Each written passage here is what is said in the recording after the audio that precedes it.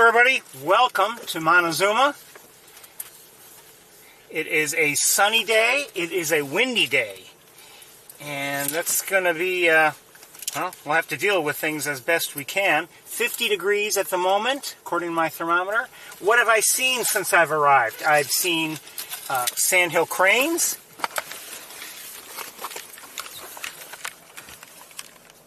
who are over here, by the way. Green-winged teals, osprey,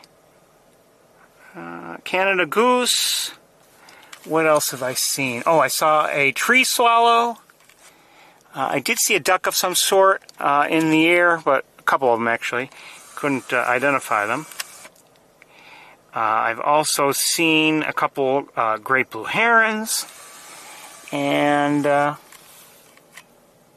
just about it for the moment. At least that's all I can recall. Oh, northern shovelers also. Those are ducks if you're unfamiliar. So are the green-winged teals. Anyway, let me finish buttoning everything up here, and we'll take a drive. Guess what is open? Wildlife Drive is open today. Our first visit of the season. We've been here in the visitor center parking lot a few times lately. The visitor center itself is also open. If you're coming here for any reason. And I just have to get a couple things I should have probably buttoned up before I got everything going. Get stuff that's all tangled up over everything, as usual. I don't know if we're going to really spend any time trying to look at the sandhill cranes from here. They're not only are they not very close, but we've got that sunshine issue I'm concerned with. Sunshine and wind. Like I said, it is windy today. Let me just get things going here.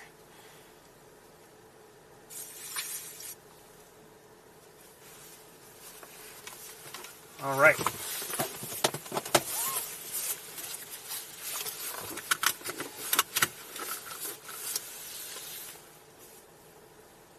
Gotta wait for these people to get in their car.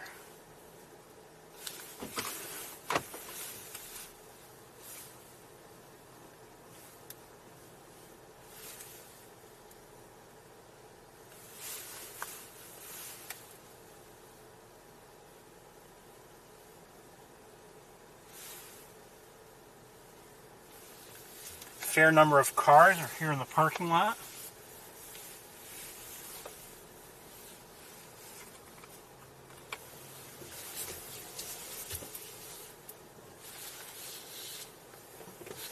You know, we'll try to take a quick look at the sandhill cranes from here. Give me a moment.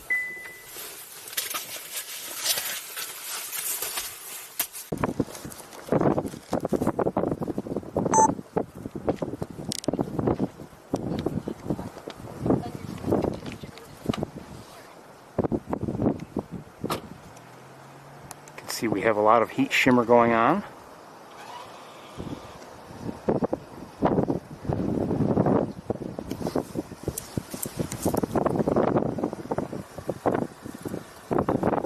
I better. We're going to move on. I guess we've got people trying to get out and they can't even see where we are, I think. You know what? Hold on. Maybe we can stay here for a moment. Yeah, we can.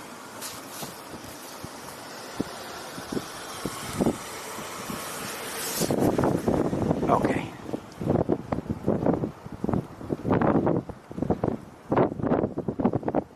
Like I said, we have some heat shimmer at work, a fair amount actually, with that sunshine.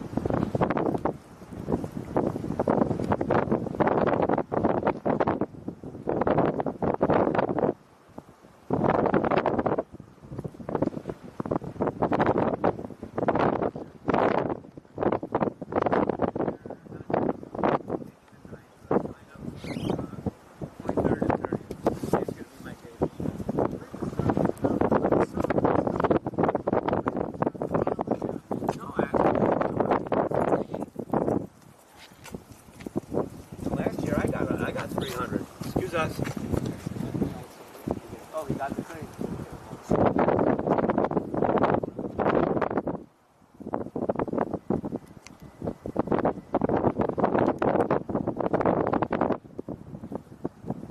Again, these are sandhill cranes. Definitely a favorite of mine.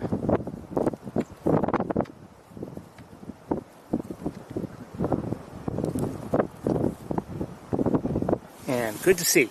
All right, we're going to move on. So again, we're making our first visit of the season to Wildlife Drive today. Let's see how things go. Not that I usually walk any of the trails, but there's, and I'm not even sure where it is, there's something called the Seneca Trail, and it's closed.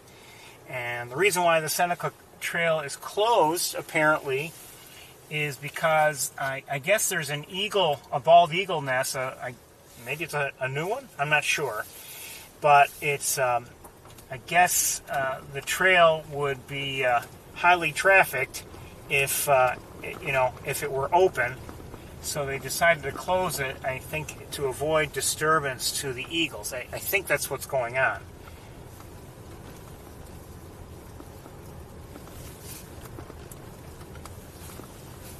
I'm not even sure exactly where the Seneca Trail is, to be honest with you. 50 degrees, windy. Okay, just because things are open doesn't mean that everything's all green and everything is, it still looks like early spring, maybe even late winter. But I've seen, no sign of any snow anywhere. It's not, meaning leftover snow. I know there had been some snow in upstate New York here and there over the last, 24, 48 hours. But I'm seeing nothing now. Okay, so here is a barrier, indicating that the trail is closed. Seneca Trail is closed until further notice. And so it's not because of any kind of an issue with the trail itself, as far as I know. It's because they don't want the eagles disturbed, I guess. And I don't know where the nest is, to be honest with you. I heard that it's visible from here, though, from Wildlife Drive, which is where we are at the moment. I can't see anything. And well, we'll see. So today, as I said, is windy, so I'm going to be probably, keeping the car windows closed much of the time. A couple Canada geese there.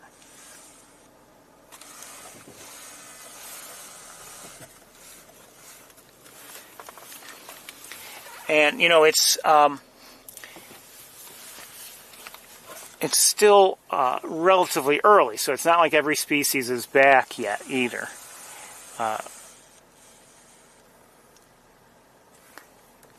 So I don't know what we'll be seeing today, but if you were with us last spring and summer, for instance,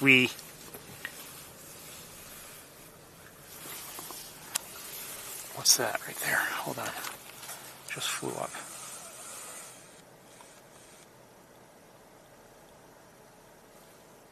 Still there? Maybe not. Last spring and well, really in the summer, we were seeing in this stretch here, in the channel here, various members of the heron family. I just heard a red-winged blackbird, including, just heard a song sparrow, including least bittern and and others, and I wouldn't expect them to be back yet. It's a little early.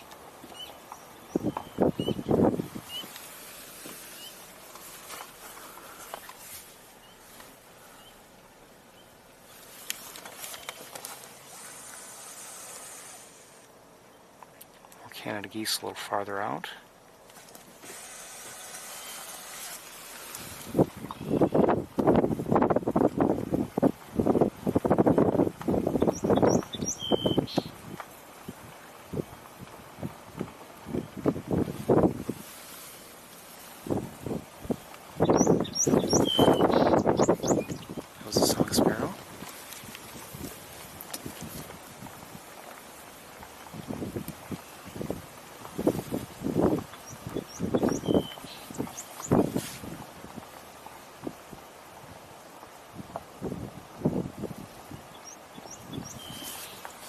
I did consider a bit, maybe going back to the Finger Lakes Regional Airport, only because we saw that eastern meadowlark there last week, and maybe that would mean we could see one again, but I decided to come right here.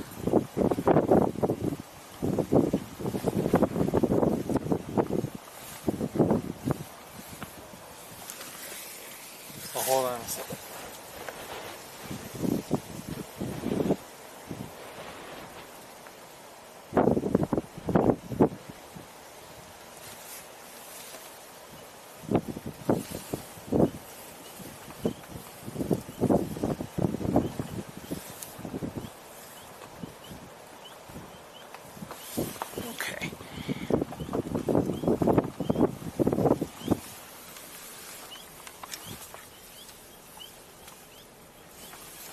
Hearing what I believe are frogs.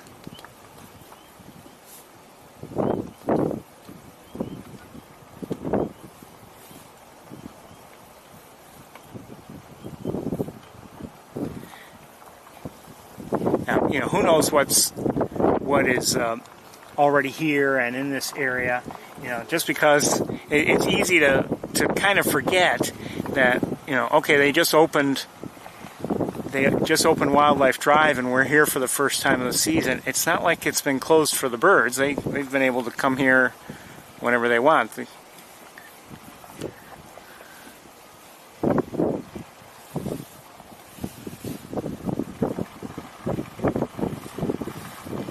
So who knows what's already here.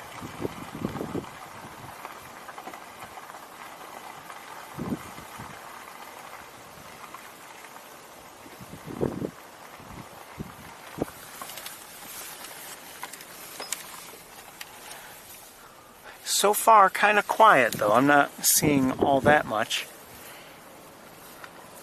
Actually, I'm really not seeing anything.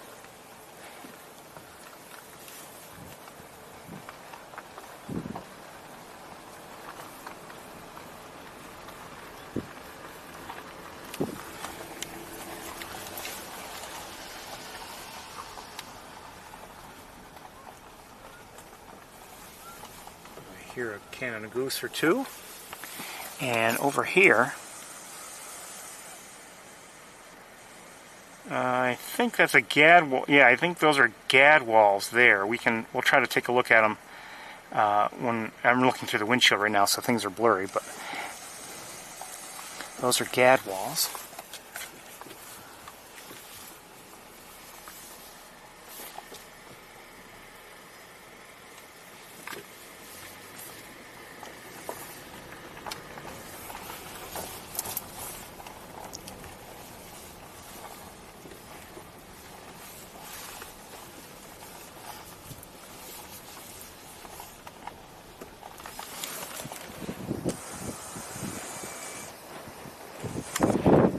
Heron.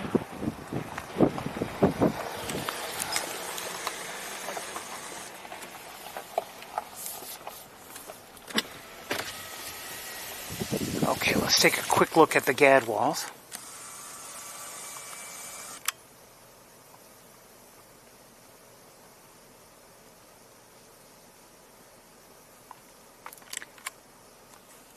Oh, there's another one. From here, you might, if you take a quick look at them, you might say, okay, those are just plain brown ducks. But when you look at them more closely, you see how intricate their coloring and patterns are. They're beautiful ducks.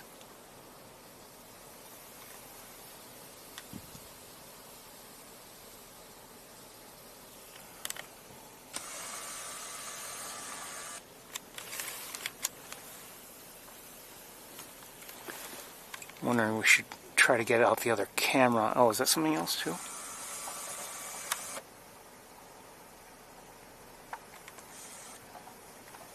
No.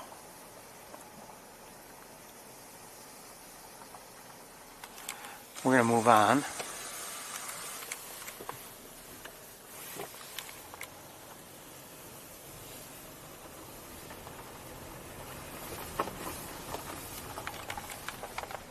A couple Canada geese here.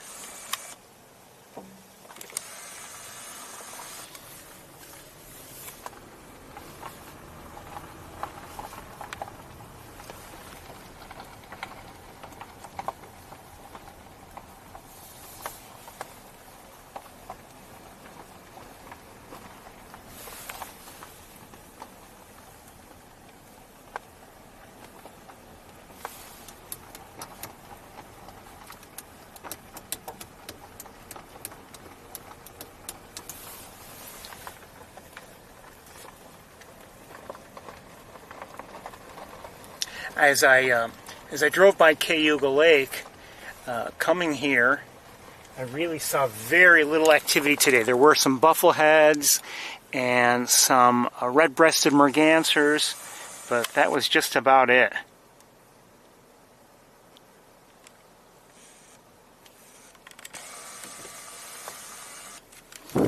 So things have definitely changed.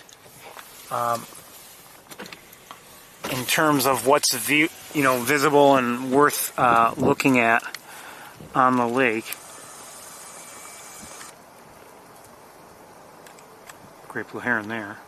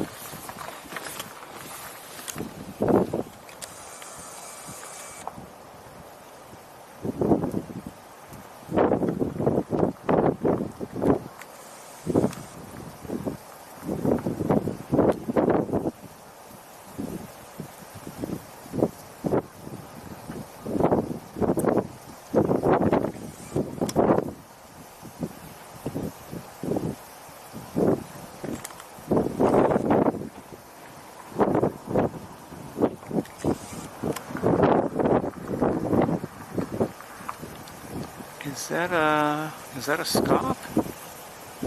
Those look like scaups way out there. We'll take a look at them, I think, or at least we'll try.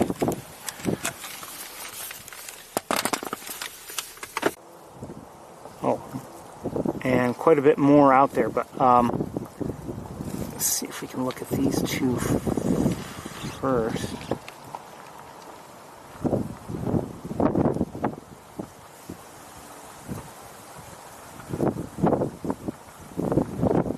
Oh no, those are ring-necked ducks.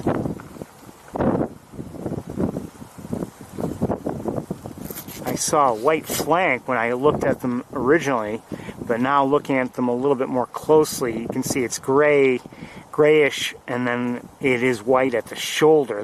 Those are ring-necked ducks, and I don't know who this is.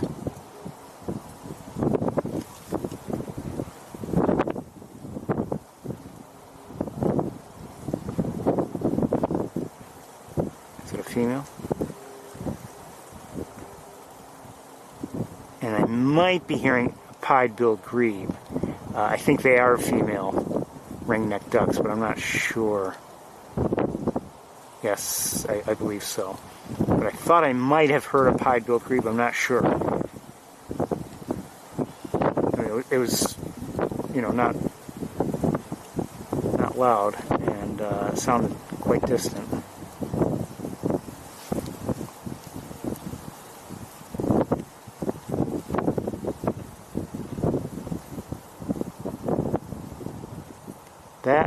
that bird there in the foreground, that's an American coot. Oh, and in the back I see canvasbacks.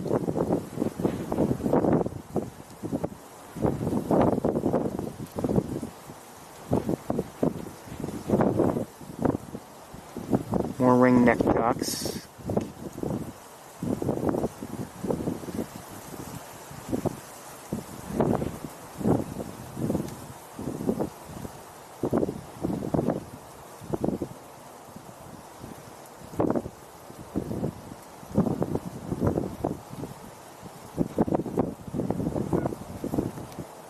Okay, so mostly canvasbacks back there. But who is that? Is that a, is that a, yeah, I think we've got a couple northern pintails back there as well. See the ones with the thin line, white line.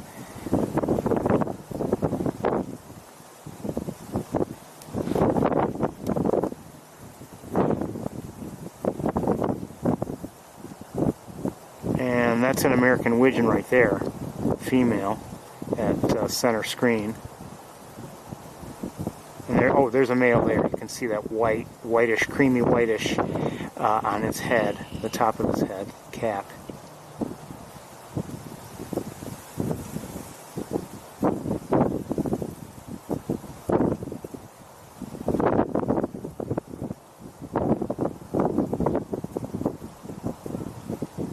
Canada goose behind him.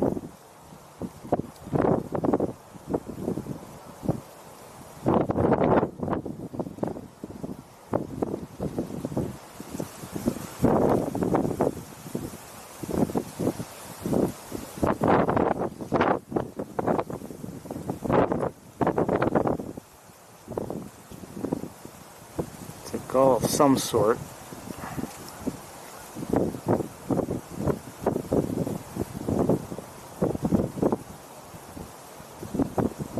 I just heard a tree swallow. Or two. Is that a... I see some buffleheads out there. A couple of them. Male there preening, and I saw female over here. There she is.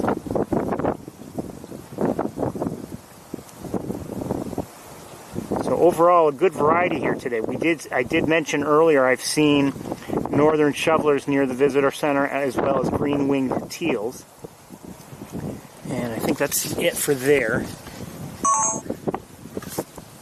We're going to move forward. This camera in place for the moment.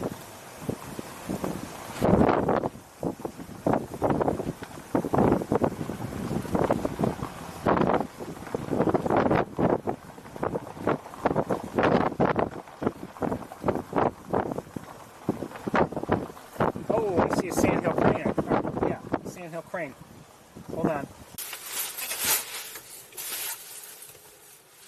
Let me see if I can get a scope on it. It's on the right hand side.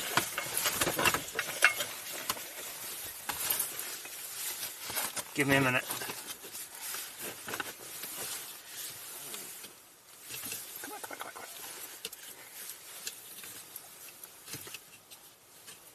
Should be a better view than the one we had of the grouping that was near the visitor center. Oh, come! Oh, Ferris, don't do that. Don't do that.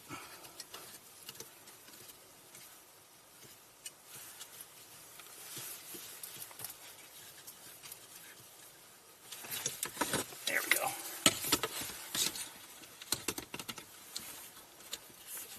Where'd the crane go? Is it still there? I hope so. God, I did this all for nothing. Oh, I see it.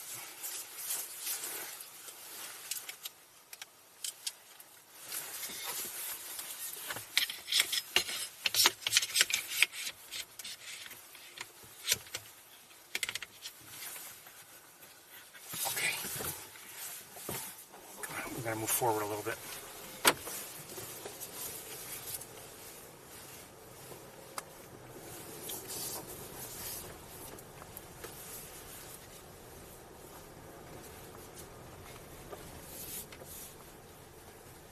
Where's the crane? Where's the crane?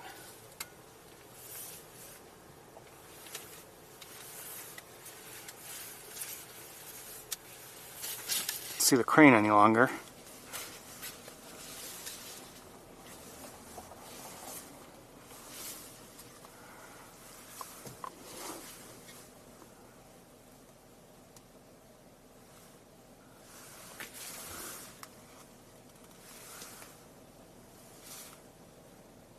I promise it was there.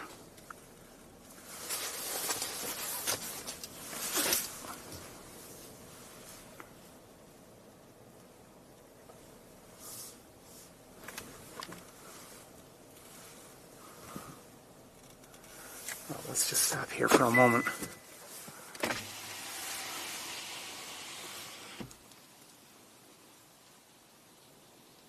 These are Canada geese, but I saw a crane somewhere.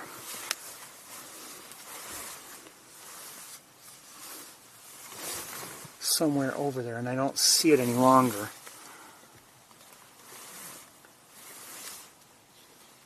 Wasn't my sense that it flew away, but I don't see it now. Oh, there it is.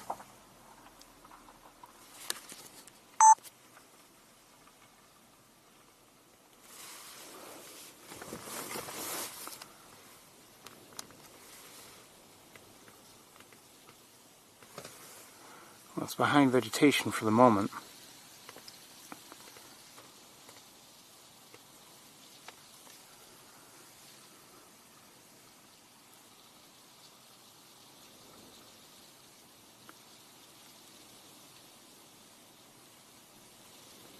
I have not seen a second one there, so this one is apparently by itself.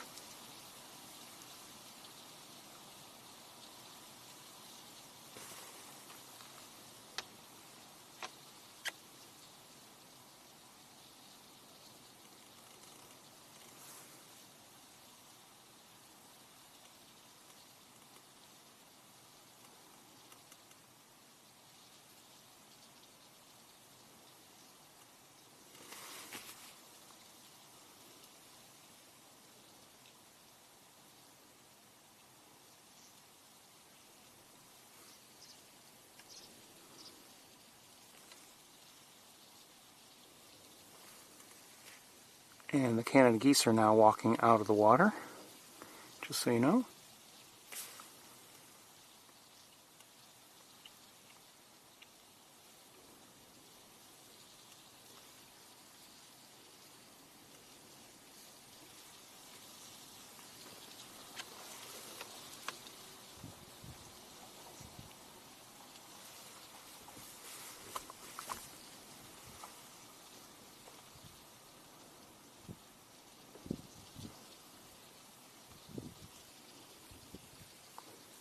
We're going to move forward. I don't know. I kind of doubt we'll be able to clear that vegetation, but there's a chance, a small chance.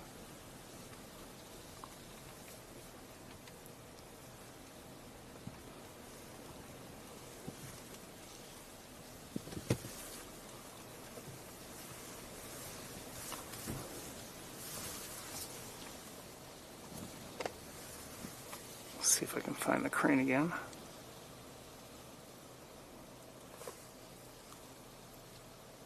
Oh, it's there. No, I don't think we're going to be able to clear it. Okay. Well, anyway, we'll move on. Just a little bit farther with this camera. And, oh, I see a mallard.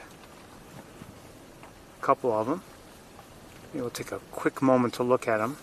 You might say, why mallards? We see the mallards all the time. Sure, but you know, it's nice to have a good look at something sometimes.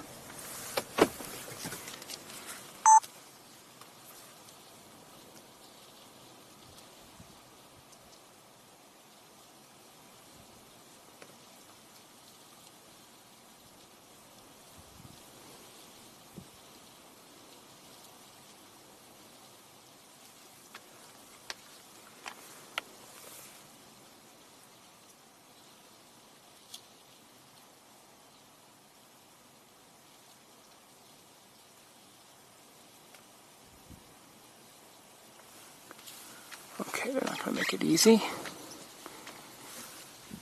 Okay. Let's switch cameras, I think. 1 second.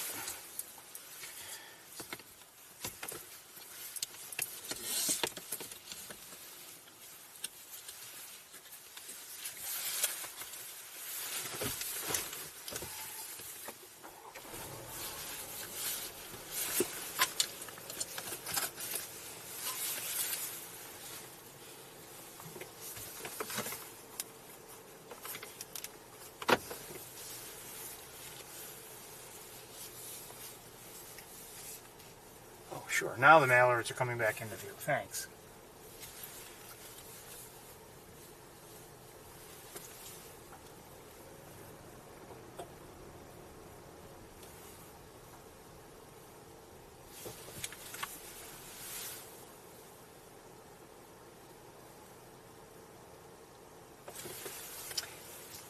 I think I possibly saw a turkey vulture a moment ago in view, and here's a quick look at a great blue heron, and I think we'll take a longer look at the great blue heron. Not that we haven't seen them.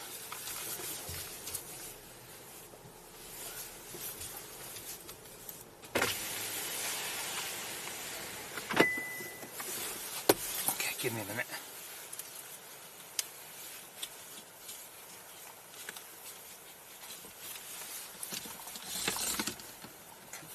Back.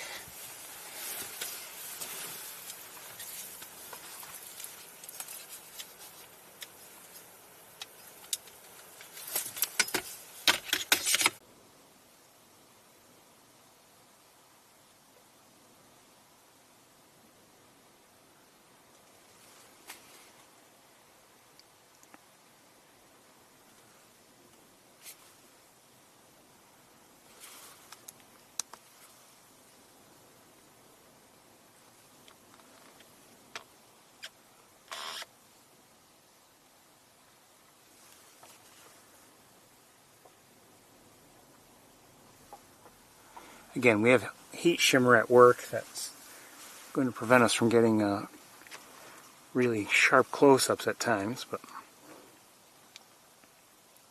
again, this is a great blue heron.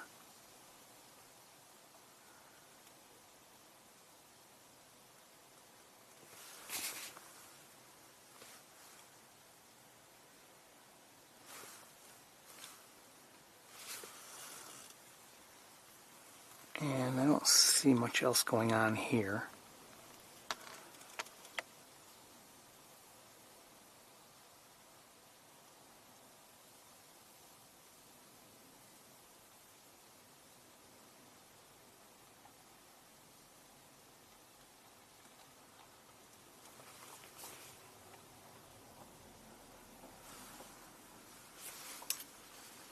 Okay, let's move on.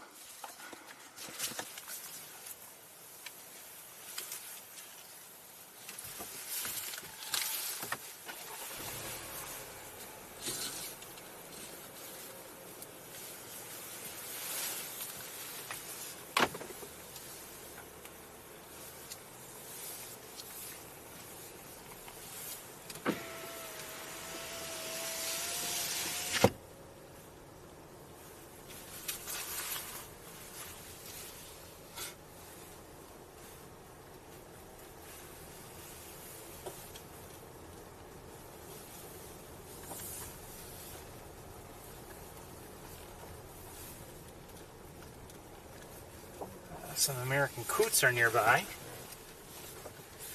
A quick look at them. I didn't mention earlier when we saw that one coot. Oh, they're not really in good view. They're not ducks, although they may resemble them overall, that same form factor, but they are not ducks.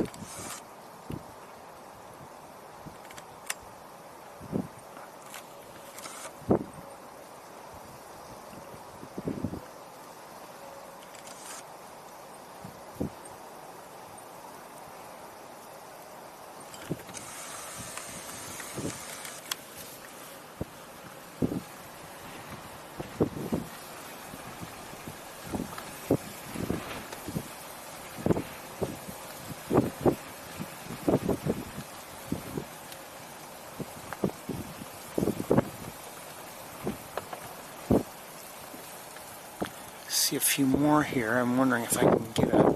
There's one that's partially out of the water, and I'm wondering if I can get a good look at it for you. Maybe not.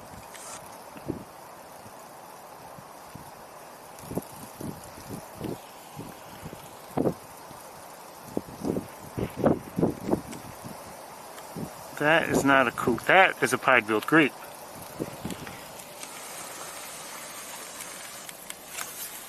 Let's see if we can get a closer look. Give me a moment.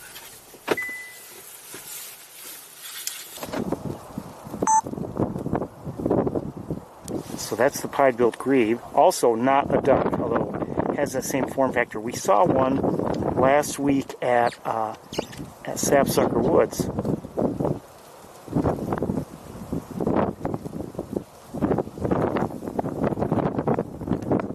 And these are the American coots. Again, also not ducks. Not related to the grebe, though.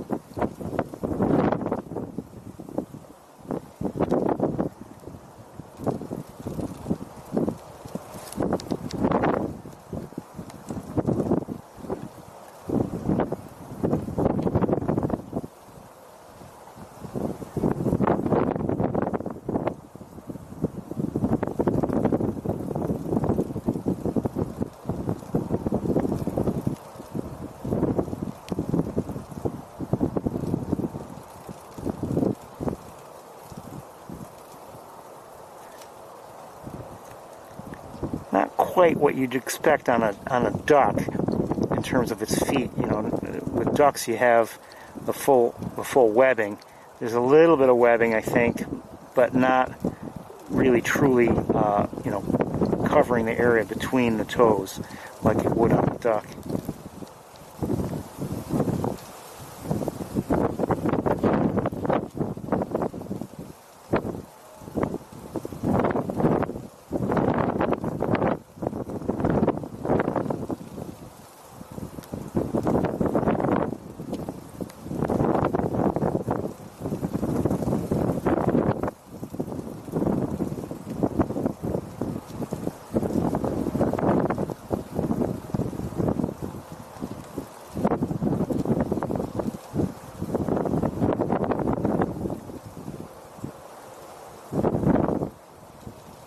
Pied-billed grebe here.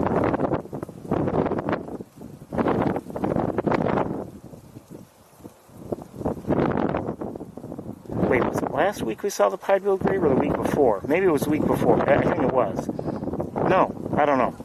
At Sapsucker. But anyway.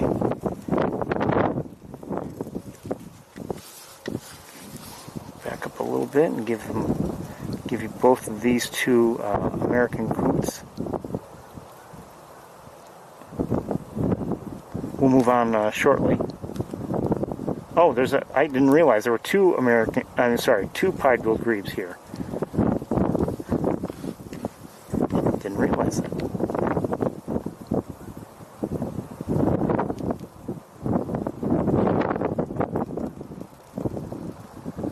Kind of sleepy.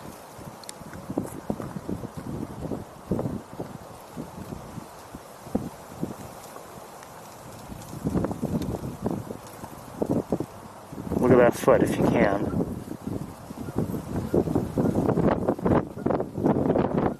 Not quite like I said, not really the true flipper that you would get with a duck or a goose.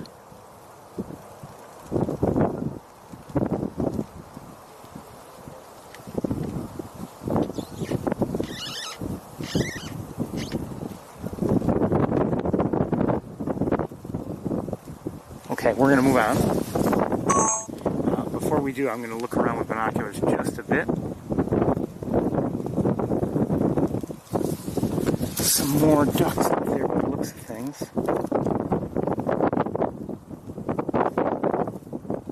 Where were they?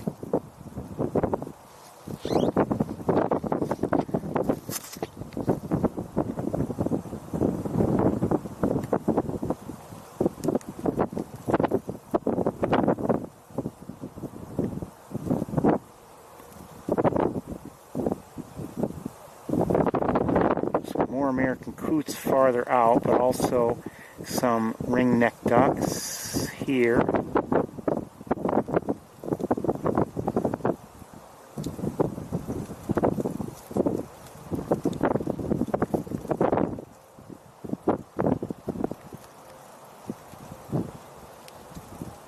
Like gadwalls out there.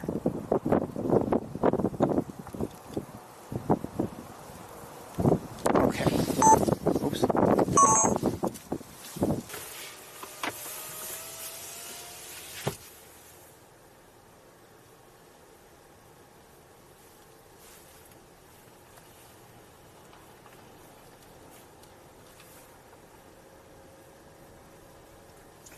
So I'd say, you know, overall, I mean, granted we haven't finished, but not, maybe there aren't a lot of birds in view, but we've seen a decent variety so far.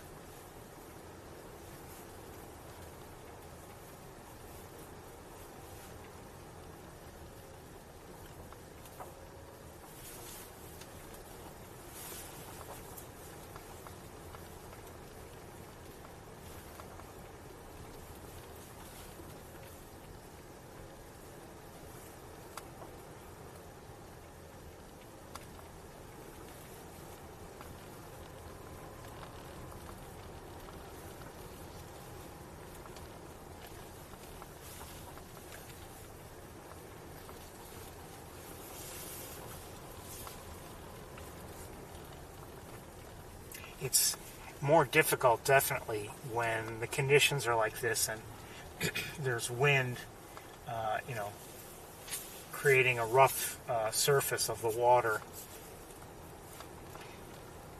Cayuga Lake, as I was driving here, was rough the entire way, and so it was difficult to see, you know, farther out if there was anything out there.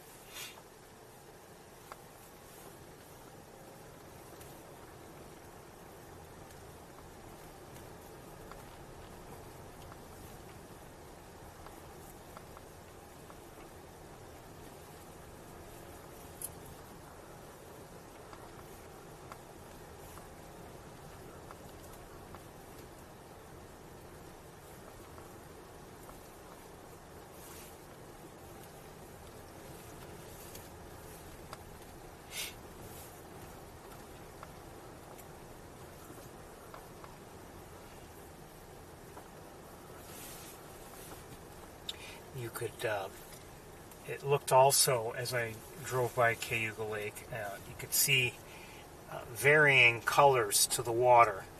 And I'm not speaking of, like, you know, just the whatever color was reflected off of the water from the, you know, from the sky. You know, the lake was largely, I mean, you know, apparently blue, but you could tell there were areas where, you know, there's been a fair amount of rain over the last several days, and it just looks like, okay, you can tell that various you know, streams that feed into the lake had been doing so at a, you know, maybe an elevated rate. So there were like brown areas.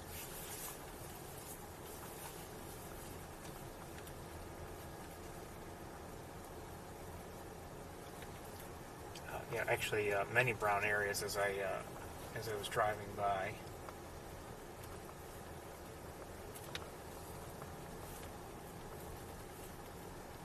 Just, you know, carrying the water, and those streams carry water and sediment into the lake.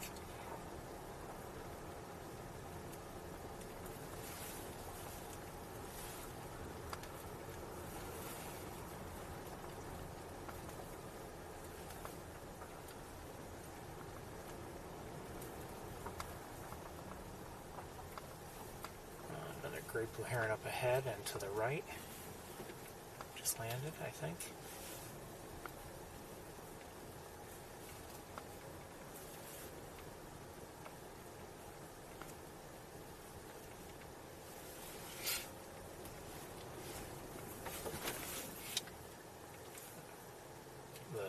the vehicle to our right, up ahead and to the right. I don't know if you can see it.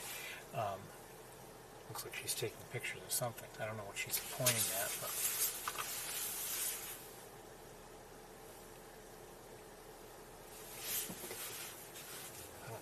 I don't know what she could be seeing. I'm not seeing anything.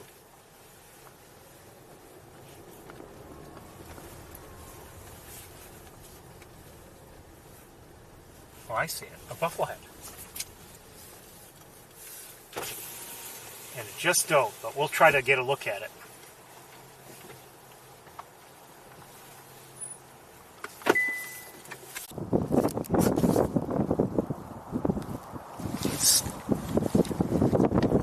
Oh, there. It looks like it's constantly diving. So this is a bufflehead. It's a male.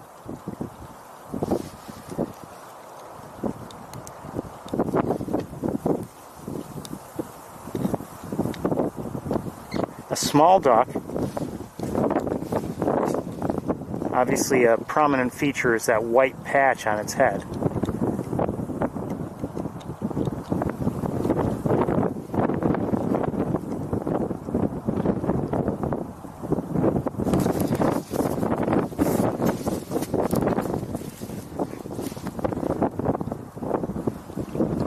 Lost it again. It seems like it's doing some. Oh, there's also a female. I think. Just saw it.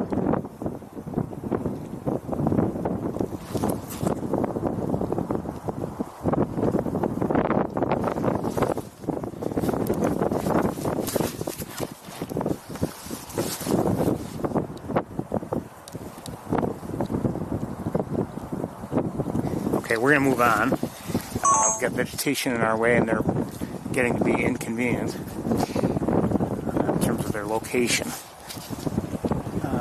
Before I move on, though, I want to look around just a bit.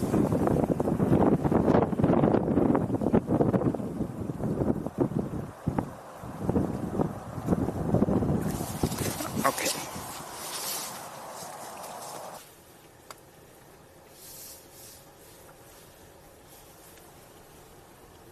Again, a bufflehead is a small duck, and it's a diving duck, as you saw, so it dives for its food. Quite honestly, I don't know what it eats, if it's diving after fish or if it's diving after vegetation. I suspect it's diving after, fish.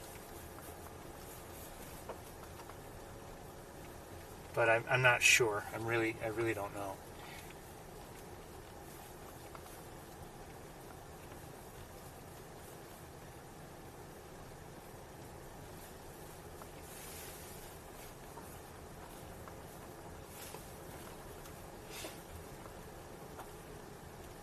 Just saw, I think, a tree swallow of some sort.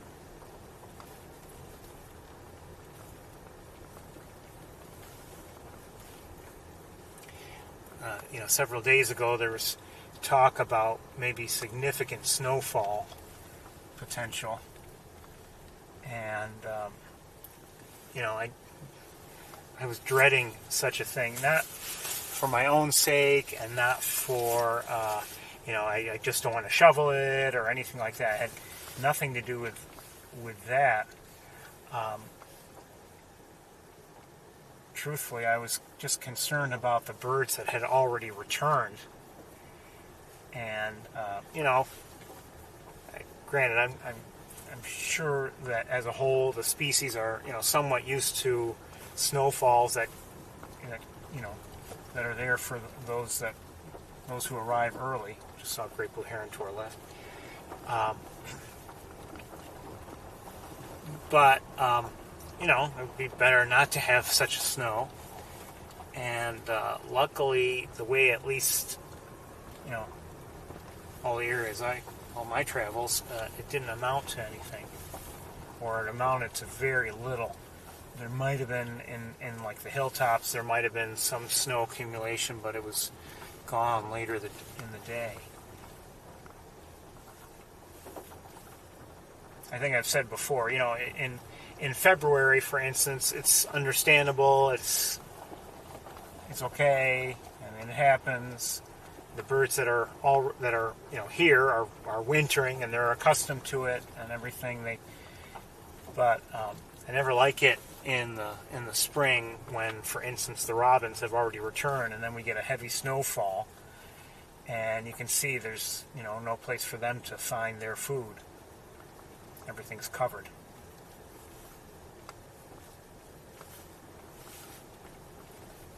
And normally you see robins on the ground. They're looking for insects and worms and whatever.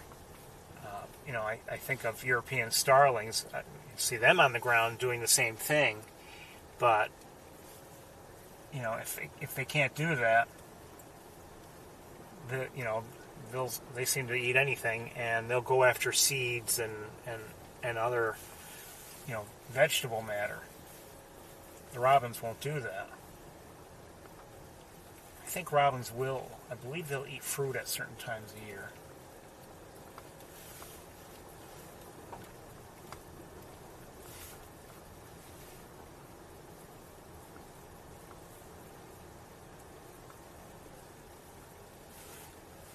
But the European starlings, the common grackles,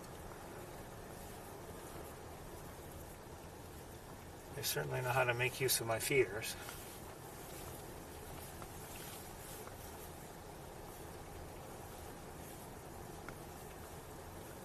You'd think there's no other food anywhere on Earth.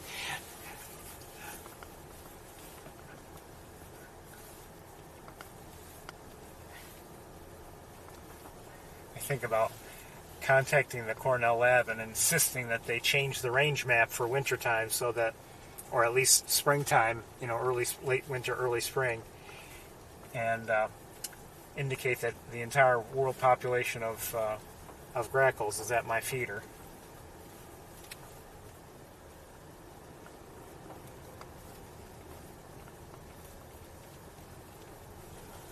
A few Canada geese to our right.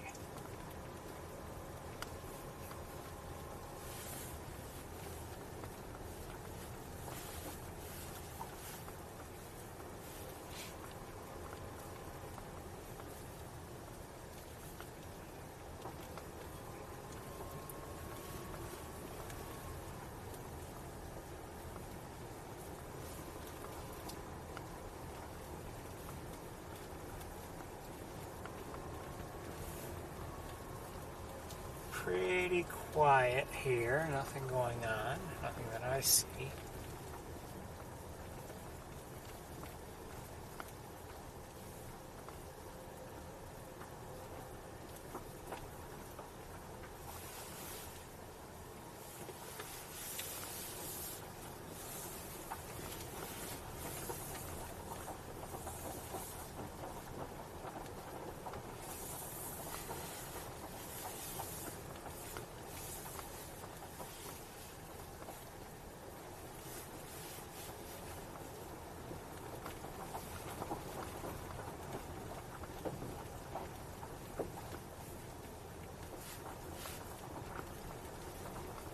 I'll tell you, I really enjoyed that last visit we had last year to Wildlife Drive.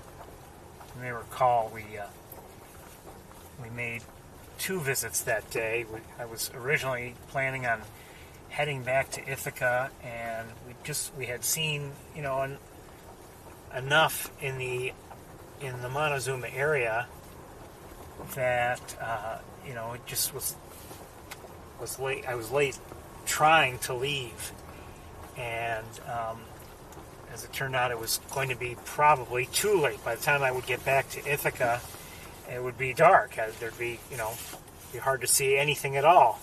So we stayed for one more visit to Wildlife Drive, and I was really glad that that's how things worked out. I mean, we had just beautiful conditions and a lot of beautiful birds. It was just wonderful.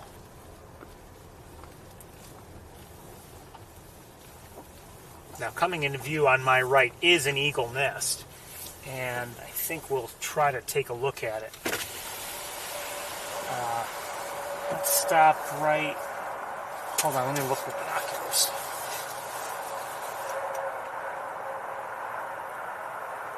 Okay, let's drive a little further forward.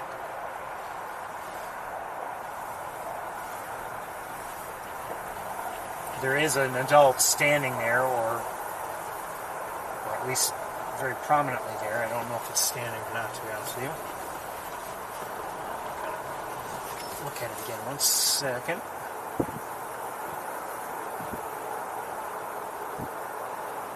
This should be good.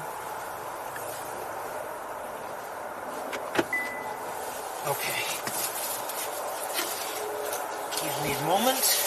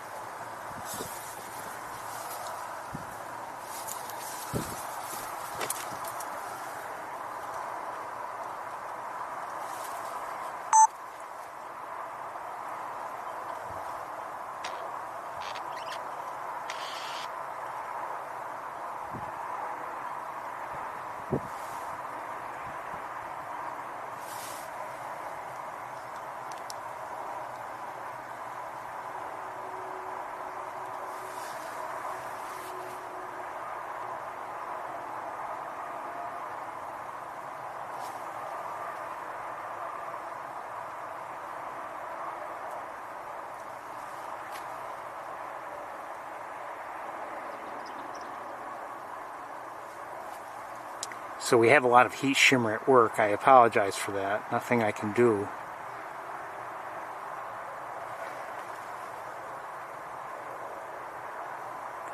It's interesting that this eagle is just standing there, not incubating anything. But you know, and I don't know if I mean, it's very possible that there are hatched eggs up there.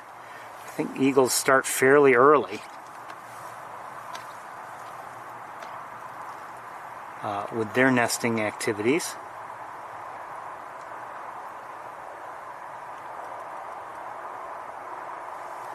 We'll wait a moment or two and see if maybe someone pops up.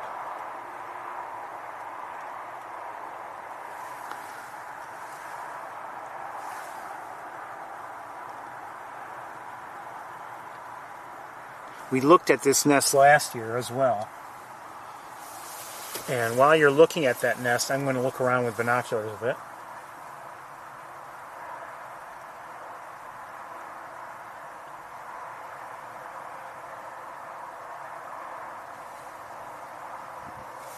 I see some ducks on, is it Vany? The Vany Marsh?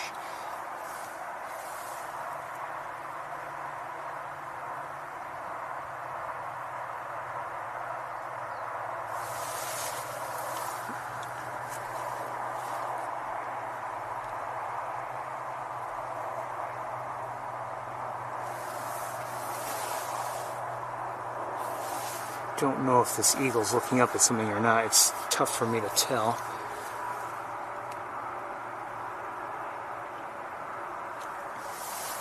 Hold on a second.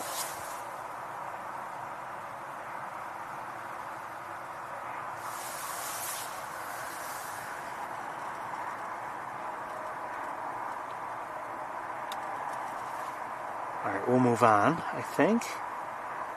Nice to see an active nest.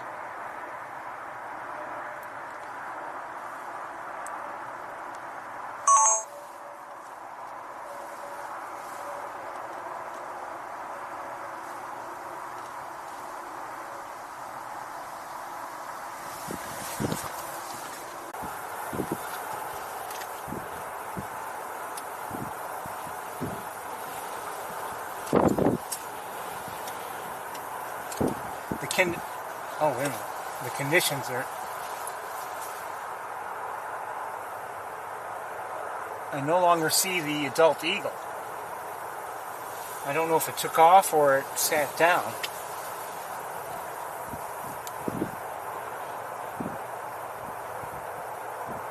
I don't know. can't see it now. Oh, I see it in the air. I see it in the air. Or at least I think I see it in the air. I definitely see an eagle in the air. I imagine it's the same one. And it's behind us, so I can't show it to you, sorry.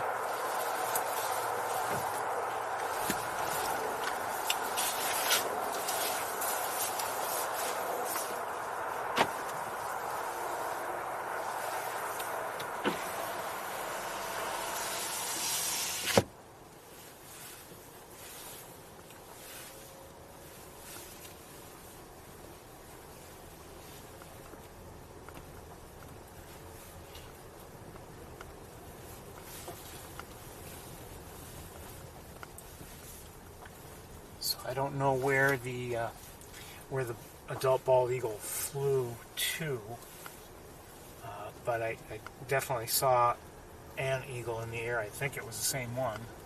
I'm guessing, unless it was, you know, a second one, and the one we had been seeing in the nest maybe sat down and is now out of view. I don't know, but I tend to think it's the former, not the latter.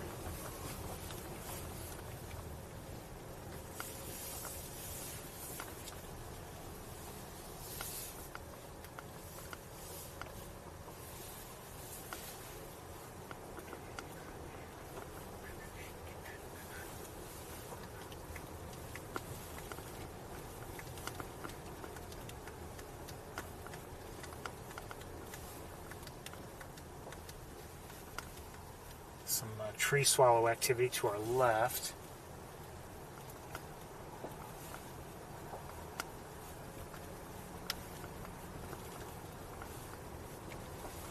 And, oh, I just saw an American robin.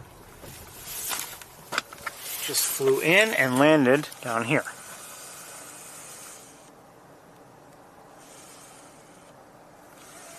Stay away from the roads.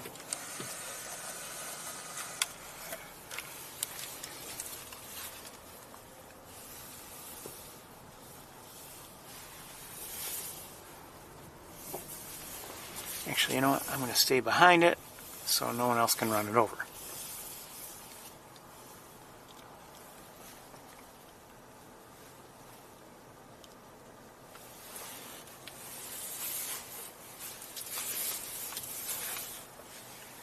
And while we're here, quick look, very quick look at a muskrat.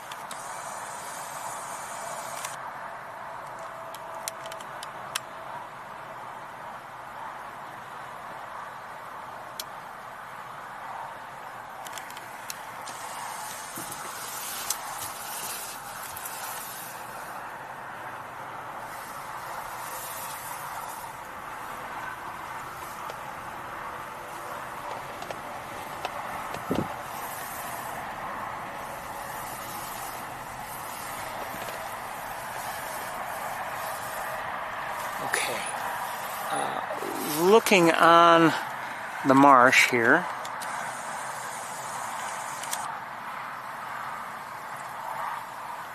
that's a northern shoveler there, or northern shovelers.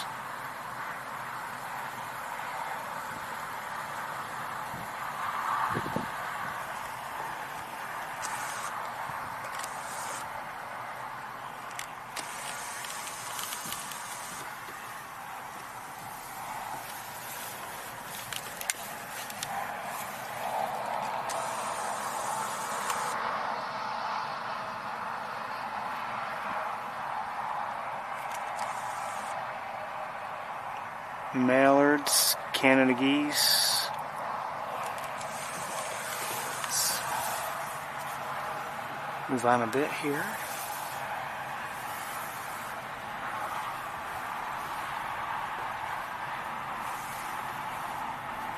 Tree swallows are flying around on our left.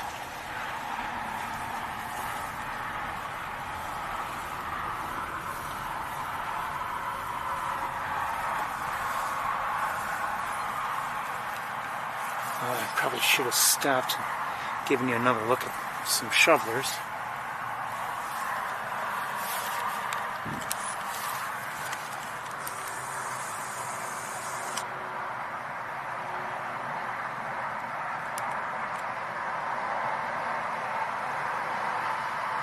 You can see their large bills when they bring their heads back out of the water.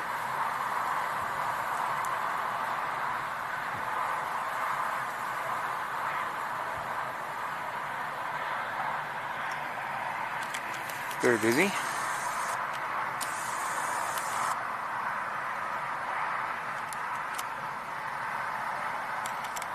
You know what? Let's look at them.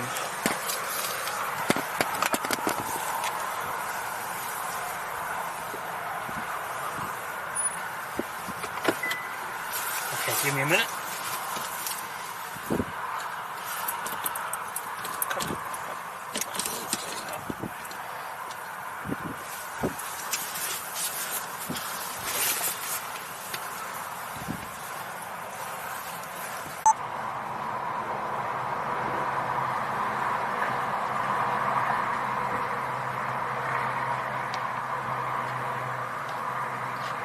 So these are northern shovelers.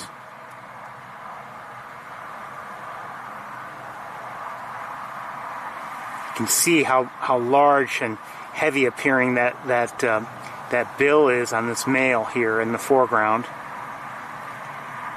He's being very kind and showing off that bill a bit. Female has the same size bill,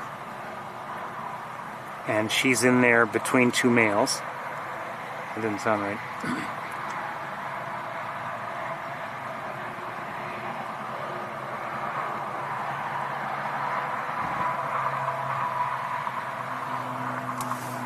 Let's see if we can get a little bit closer.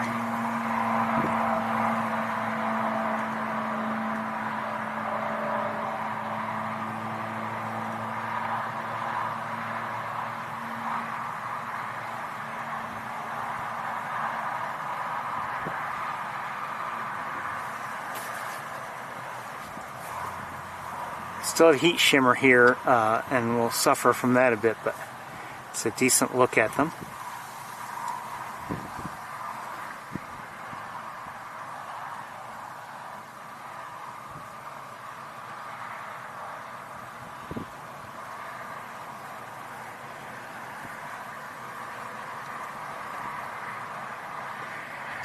Canada goose.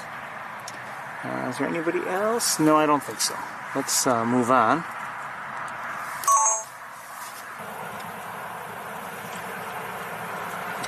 Another duck in the air. Maybe about to cross the road, maybe.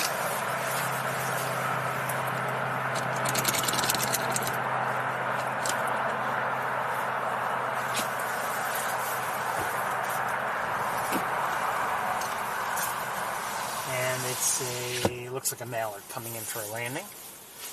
And it did.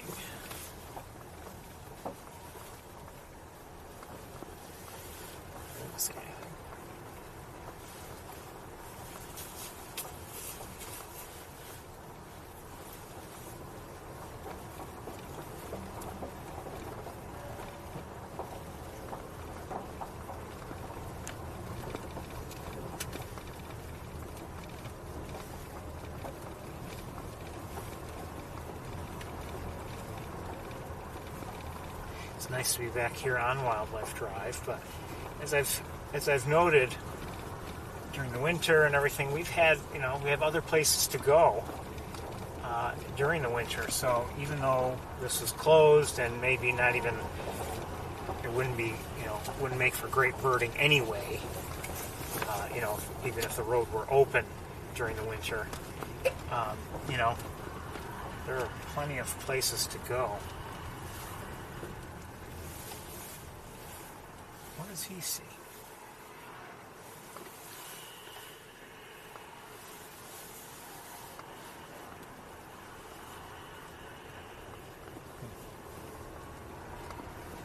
It's moving again, so okay.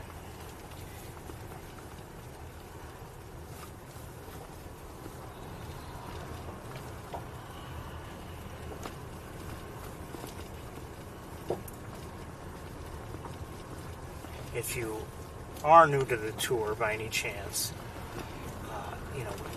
this is a road we often visit, but it's closed during the winter time. It's closed from December 1st through March 31st.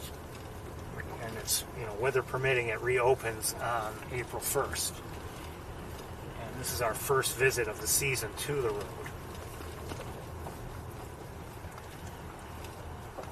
And as I have noted in the past, even though it's closed during winter, if it were open, I think for much of winter there wouldn't be very, very good,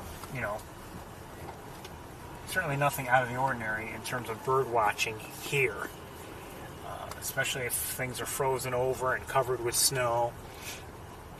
There might not be much to see here.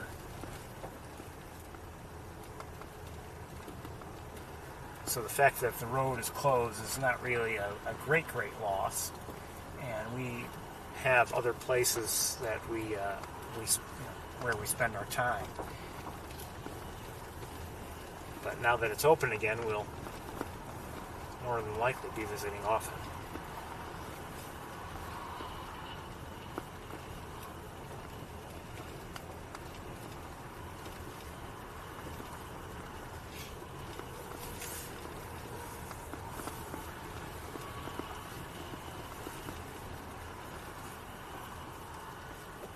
Couple mallards to our left. Don't want to bother them, so we'll just keep moving.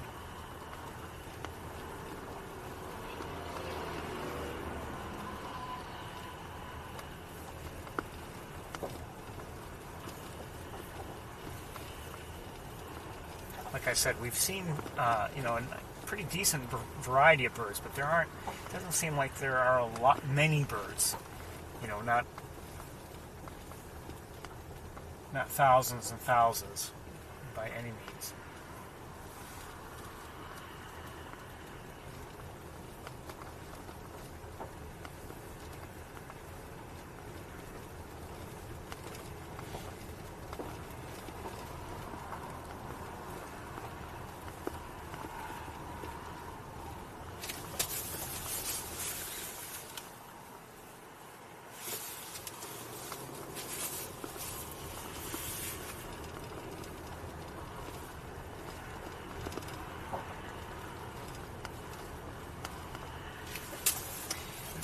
It's safe to say that it's not just Wildlife Drive that is now open and available to us. I see a couple, looks like gadwalls to our left. Other areas have been changing too, as you may have noticed. When we travel over the bridge, more mallards and a Canada goose, and in the distance I think I see a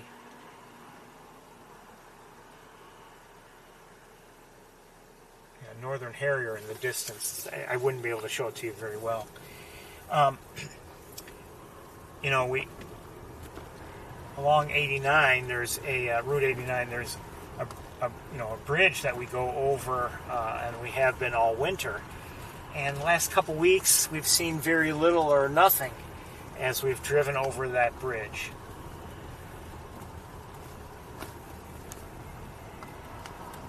In the beginning of, in November and December, we were seeing what were we seeing? You know, many common Mergansers, for instance, and we might see a lot of bald eagle activity there. Last couple weeks, not much.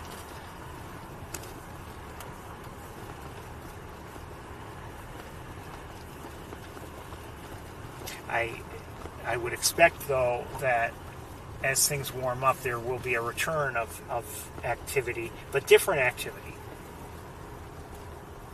I don't think we'll, you know, I'm not expecting to see a lot of Mergansers there, for instance, common Mergansers.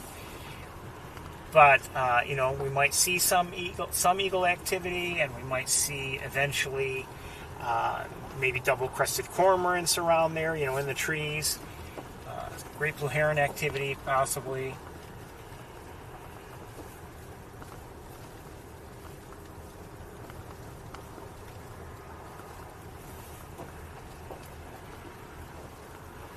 Another great blue heron to our left, not very close. We'll keep moving.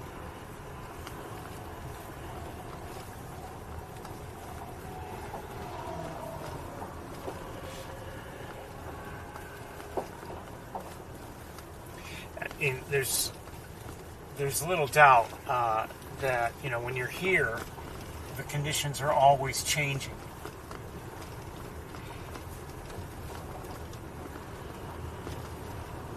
And you know, that's fine. What's interesting, at least to me, is to note those changes as we, you know, progress through the calendar year.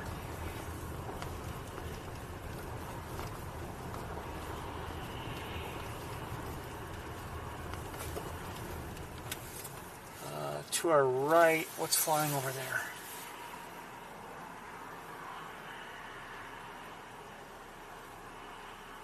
On the other side of the highway.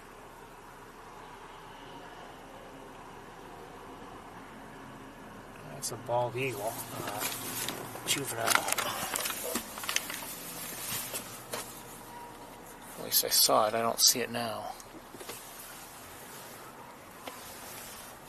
At least I think it was a bald eagle. It was flying low. This is something else here now. Let's see if I can get it. I'm not sure what that was, but I did see what looked like an eagle flying around, and I don't see it now. You know, thinking, let's say, a year back, we saw as species, various species would eventually show up, having migrated back into the area, and then, you know, and just the nature of their activities, you know, while they were here, you know. One in particular that comes to mind is the red-winged blackbird. You know, in the spring we heard them singing, and we would see them, you know, one here, one there, you know, chasing after this or that, you know, protecting territories for the, you know, for the breeding season, nesting season. Eventually, we weren't seeing them in you know, single ones here and there.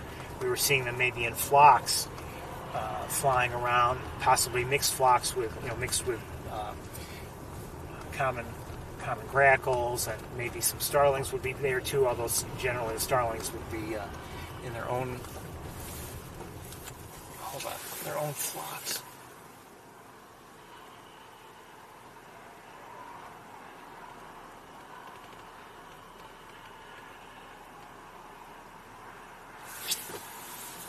What that is, I don't know. And you know, and eventually, of course, they were gone, or mostly gone, and we weren't really seeing them at all around here because they had migrated out of the area.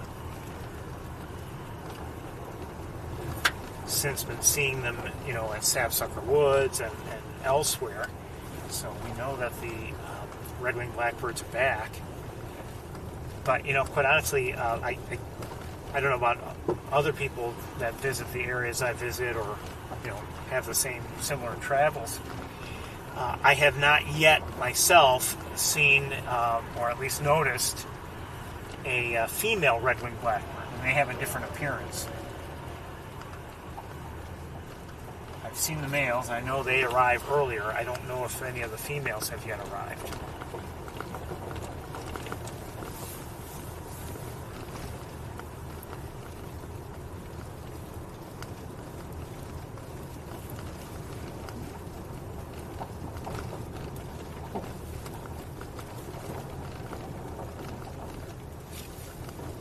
If you're unfamiliar with a female red-winged blackbird, she looks a lot like a large sparrow, quite honestly.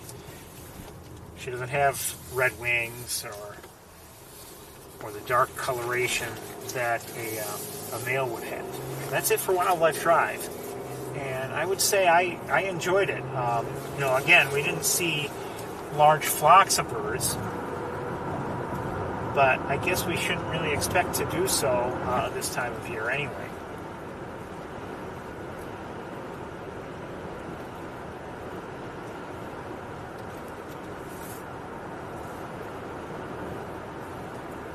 I thought about stopping and looking at the rookery, but that sunshine is going to be tough to deal with. So we're going to keep moving.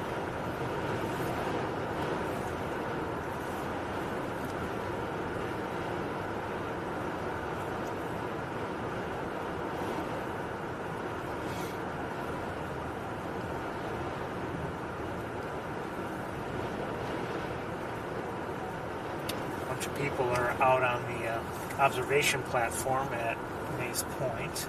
So this is the bridge I was talking about. And as I'm driving by, I'm not seeing much activity in the trees or on the water.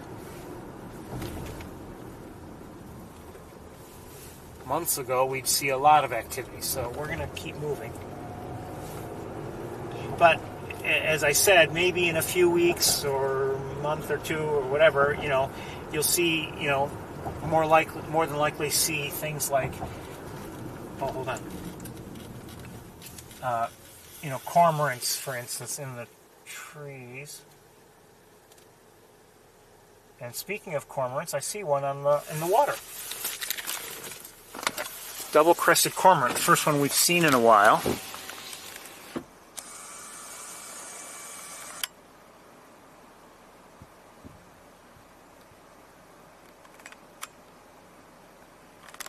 Not a duck, just looks a lot like one.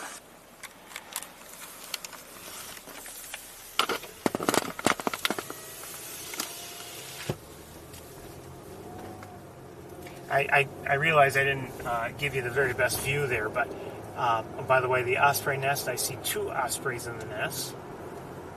Let's maybe take a quick look at it from here. If I can. Oh.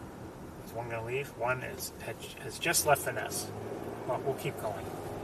Angles here are tough. I'd have to, I think, maybe get out of the car.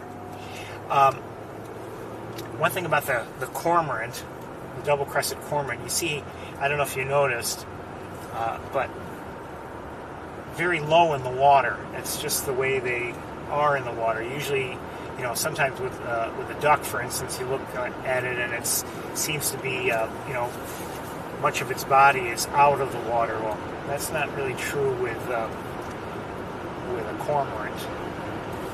And in fact, my understanding is that their feathers are, they can get a little bit more. Oh, some robins flying overhead. And what's this? What's this? What is that? Is that a Cooper's hawk? No.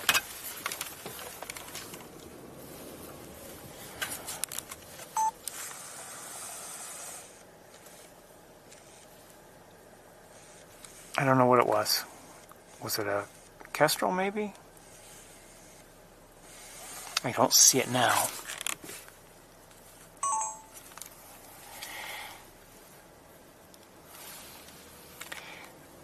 Anyway, there's less buoyancy and less resistance to water in the feathers of a of a cormorant as compared to most ducks. And since they dive for their fish, this reduced buoyancy actually helps them. But sometimes you'll see them out of the water, and they've just got their wings spread and in an effort to dry them.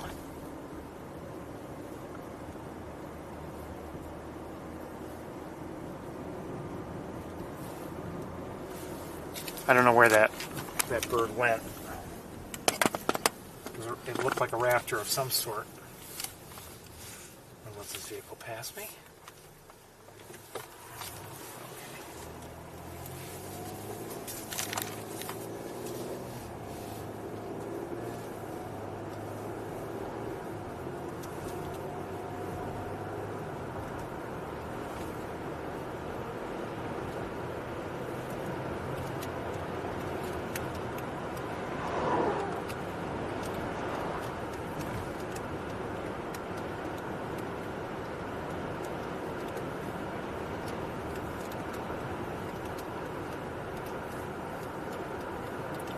We're going to take a left turn up here as we have been, but just want a quick look.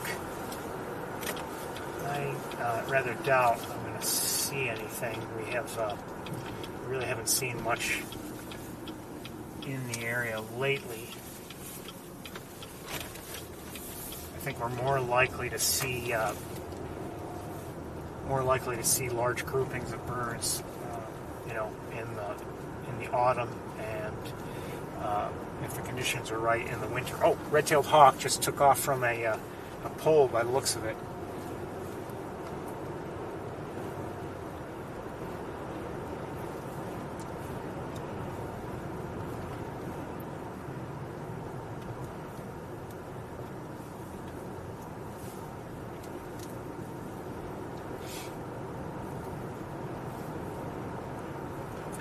It's been, overall, I would say it was a fairly interesting winter. Interesting in that it was, well, I guess every year is different in one way or another, but overall we had a mild winter, and I would say we didn't have to contend with a lot of snow.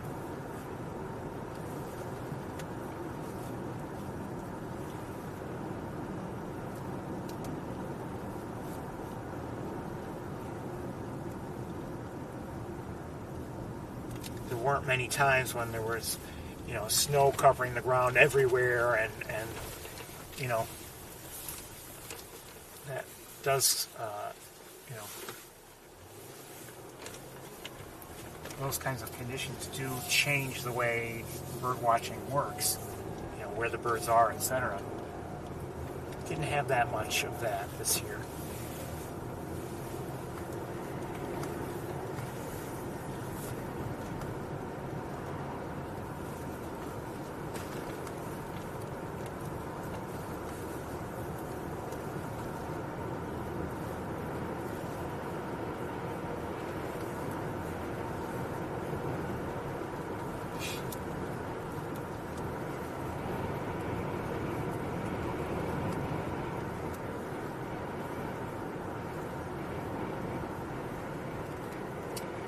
Could drive around. I think I'm going to skip that.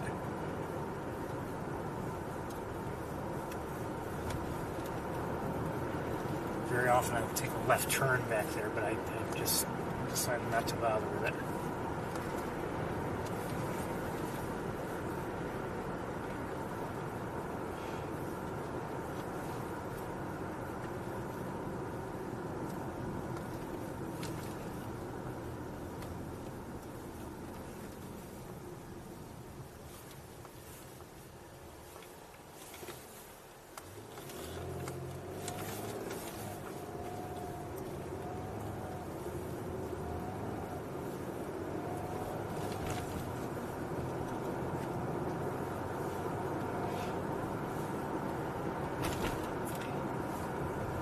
I do my best to, have us see, the most birds possible. And sometimes it's a guess. Should we take a left turn or a right turn? You don't know.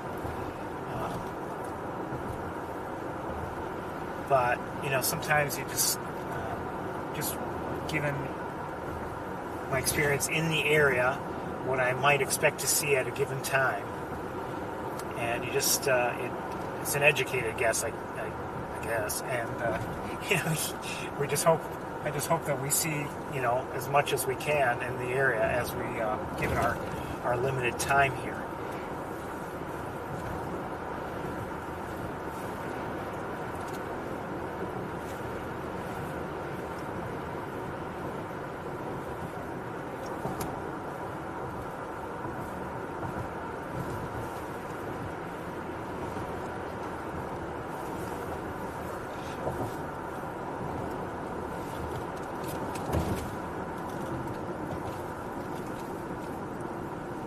Above us, I see a turkey vulture flying above the road.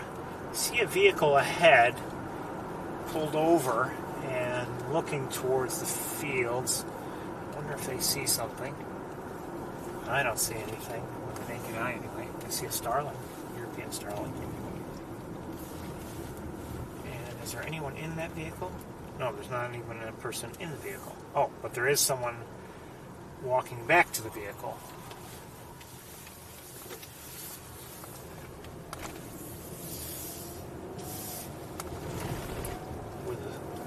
Looks like a scope, I think. I have a feeling she didn't see much. As I look out, hey, careful, starlings. As I look out and I'm driving here along the field, I'm not seeing much, if anything, that stands out.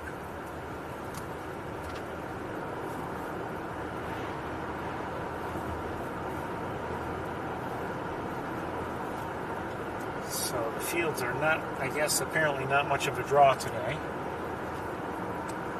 And they weren't last week either, or even the week before.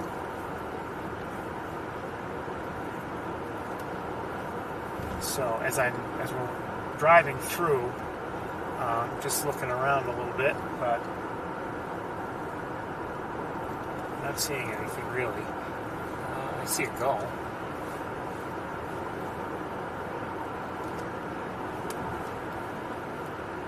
See that eagle nest in the distance. We looked at it a few weeks ago.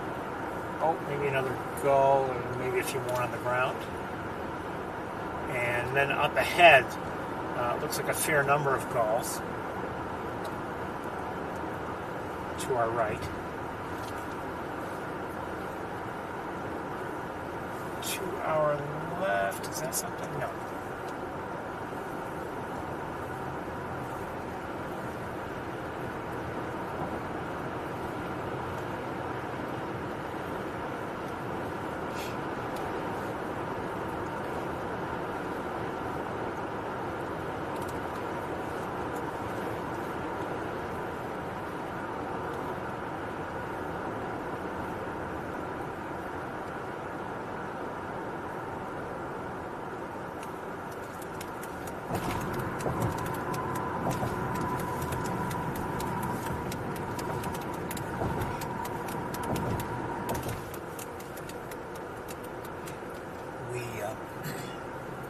I think upstate New York did have a fair amount of precipitation over the last few days, and rivers are elevated a bit, and same thing with streams and everything else. So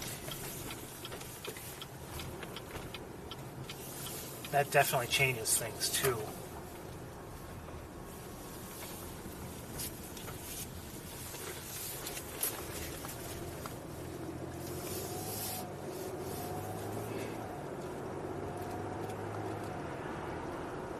Just my,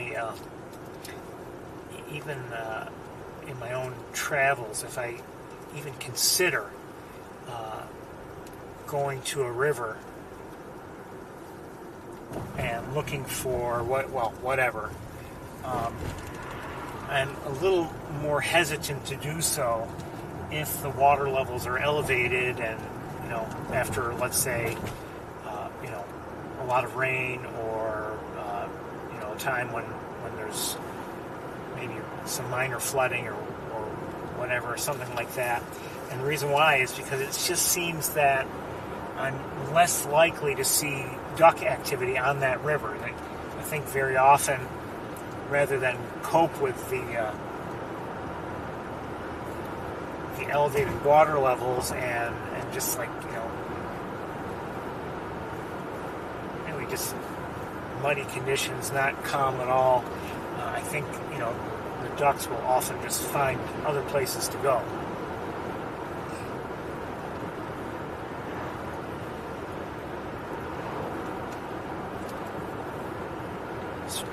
Smaller streams and ponds and whatever, A fair amount of gull activity to our left on the water there. Can't really stop and look at it. Especially because there's a car not far behind me.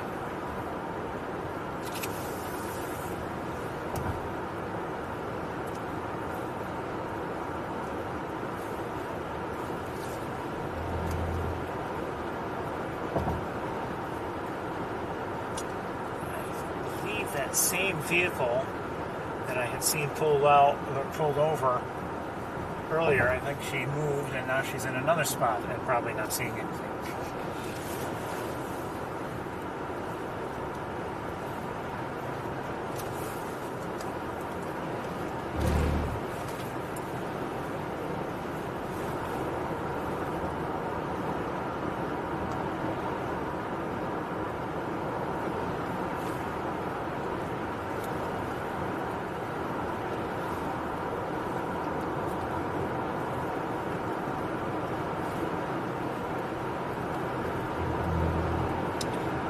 If you haven't figured it out, we're heading to Vany Spoor.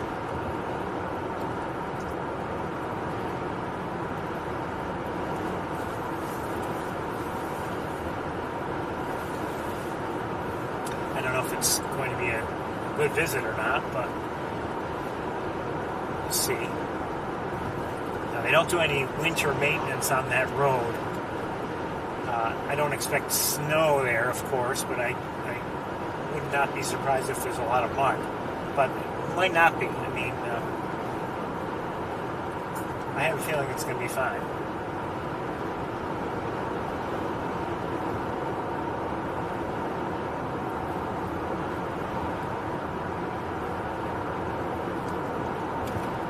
It's been a while since we were there, but the last time we were there, it was disappointing, I have to say. We didn't see much at all.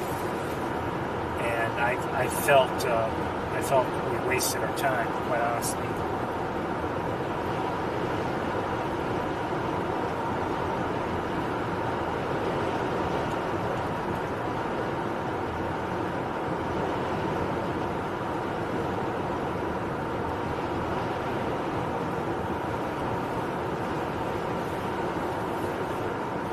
A couple morning nugs on the wire.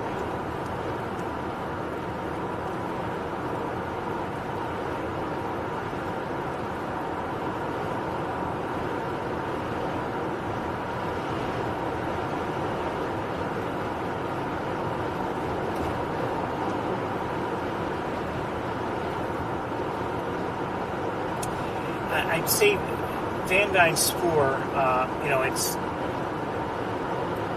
it is open. I believe they leave it open year-round. It's just that they don't perform any winter maintenance on the road. So, it's very, very possible we could go there and find the road impassable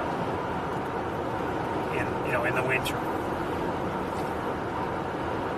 That being said, I mean, it reminds me of, it's like, you could say in a way, it's like Wildlife Drive. Even if it's effectively closed because it's impassable, chances are we wouldn't want to bother going there anyway on such a day. Even if they were to clear the road, there's a good chance there'd be very little to see. I'm hoping that there's going to be something to see today, but you never know. Andarn spoor has surprised, or at least surprised me over the years, and I've found that it's a place worth visiting, you know, and so often we might visit and I might think, okay, you know, before getting there, okay, this will probably be the last time of the season that we go, and then we see something really interesting. Hold on a second. Those fake turkeys. We see something interesting, and I really end up glad that I went. And I think, well, we'll probably go, you know, one more time or whatever, and it might be something completely different that has me thinking, oh yeah, I better not skip it this week.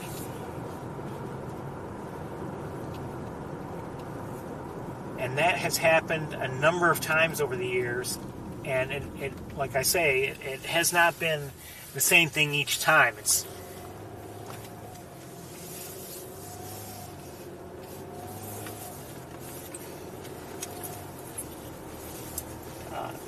you know, various things that come to mind.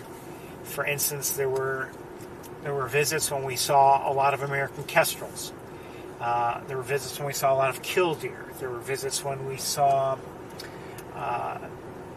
sandhill cranes. There were, I mean, a number of different reasons, you know, to go.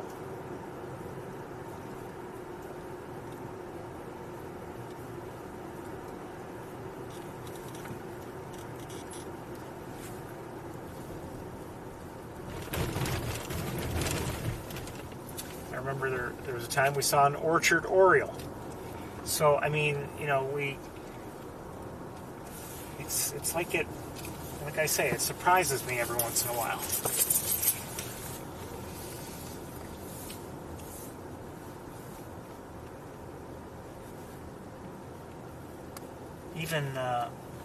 Even on the road that's you know, through the woods to get there, we've seen scarlet tanagers. We've seen and watched as it was singing. We've seen you know,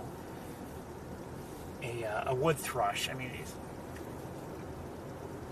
it's really, sometimes it's the best birding we do of the day.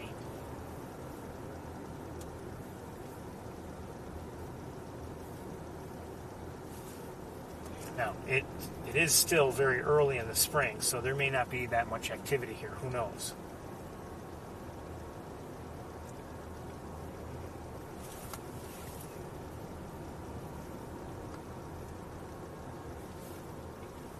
In this stretch here, we've seen, you know, a lot of Cooper's hawk activity over the years.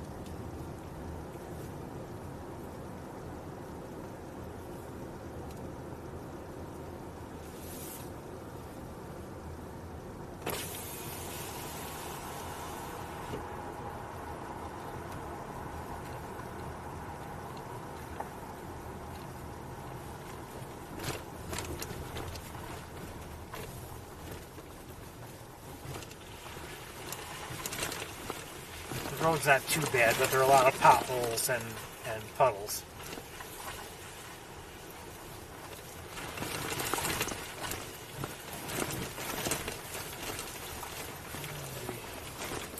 Maybe over here's better.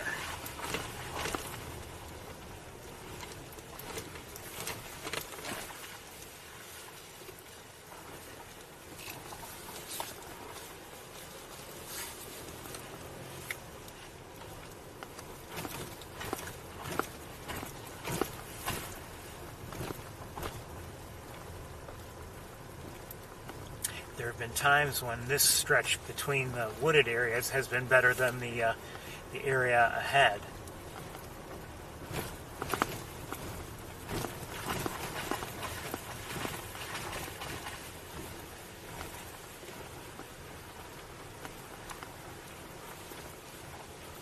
More than likely, they'll eventually come back here and perform some maintenance to smooth out the road a bit. But until then,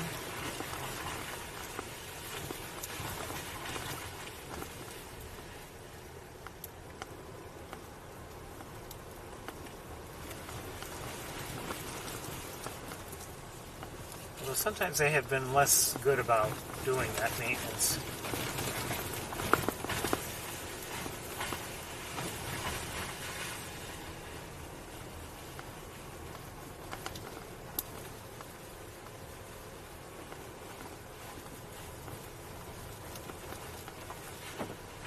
Not hearing anything.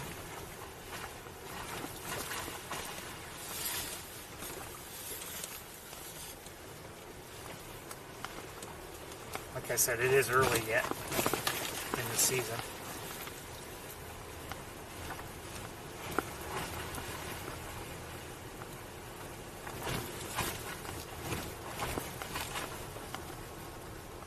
And it may prove to be that this was a bad idea for the day.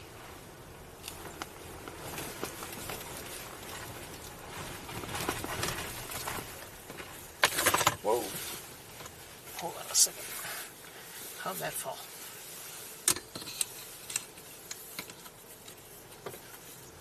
I just heard a black-capped chickadee.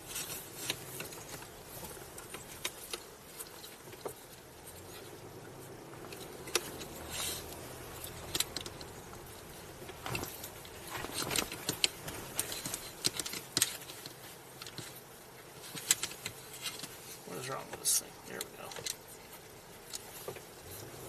Okay.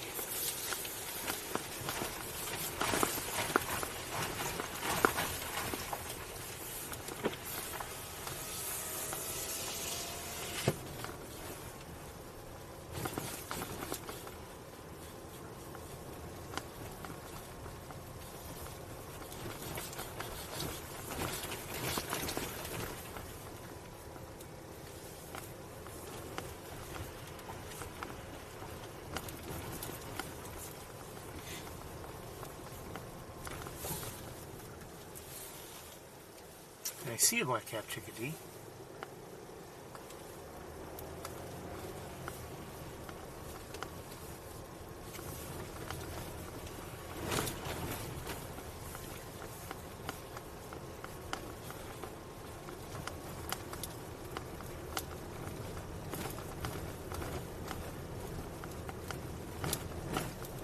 And up in the air, what do I see?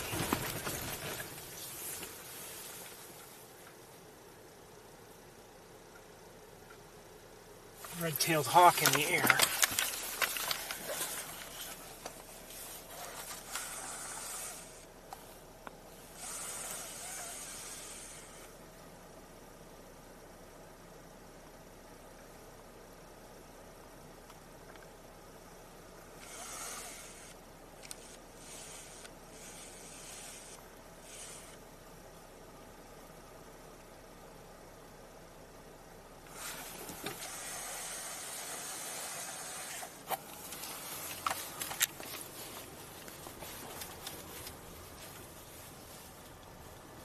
I see a gray blue heron on the ground.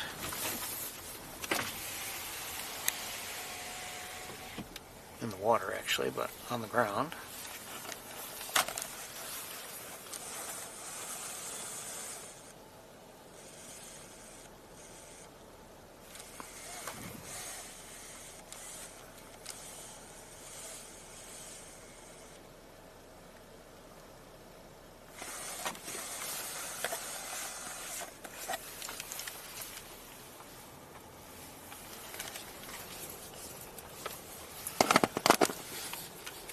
And I see a couple ducks in the air. I'm not sure what they are.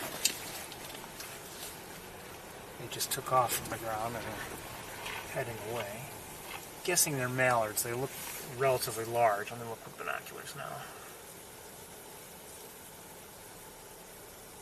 Oh, I'm guessing they're mallards.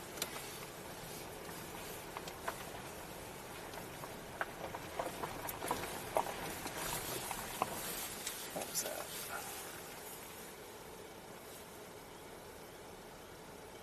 Another great blue heron.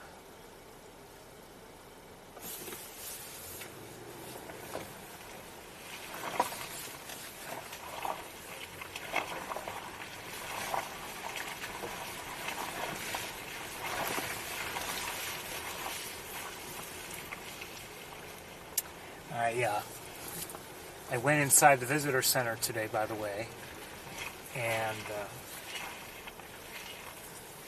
spoke briefly with one of the people in there. He was the person who recommended that we go look for the screech owl, and he told me what we discovered a few weeks ago, several weeks ago, that the knotty tree where the nest had been had fallen over.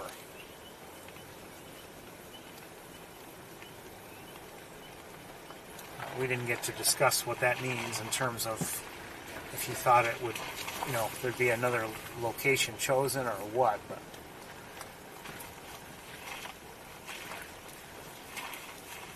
I'm guessing he'll keep his eye on things.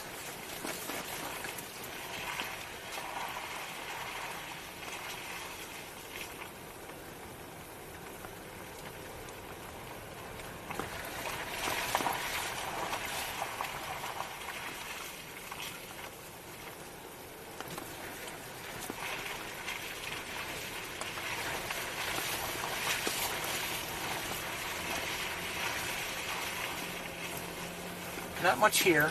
It is quiet, and maybe you could say maybe we would have been better off spending our time elsewhere. I don't know.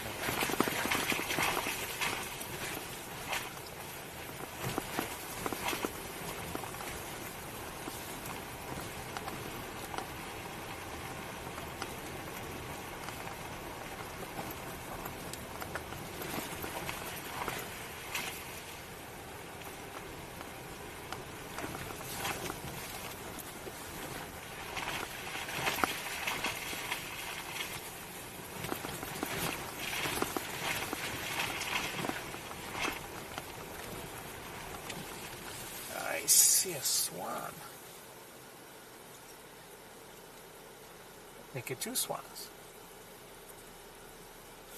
Alright, we'll take a look at them as best we can. 1 second. Well, we'll take a look at maybe one of them as I'm trying to find a better spot.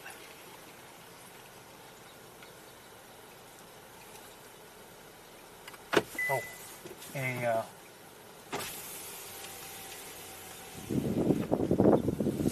song sparrow just showed up here.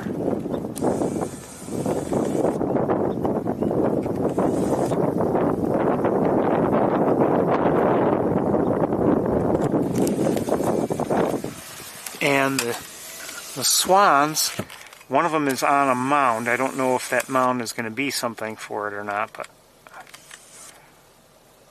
one of them's there, and then there's another one really not in view. You know what? We'll drive forward and see if we can get them both in view or not. It's the vegetation that's an issue right now.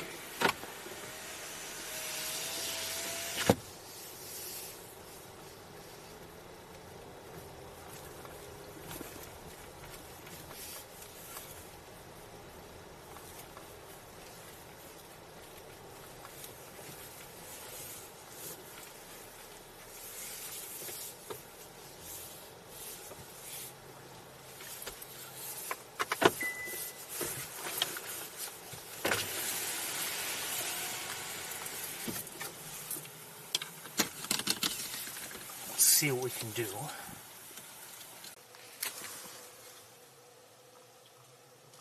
I hear a pied-billed grebe, by the way. And that's a red-winged blackbird here.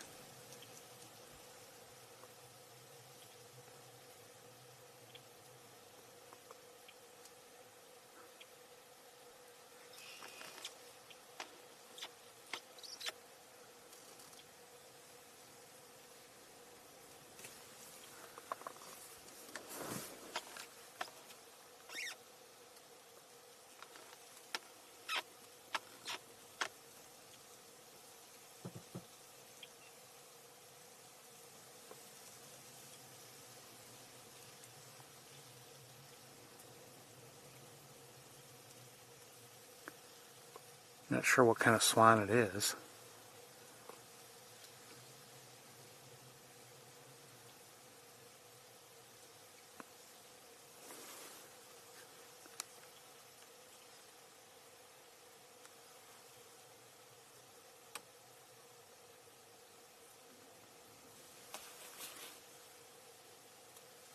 we may not be able to figure it out.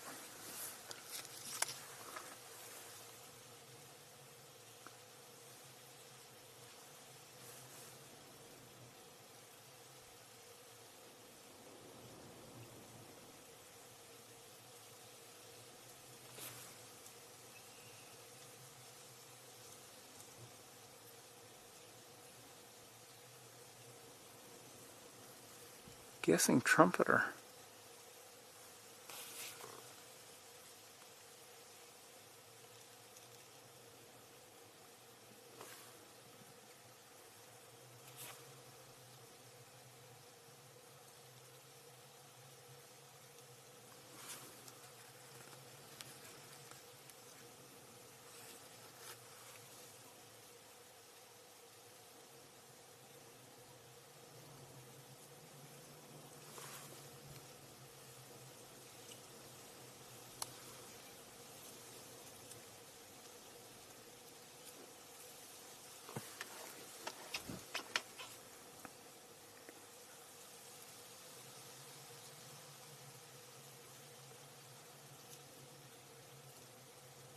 No help there. Okay, we're going to move on.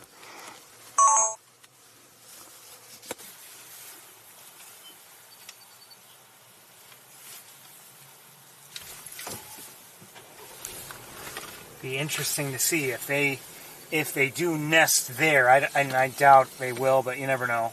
If they were to nest there, that would be nice to see, assuming they're successful and everything. But time will tell. I suspect that they're just there, just resting there for the moment.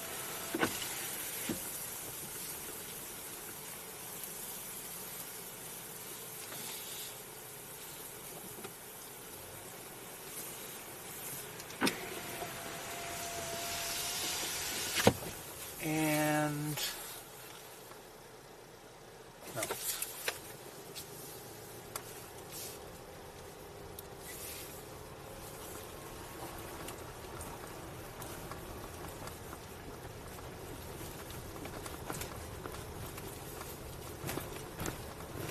Looks like there might be another vehicle here behind us.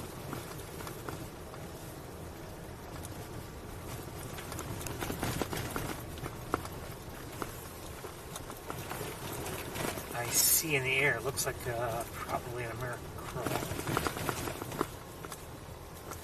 And I see also I think they're gadwalls. Maybe that's what I saw earlier.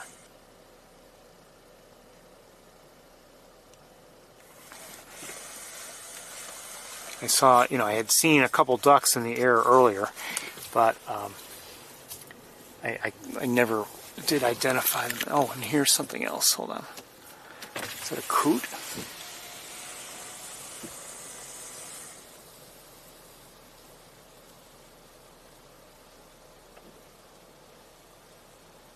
Yes, American coot. No surprise to see them here. We often do.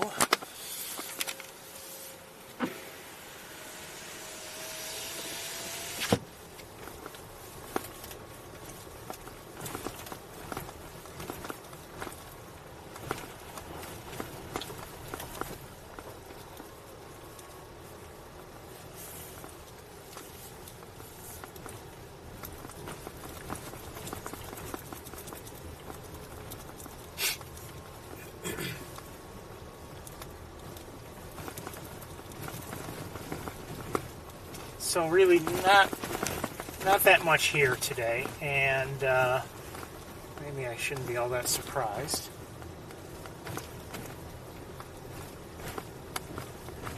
Well, there's some waterfowl. Oh, and that was a mourning dove that just took off from the road. Sorry, mourning dove.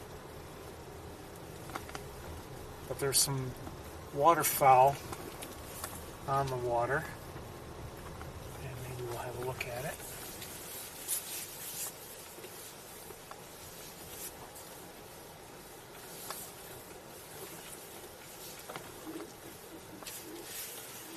First, let me look around with binoculars.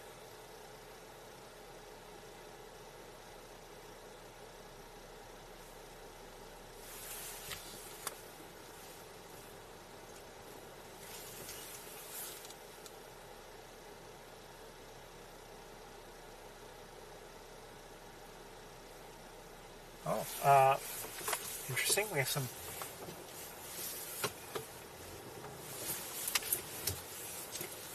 bufflehead, I think, and maybe some redheads.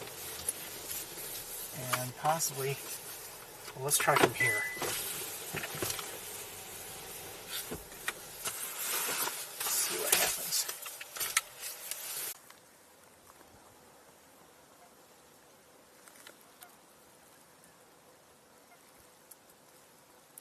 That was a bufflehead. That's a bufflehead. Right there. Hold on.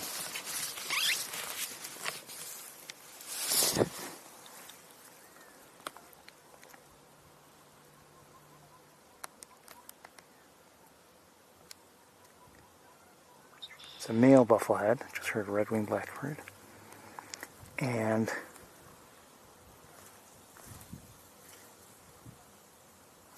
not sure what that is. Hold on.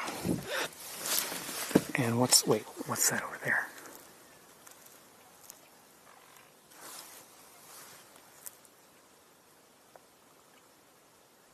American coot.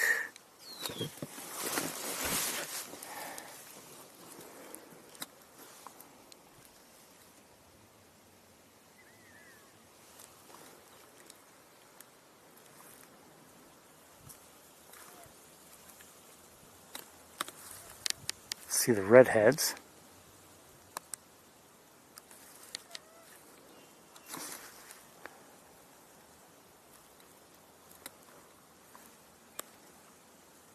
Oh, hold on.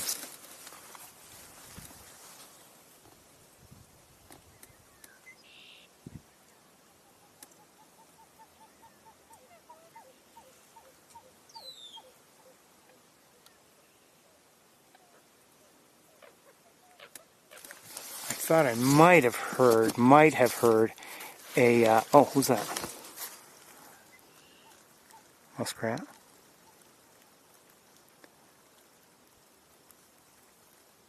I thought I might have heard even an American widgeon, but I'm not sure.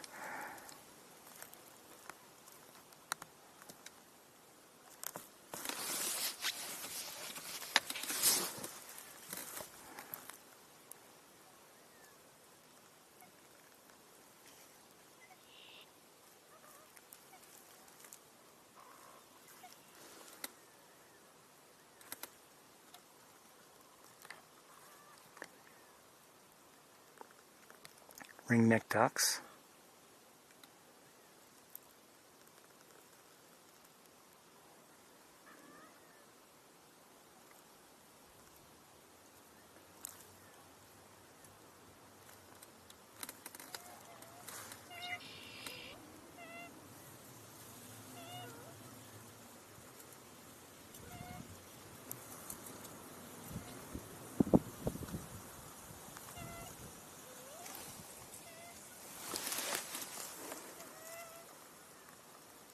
There's a widgeon.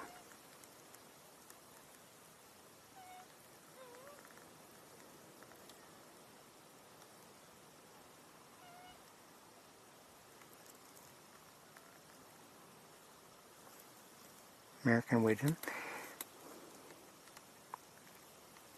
No surprise that it's near the American coots. They often seem to stick together.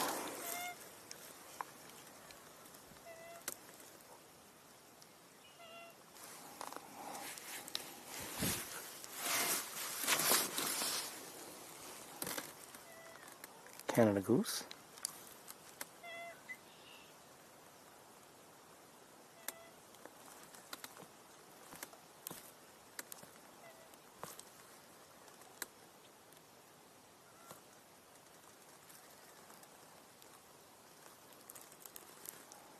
And I saw something else. One second.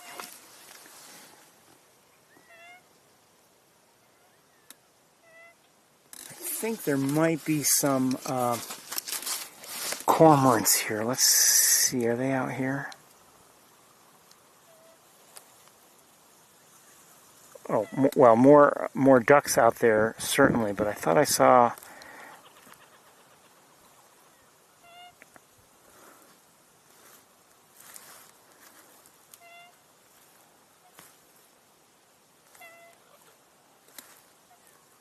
There they are.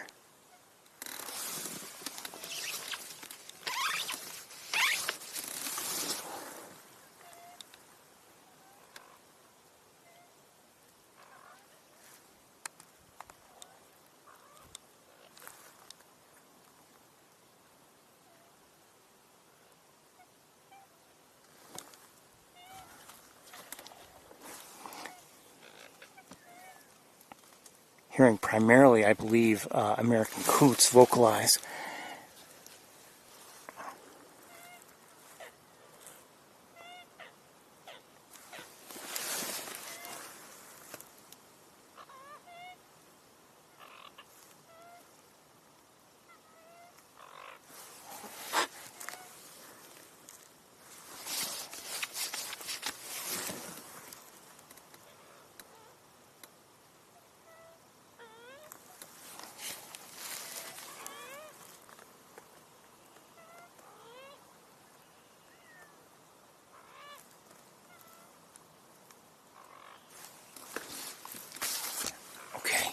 Let me look around with binoculars a bit.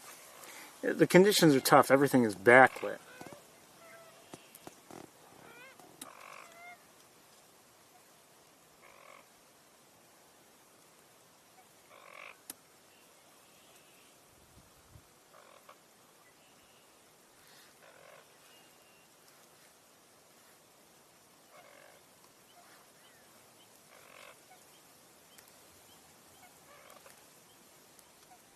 Well, we're going to get moving, I think.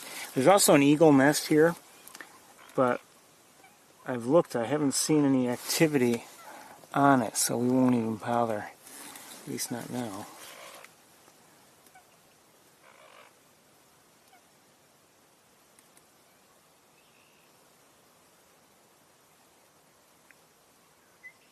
Maybe, I think there might be another eagle nest within view. There's one closer, and then there's one much farther out. There. That might be another eagle nest, but I'm not sure. We wouldn't get a good view from here anyway. Okay, let's switch cameras.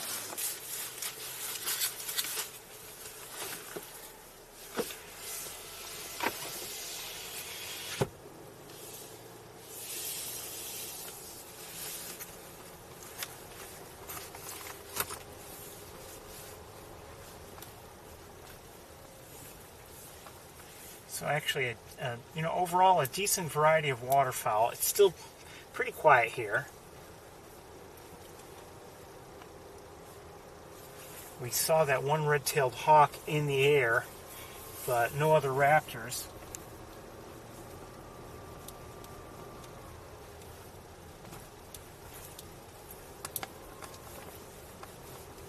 Not yet, anyway.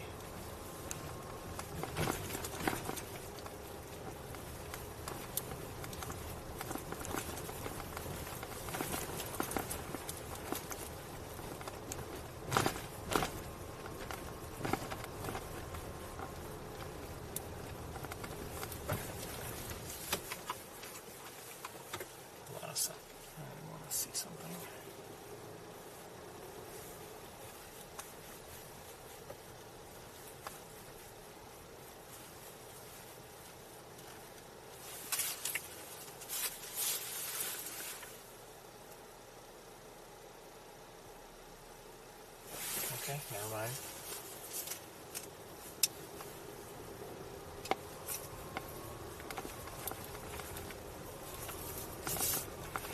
There is another vehicle here.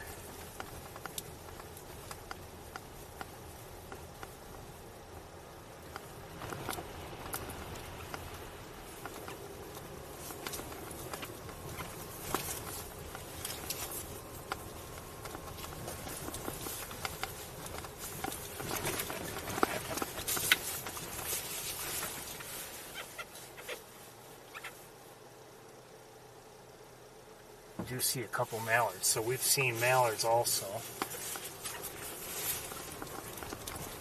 Mallards, gadwalls, redheads, buffleheads, American coots, American widgeons, red-winged blackbird, I believe trumpeter swan. great blue heron, double-crested cormorant, song sparrow. What else?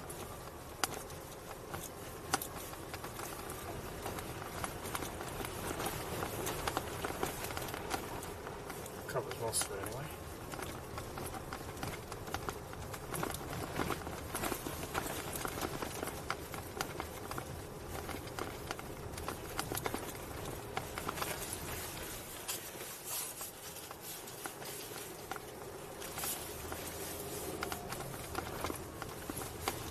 The swan that was on the mound is no longer on the mound, if you were wondering.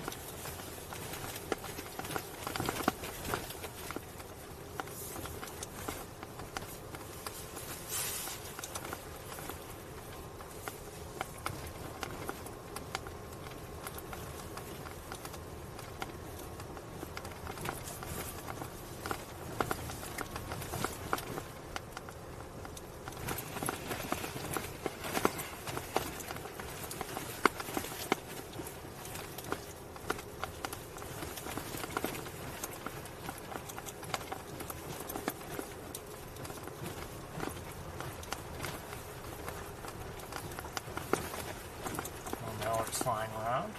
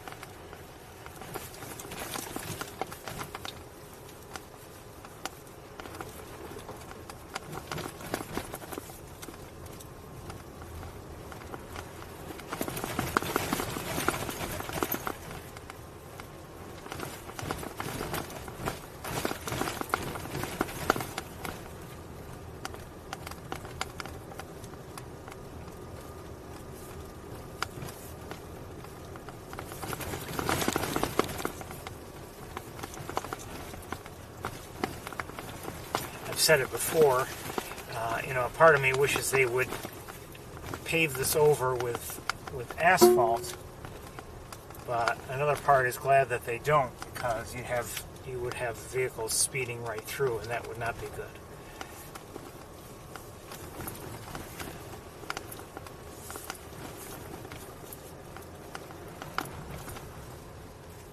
Not good at all.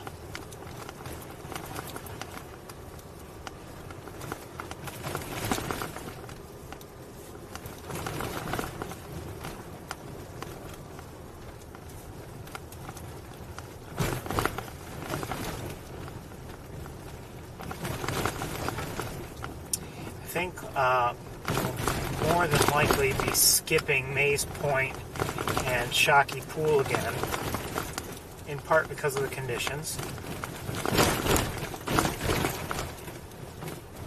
in part because of time constraints.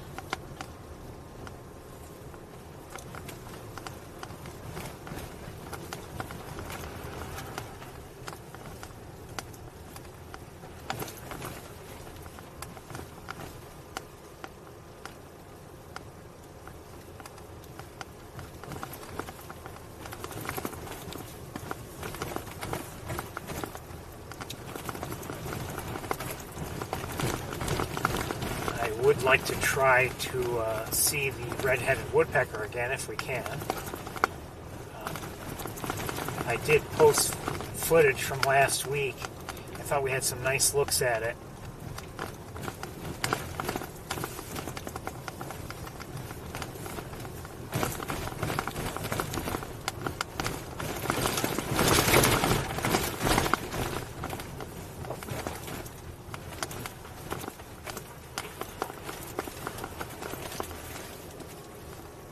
Also, the other videos I posted were of the hooded mergansers at Sapsucker Woods, and also the eastern meadowlark that we saw at the Finger Lakes Regional Airport. Each for its own reasons, worth seeing again, in my opinion. So that's why I did that.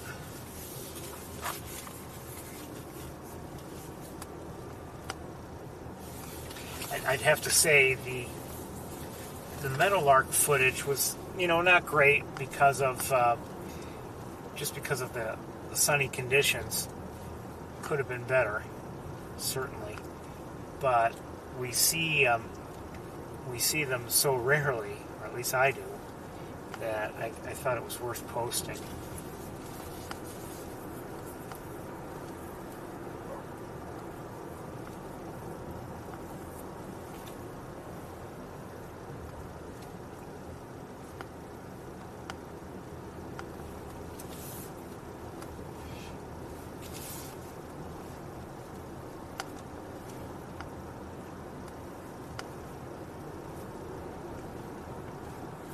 I try not to just, post anything and everything that I happen to record. I don't think that's a good way to go.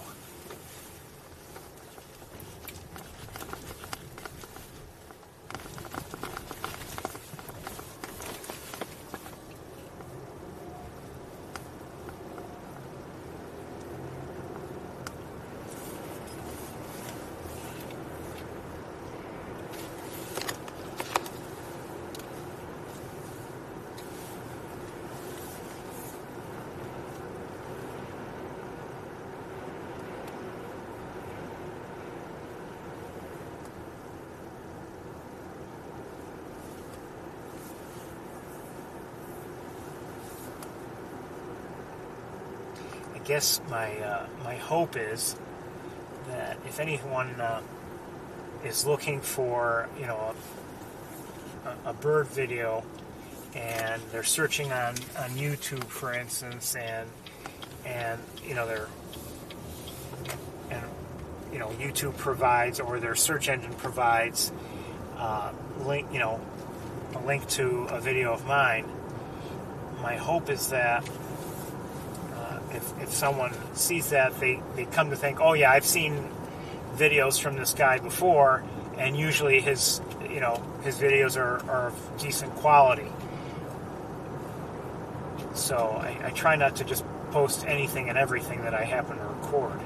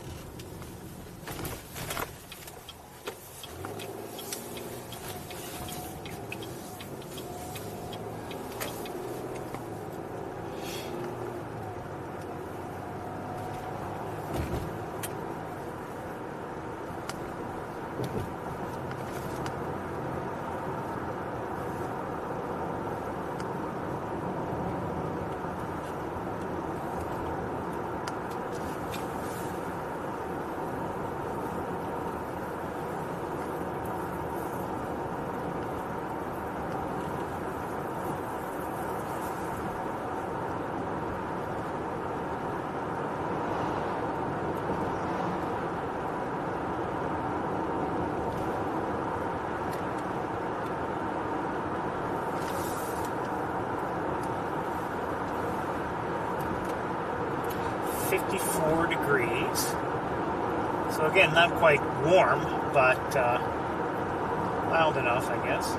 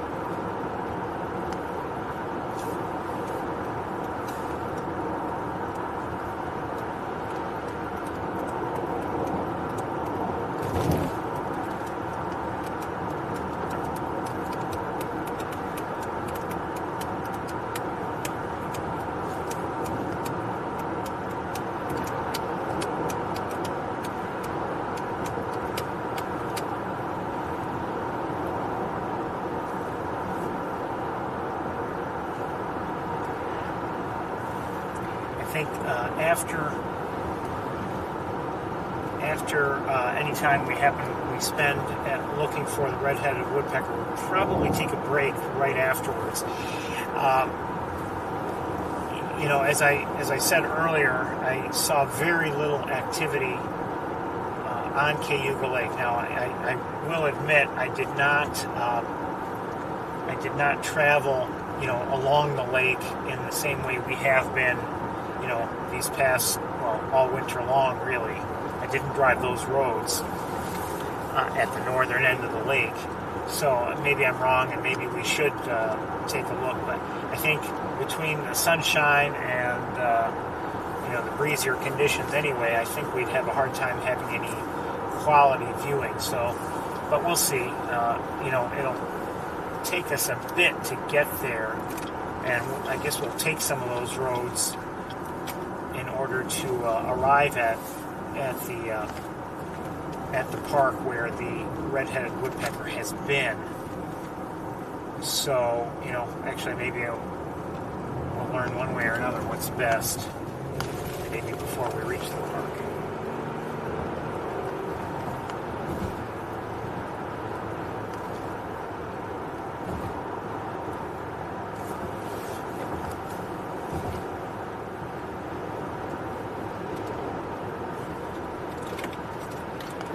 Well, I think since we're here, we'll stop at East Road, but it's getting late. It's almost 20 minutes to 4.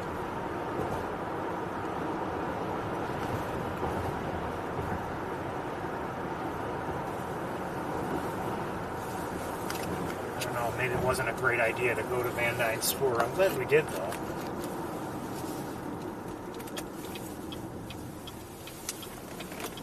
Welcome to East Road.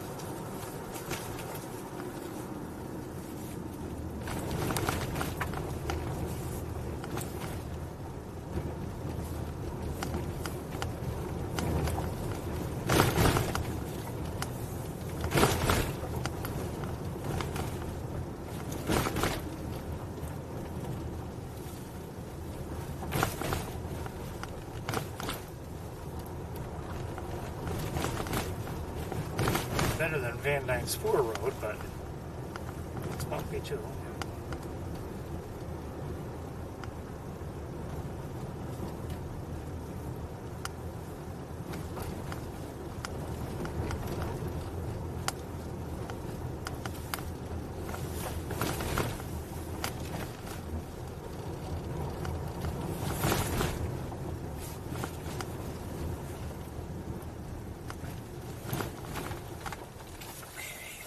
See some activity maybe, but not much.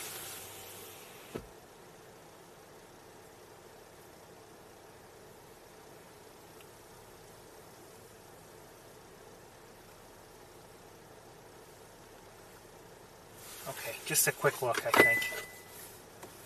I see a turkey vulture.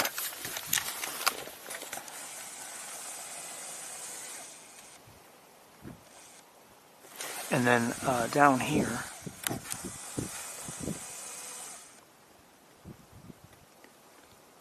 Canada geese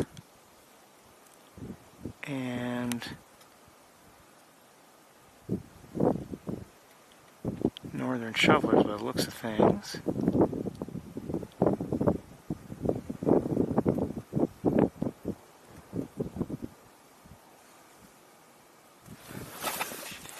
I'm not sure if there's much else really.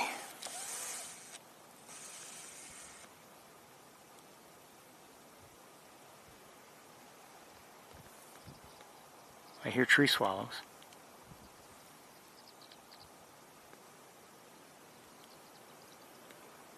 And who's that?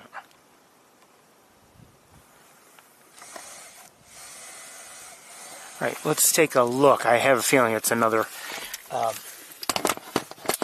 northern shoveler, but I don't know.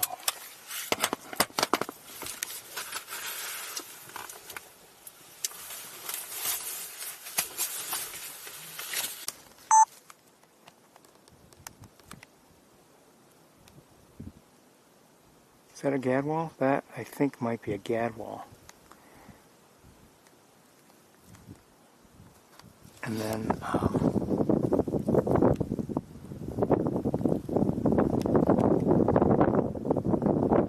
yeah, more gadwalls back there, but also more shovelers. Who is that? Is that a shoveler? I suspect as much.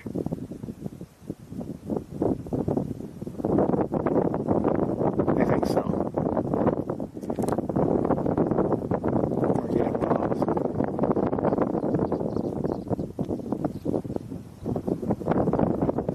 Oh, mallards also.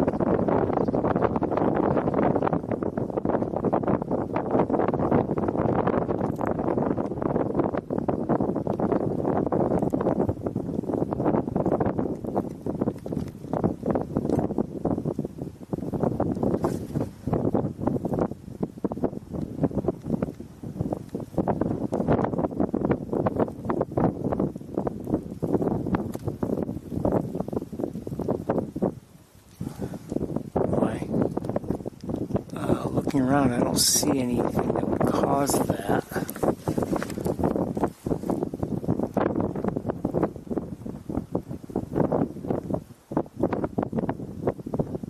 And sometimes when you see, you know, a lot of ducks in the air, all of a sudden you might wonder, okay, what is there somebody around that has caused them to take off?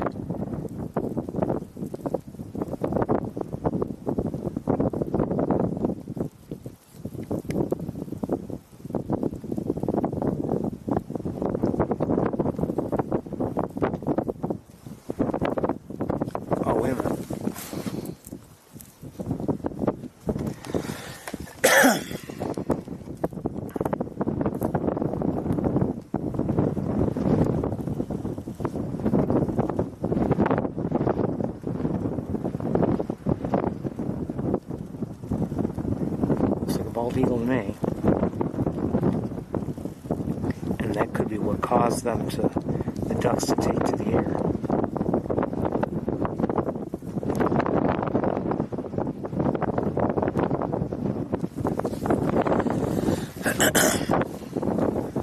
Okay.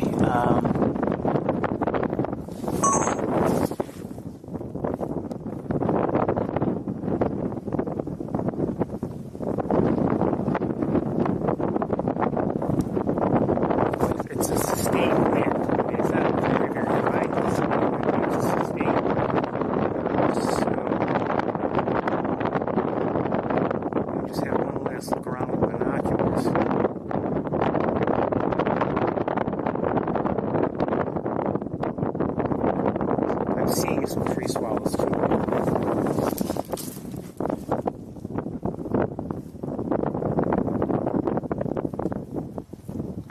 I think we're going to get going. Pretty quiet, pretty peaceful.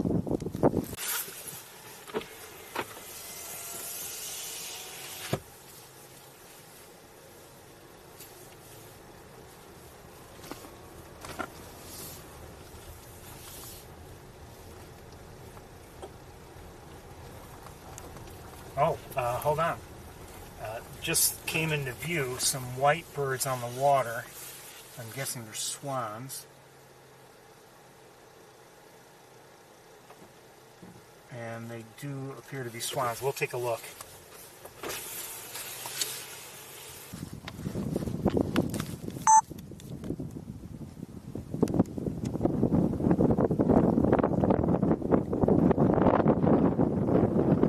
Oh, and that's a bufflehead with the swans. Also some, looks like American widgeon, and also more. Oh, that looks like a common Merganser there. also we have in the air, maybe more than one common Merganser, but we have also more northern shovelers. I'm guessing, don't know for certain, but I'm guessing those. See, there's a buffalo. I'm guessing they're trumpeter swans.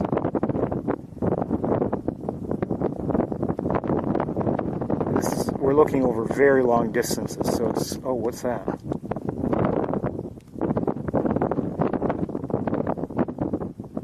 That might be a redhead there. I'm not sure. Maybe not.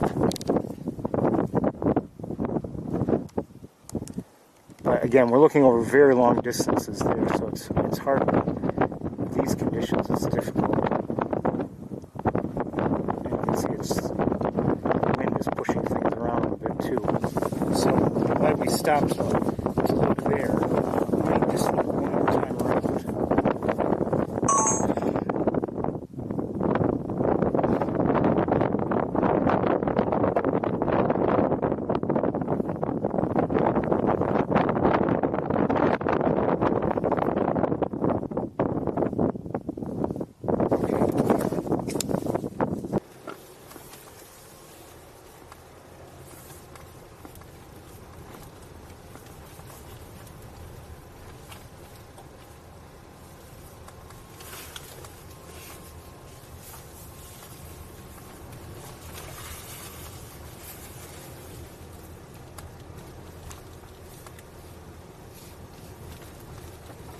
There are, there's a vehicle behind me in motion. I don't know if it's just passing through or if it's, if they're bird watchers. There's also one in the observation area, and there's one up ahead. I point that out only because, we've been coming here through the winter, and usually it's just us at any one time. I'm sure other people have come through and looked also, but, there are times of year when you can come to East Road, look down on to look down on the Knox Marcellus Marsh, but there might be maybe several other vehicles here, and the most I've ever seen here has been maybe during a time when there was a rarity.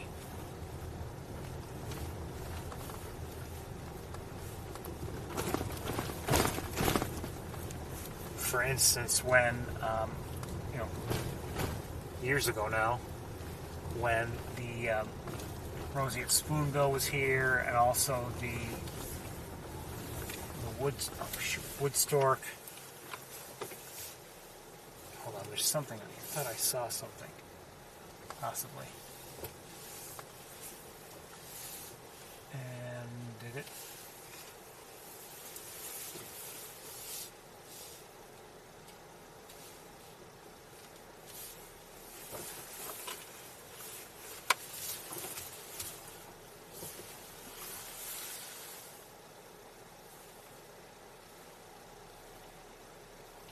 It's on the ground. I don't see it now.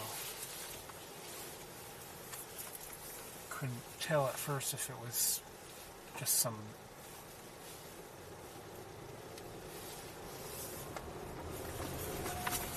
just a tree or something. I don't know what it was. Maybe a groundhog? I don't know. It could have been a mammal on the ground. I'm not sure. Anyway, no longer in view, whatever it was.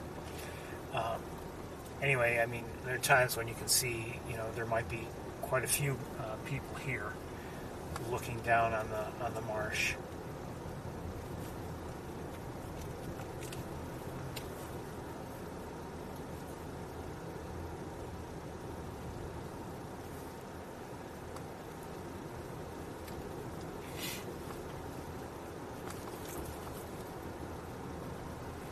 I remember, I know I've spoken of this many times, but I remember some of those, when those rarities were here, and it was worth it to come here on like a weeknight, and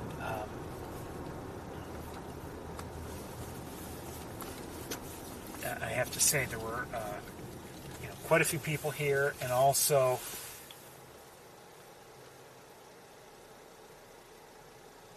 I think that might be a muskrat in the pond to our left.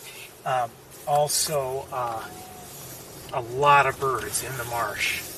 I mean, there would be, on those days, there might be, the wood stork might be around somewhere, and mixed in with the, great egrets. There would be black-crowned night herons, great blue herons, green herons.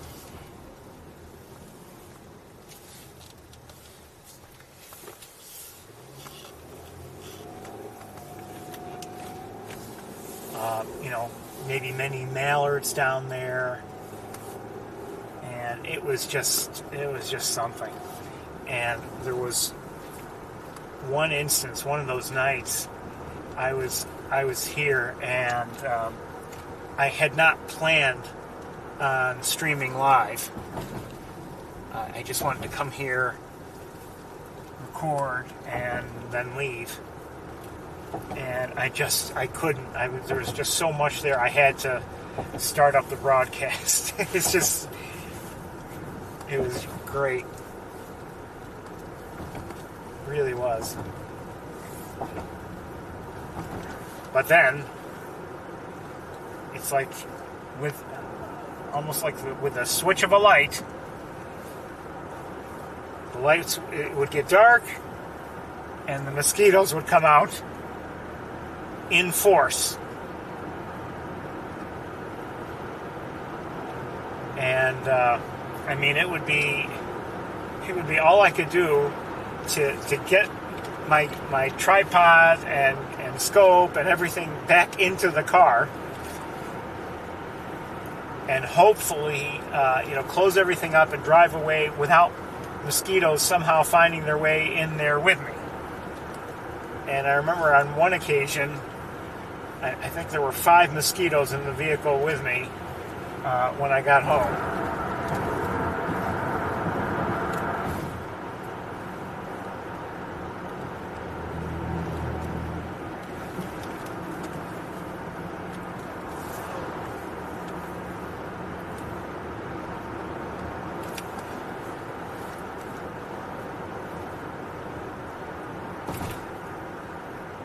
I guess they behaved, between here and home, and they didn't come and bite me. But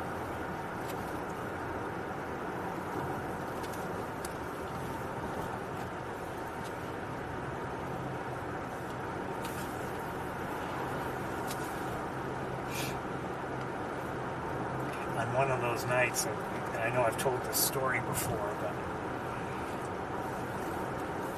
I remember, people were there, and I don't remember if the spoonbill was there, but people were definitely looking for the wood stork. And it wasn't there, and I believe no one had even reported it for like a couple days or something like that, 2 or 3 days. And everyone else who had been there left. It was getting dark and really too dark to see. And everyone had left. And I was looking down, maybe with binoculars, I think. And I thought I saw the wood stork, mixed in with the, there was a group, I don't know if you'd call them a flock or not, of great egrets. And the wood stork, from a distance looks very similar to, from a distance looks similar to, the great egrets. Overall, it's a large white bird.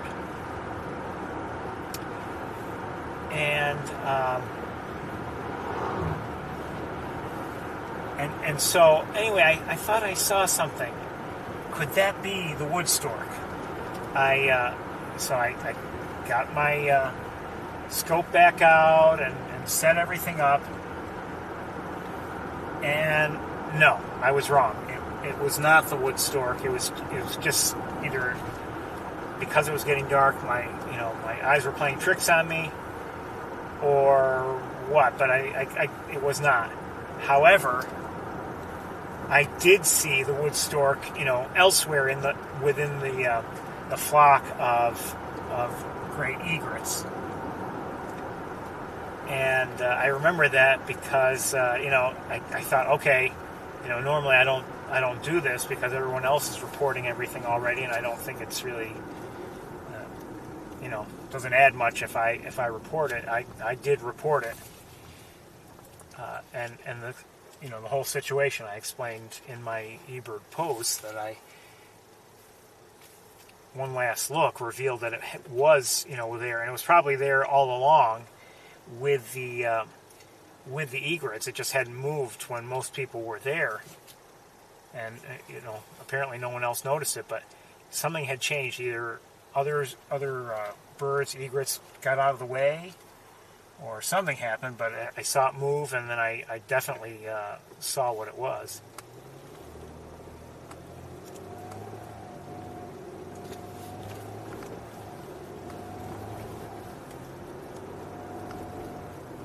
I remember the first time I saw the spoonbill up here. I came up here on a weeknight. Such a rarity. I mean, normally they're in, the southern part of the country, Florida, and to see one in the area was really something. There had been in New York State, I believe there had been like 2 to 4 of them. And anyway, one was in the Montezuma area, and thinking that this might be the only chance I would get to see it. As it turned out, it stayed for a while, but thinking it might be the only chance, I came up on a weeknight, and not that I knew all the people who were also up here looking for it, but you run into bird watchers, and you soon figure out everyone's looking for it. And you should have seen, there were people who were going from one place to another, like I was, trying to see if that would be a good place to see it. Eventually, in that one observation area along Wildlife Drive, where the eagle statue is, it was there. It flew through, actually. And someone else spotted it before I did, and I wish when they had spotted it, they had spoken up, because I would have recorded it as it approached the area flying through, not just simply when it had already passed, and I was recording it as it was flying away. But that was I believe that was my first sighting of it. And later over the course of, I think it was around for maybe a couple weeks, we were seeing it in various locations.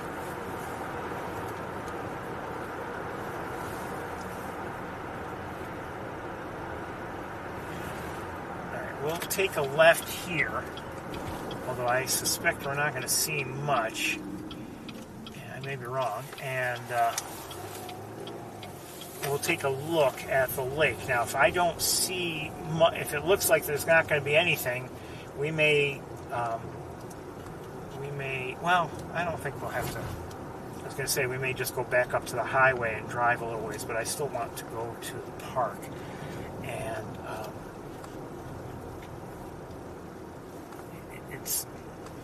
it might be faster to go on the highway.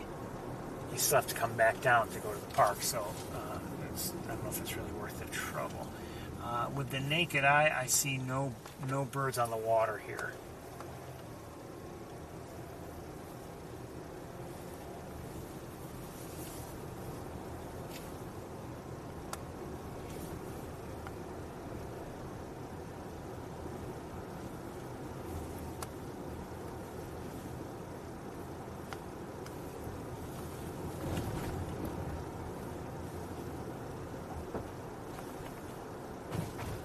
So like I said, I mean, things have been changing.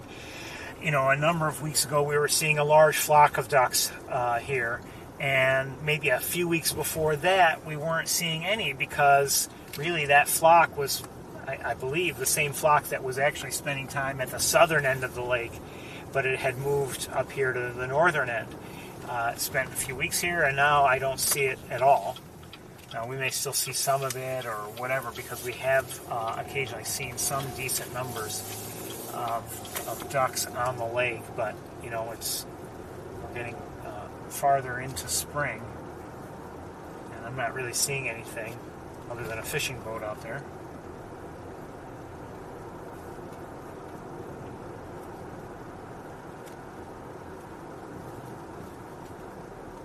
So, you know, this, for instance, this drive on these particular roads right now, this could be our last time of the season doing so. You know, we may continue, for instance, to go to the park, but maybe we would just take the highway and then take the fastest, most direct route rather than this way.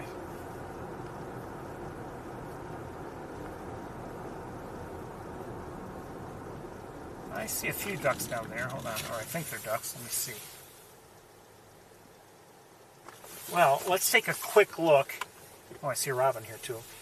I don't want to disturb the robin. Sorry, robin. Don't want to bother you. But there are some red-breasted mergansers down there.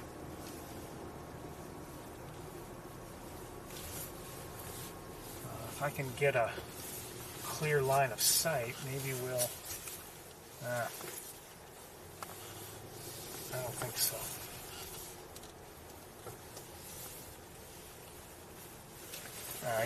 This is private property. I can't really park here.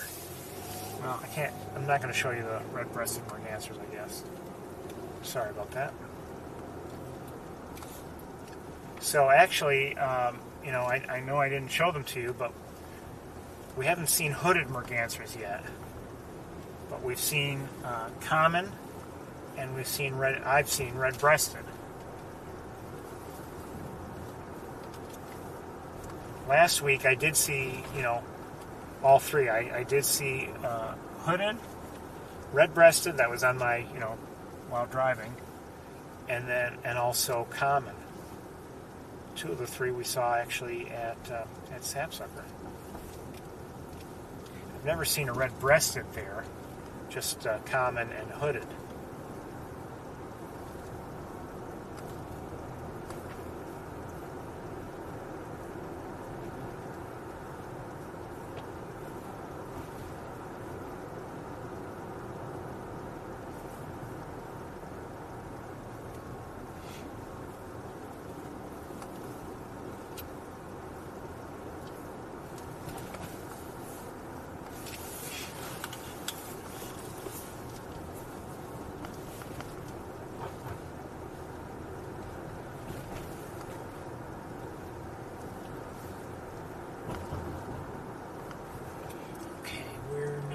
Approaching the park.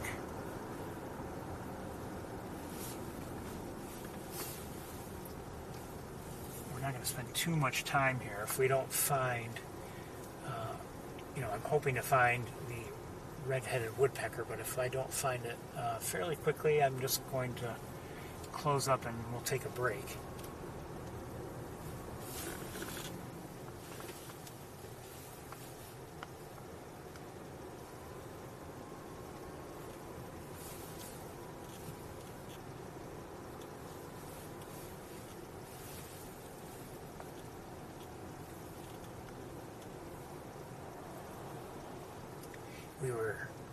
We had some nice conditions last week.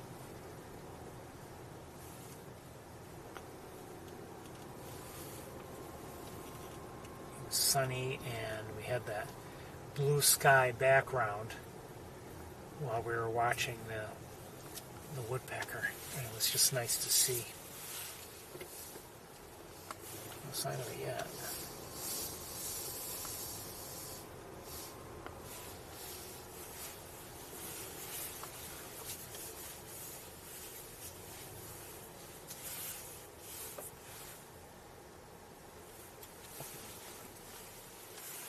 Look around a bit.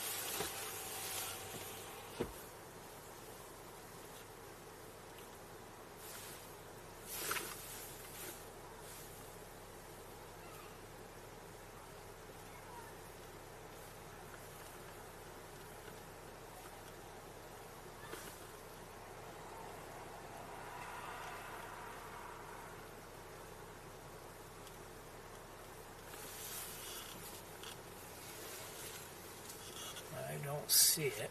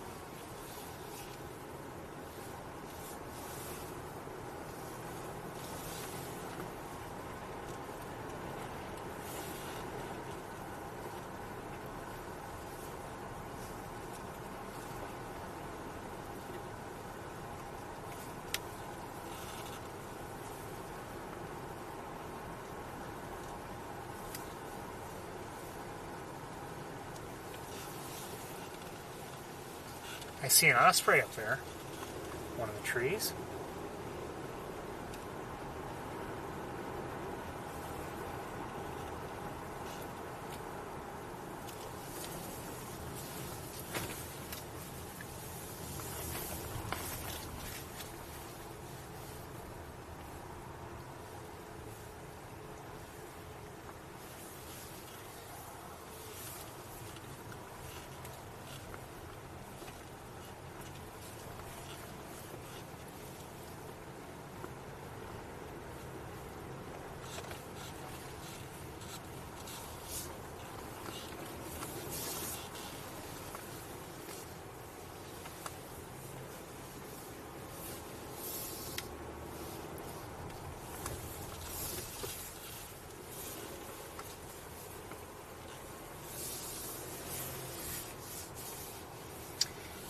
You know, we've been lucky. We've been seeing the red-headed woodpecker. Oh, hold on 1 second. Shoot. We've been seeing the red-headed woodpecker in the trees that are on the lake side of the road. If it's on the other side, it's much more challenging.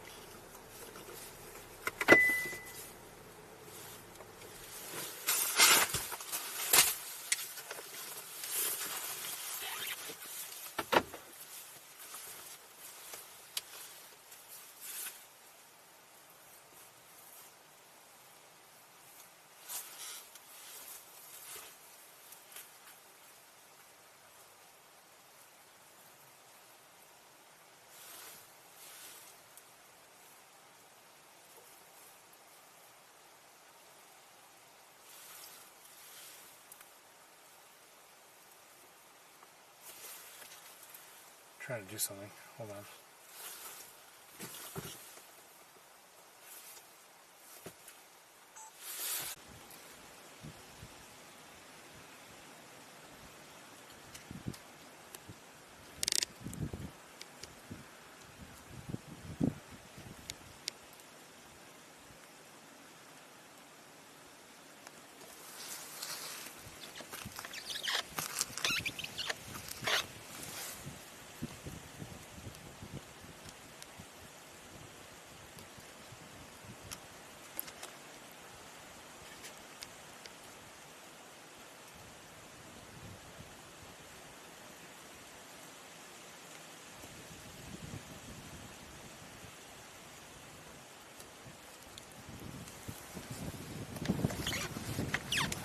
This is an osprey, if you didn't know. Oh, my battery's running low in the camera.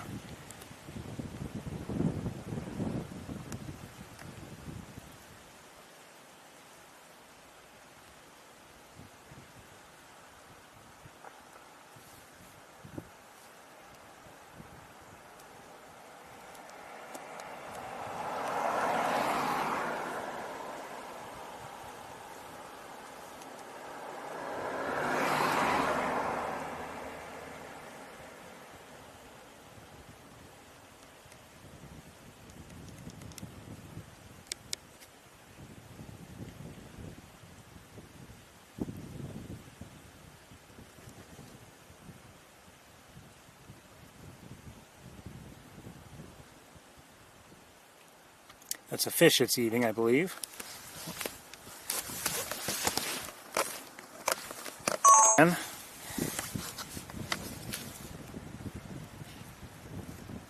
where'd it go?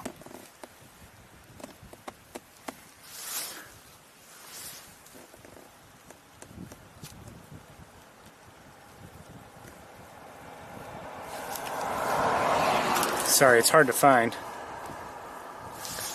Just because of... oh, there it is.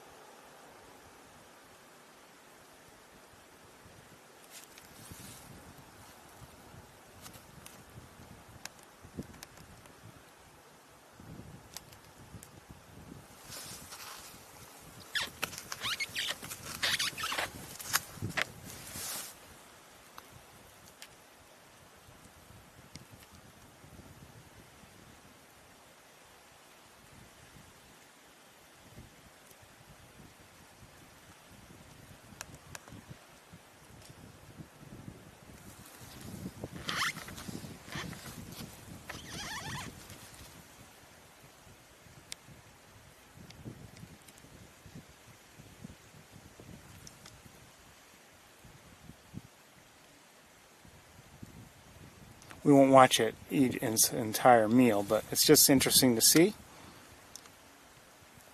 They're even more interesting to watch as they fish. Red-headed woodpecker, but just for a few more moments, and then I think if we don't see it, we're going to take a break.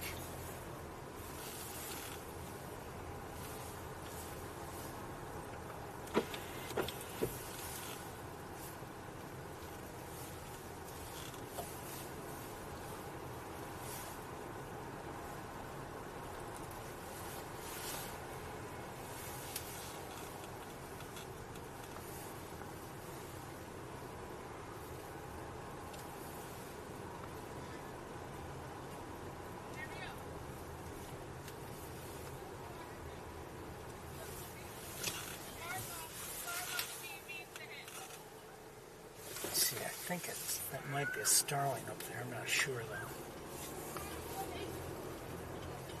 And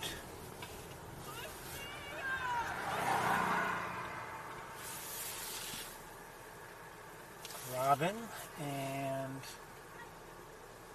I think another starling.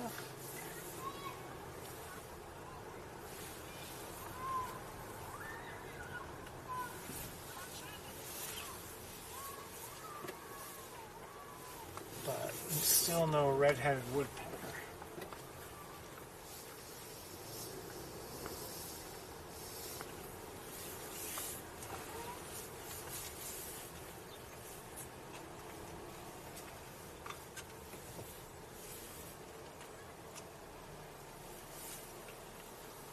Okay, everybody, I think we're going to take a break. Break time.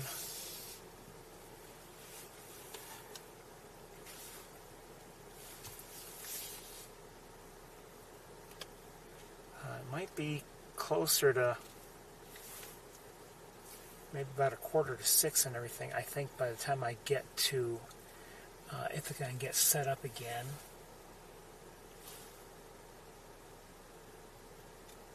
About 5:45.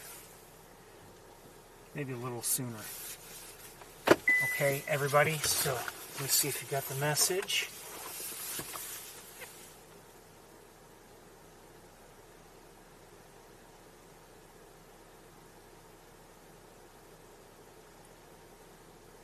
Welcome to Sapsucker Woods. It is cloudy here, and it was actually cloudy much of the way of my way here, but I managed to get here fairly quickly. My problem was starting up. I've had some technical issues, and they may be continuing. Let me finish setting everything up, and then we'll take a walk. It's I think it's still around the same temperature, around 50 degrees, 50, 52. Firmware update. I didn't want it, but it didn't give me a choice. Okay, alright, and now I just need a tripod and and then we'll take a walk. I've seen, since arriving, yeah. I've seen, I've seen or heard a robin, Canada geese, red-winged blackbird, and song sparrow, and I think that's about it. I did see one larger bird in the distance, but it was behind the trees before I could tell what it was. Be right with you.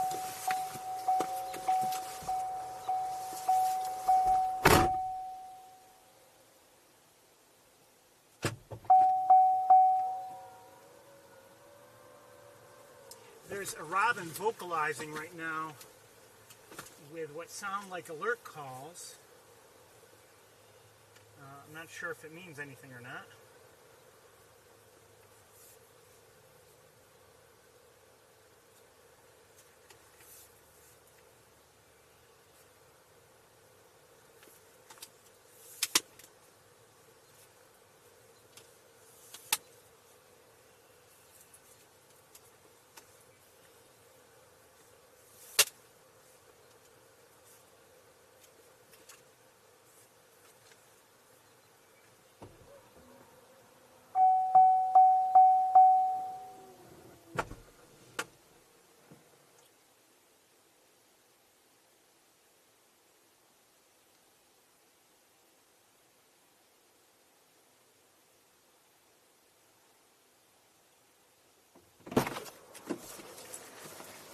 Oh, I need a coat.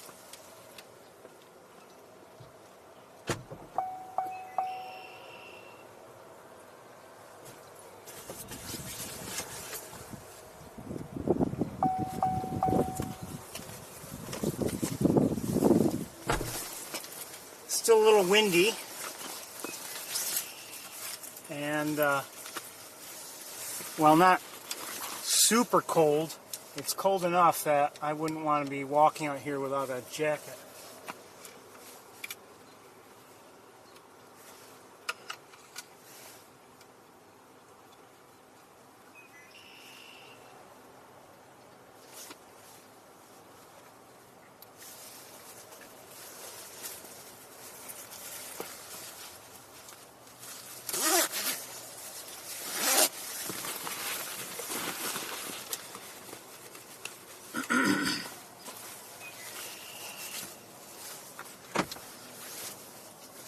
I'm getting there.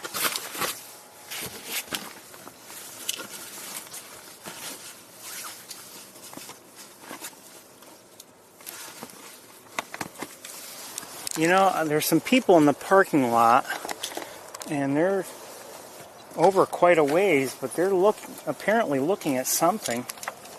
Oh, you're kidding me. Self, other wires, you name it.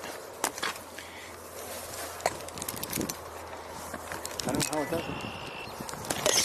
Anyway, they're looking at something. I don't know what they might be looking at.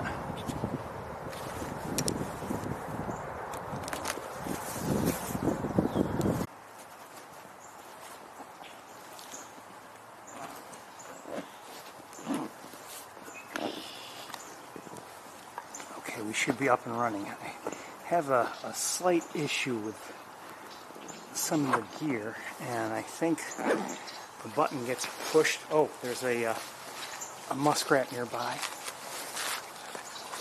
I guess when I put the backpack on, sometimes the button gets pushed and it gets to be, shuts everything off. So if that happens, tell me ASAP, as soon as it cuts out.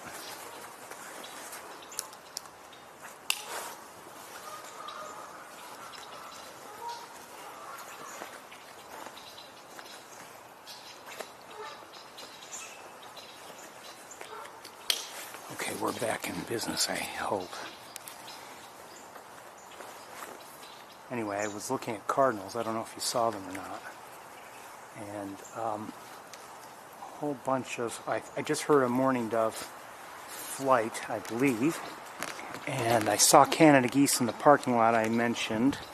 Don't know and I'm hearing Canada geese now sound like they're in or near the pond. More red-winged blackbirds here. And that's a grackle there. You see there are three birds there. And these red-winged blackbirds, but I believe that's a common grackle there. See the longer tail? And the heavier looking bill. Slightly larger bird too, I think, overall.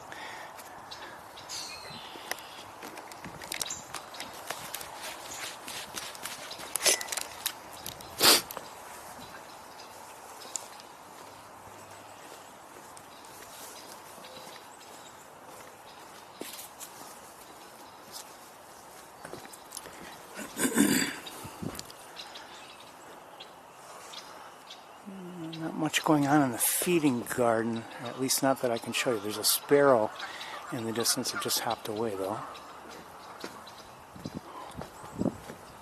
I think I just heard a black-capped chickadee. Yes.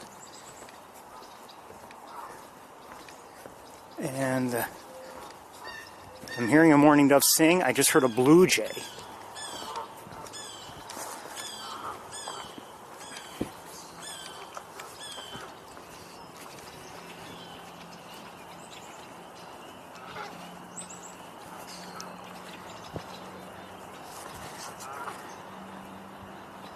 Yeah, I'm definitely hearing a black-capped chickadee.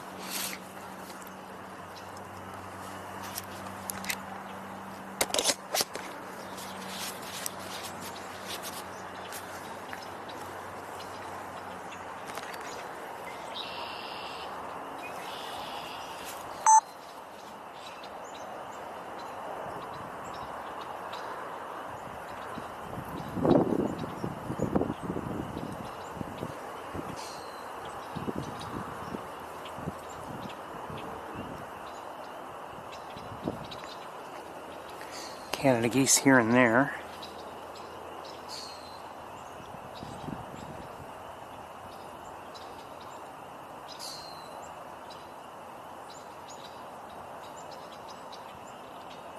Interesting. Look at this.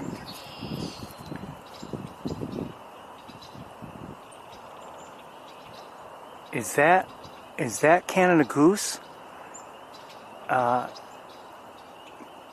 Yeah, I mean, it took bark, I think, and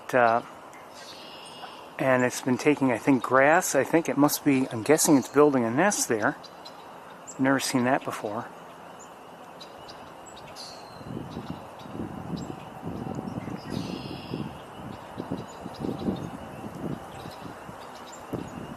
Now, last week we saw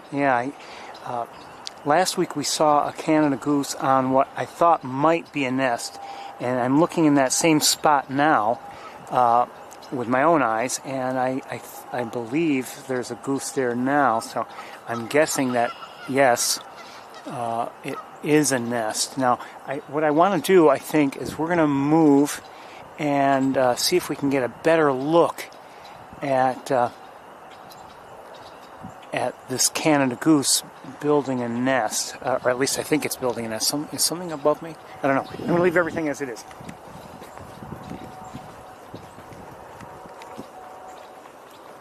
And we're going to walk around.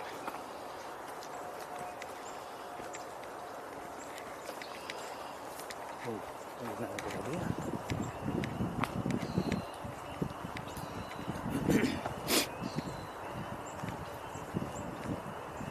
Still hearing chickadees. If I go too much farther over, oh yeah, this isn't bad. This will be good, I think.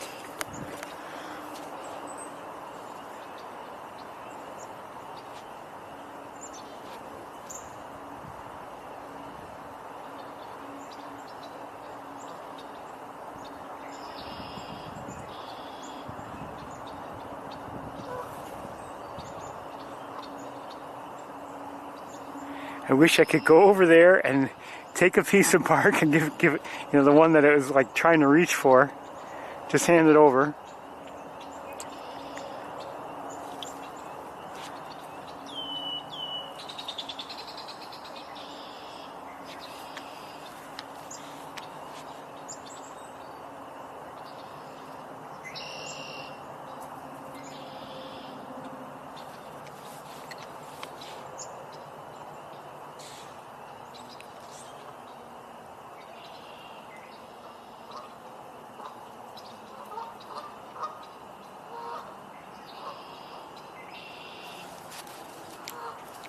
Okay.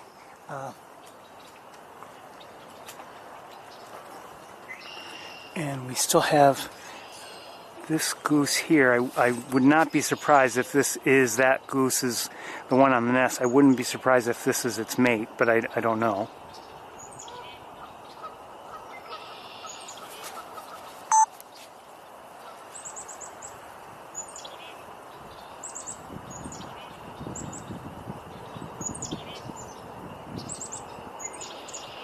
Might not be.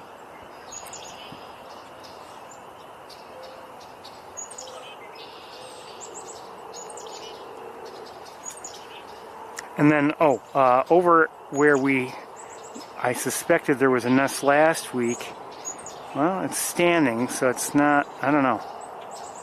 It's same location, roughly.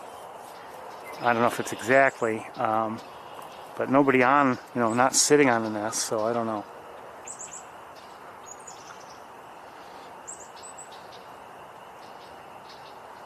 Now, while you're looking there, I'm going to look around with binoculars a bit.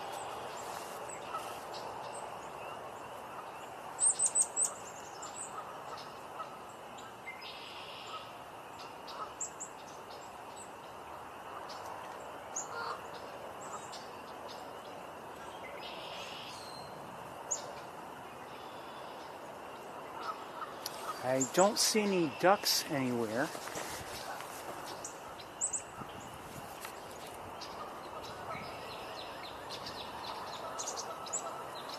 Hearing chickadees and a northern cardinal.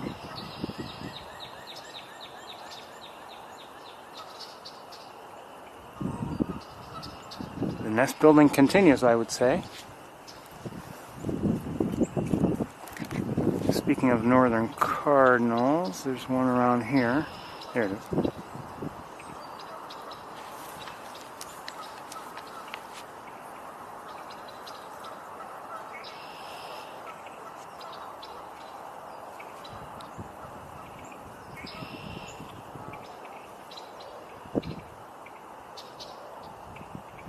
It's a male, of course.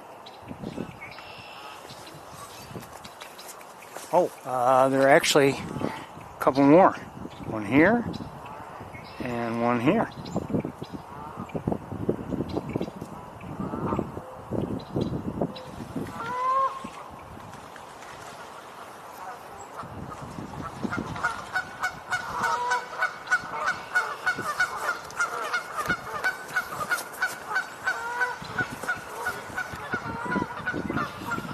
The geese are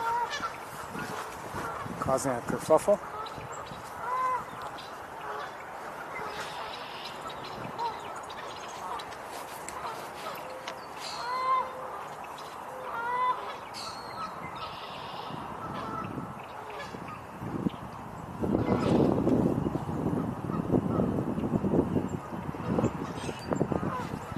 I think we're going to get to the trails. And this very shortly. We'll see what else is out there in a moment.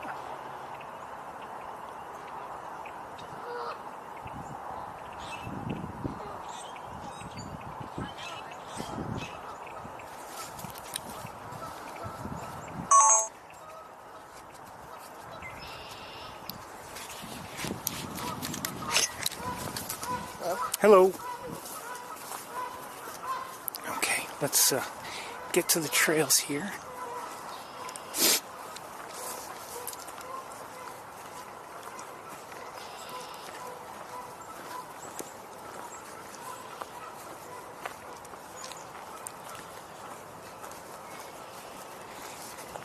Hearing red-winged blackbirds sing. The geese, of course. Hearing a black-capped chickadee.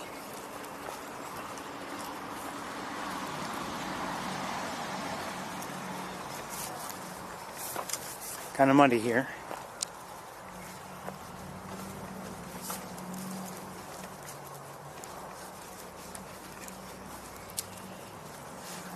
I would say this stretch of the trails needs some mulch. It'll be a while, I'm sure, before they get to it, or at least I think it will, but you never know. They might do it sooner rather than later. But still early yet in the spring.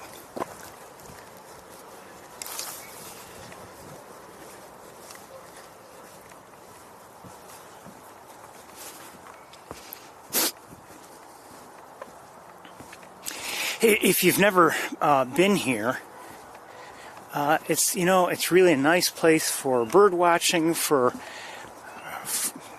take a walk, and although I think watching the birds and other animals is a better idea. But anyway, the walking is pretty easy everywhere. Oh, I see. I want to get where I can set down my tripod. A couple Canada geese and a duck of some sort. I think it's probably a mallard.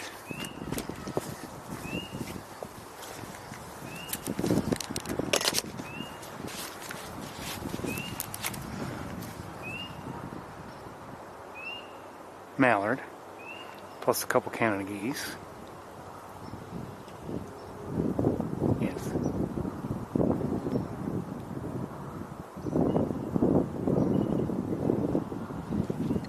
Female mallard. I don't see any other ducks.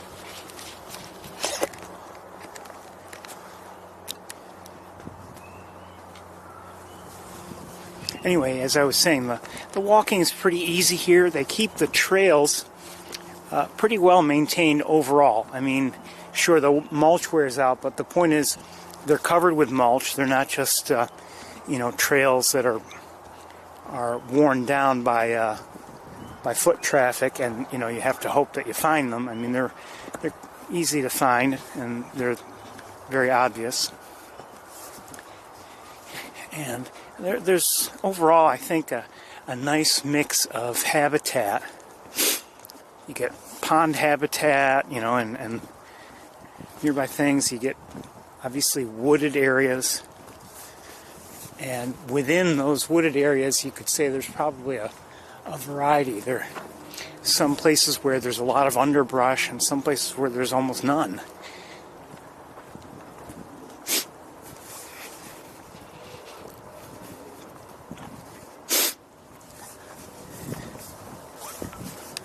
Variety of different trees and everything. Sadly, one thing or another has led to a lot of either trees falling or they've had to be cut down because of insect problems. That's unfortunate.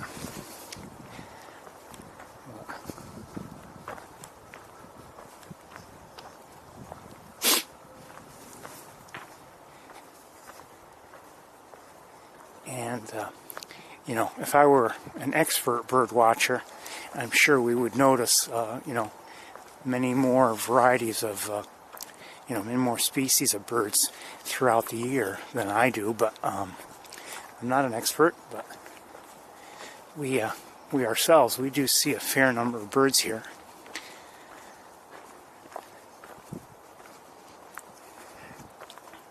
By the way, one more bird I saw at the Cayuga State Park was, after I closed up, I saw a belted kingfisher.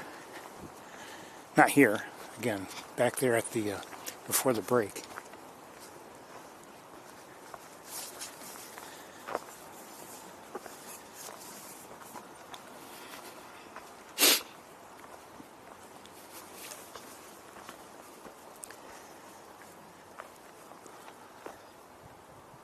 Sometimes we have a walk here and maybe we don't see all that much, or at least not much out of the ordinary, and then there's sometimes when we just see some amazing things. Or if not amazing, just something that, at least from my perspective, is very enjoyable. Maybe a bird I don't get to see often,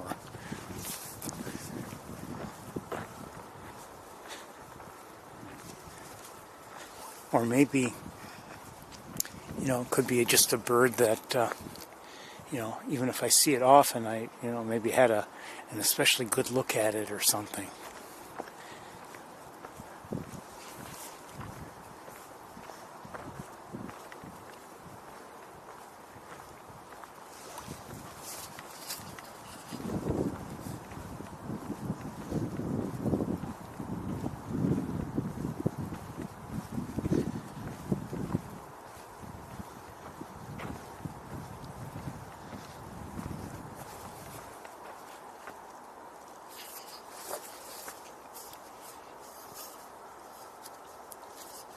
Quiet here in the woods. I'm not hearing anything or seeing anything.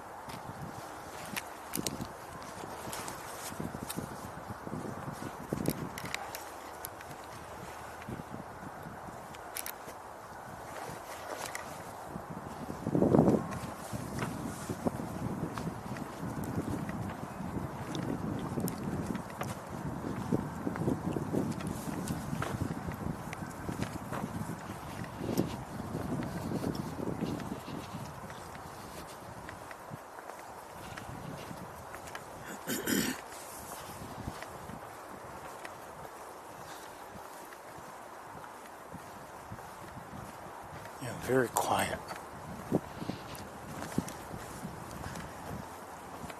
As I walk around now, I mean, it doesn't feel like a warm spring day by any means. I mean, it's with that breeze and in the temperatures in the low 50s or whatever they are now. I mean, it feels, it doesn't feel like a freezing cold winter day. But it's not something that would make you think, okay, spring is here.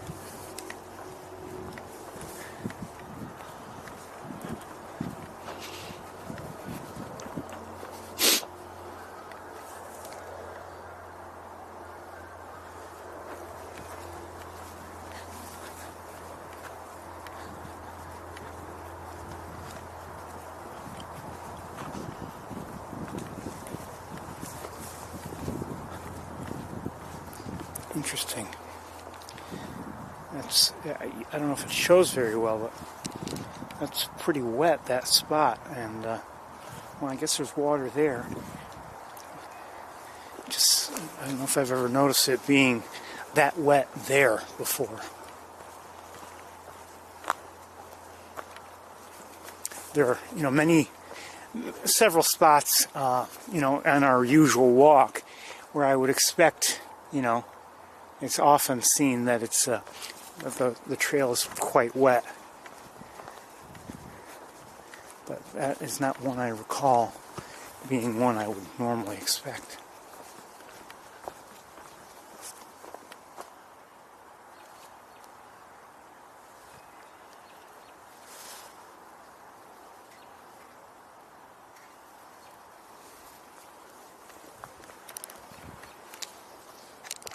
Okay, just a chipmunk. I saw some movement, or at least I thought I saw some movement on the ground. It's chipmunk.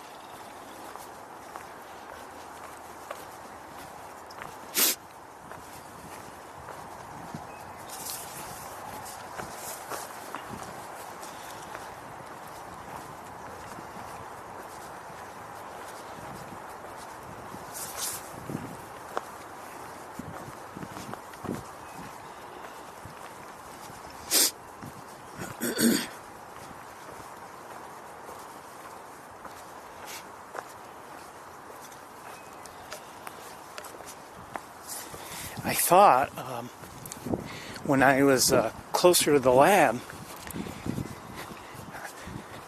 I was hearing some frogs, and I thought, okay, maybe we'll hear, we'll hear a lot of tree frogs as we get, to this part of the walk, but I'm not hearing anything like that.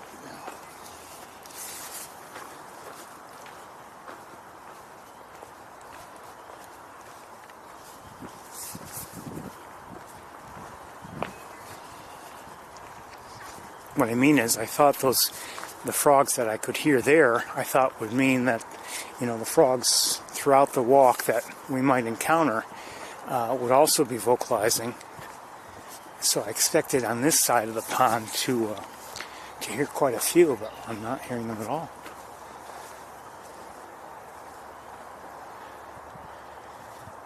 And from a bird perspective, there's nothing here.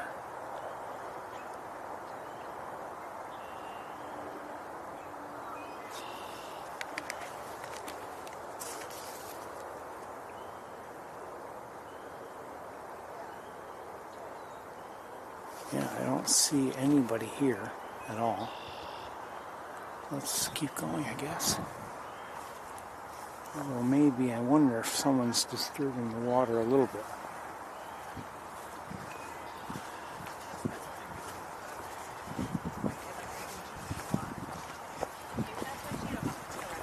Which was funny.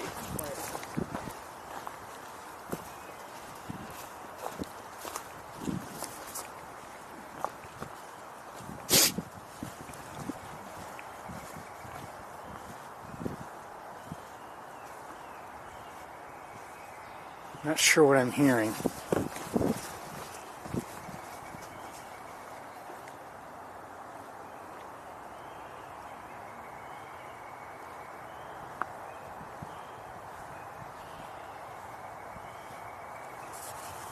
Is it a flicker I'm hearing? Just heard a robin. No, it's a cardinal. Okay. That's the cardinal, okay. I was hearing only part of that song.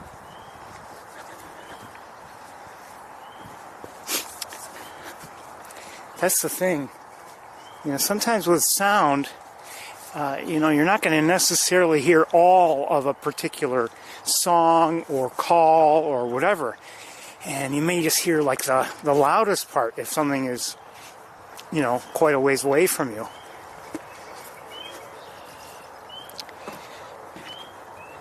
And so, it can sometimes throw you off.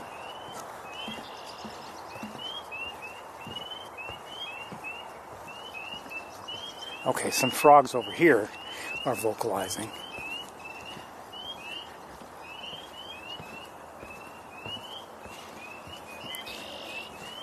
And I see a Canada goose,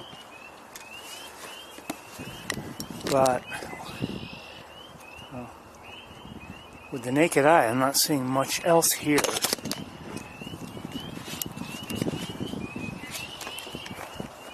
Hold on a second.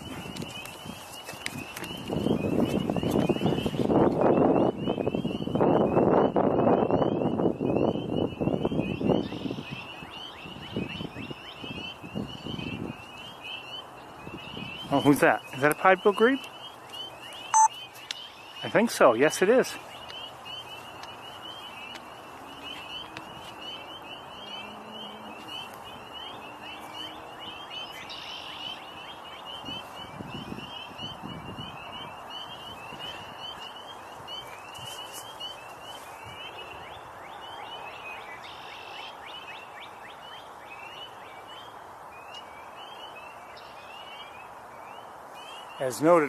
As noted earlier, not a duck. Just kind of looks like a small duck, but it's not one.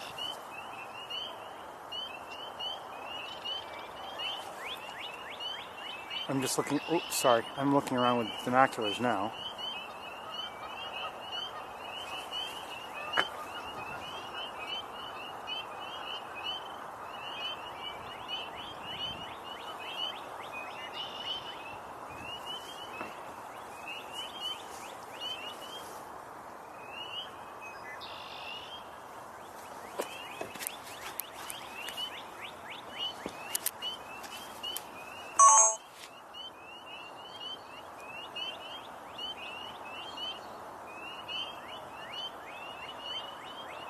Another Canada goose there.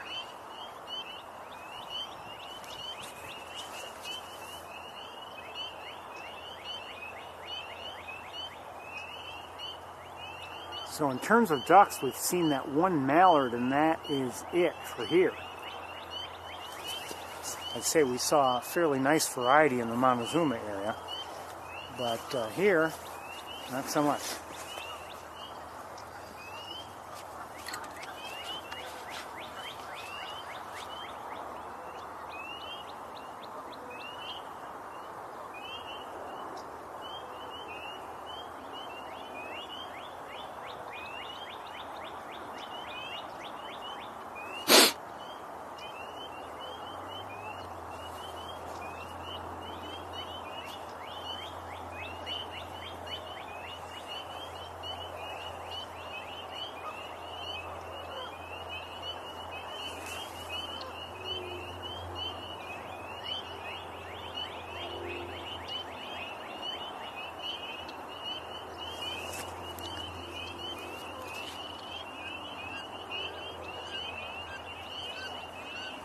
Speaking of ducks, I hear a couple ducks now in the air. And there they are. Where are they? Come on, where are you? They just... Two ducks just flew by. I missed them. Sorry. Couldn't get them.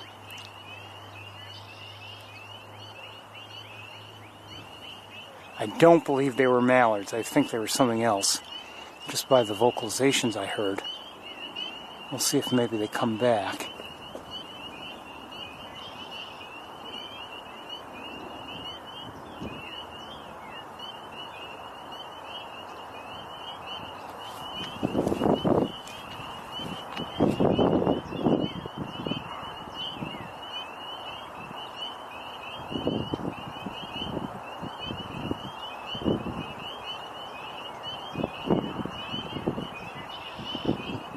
Thinking that's a muskrat, and I think we're gonna get moving.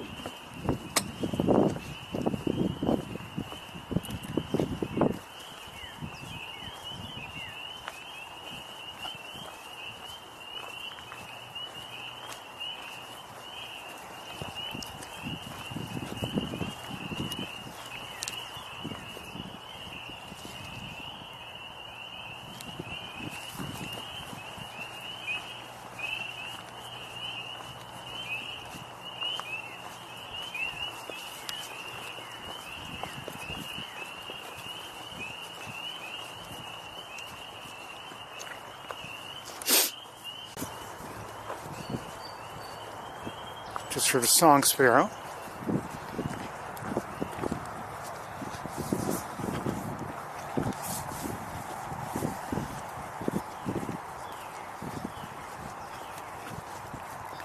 Cardinals have been doing a fair amount of singing here today.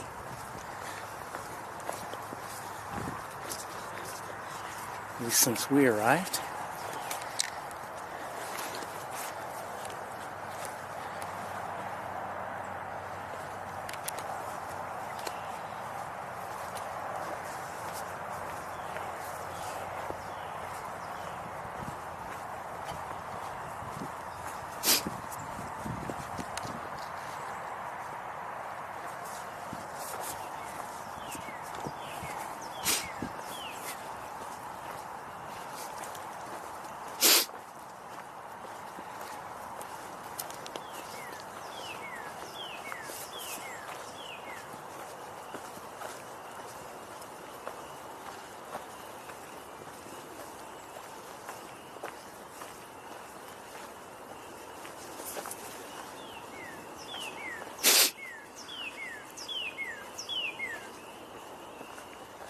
That's a cardinal singing.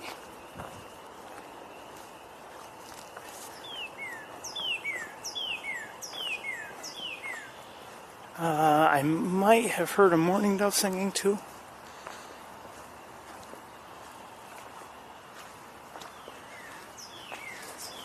Ooh, that was muddy. Whoops. That was muddy.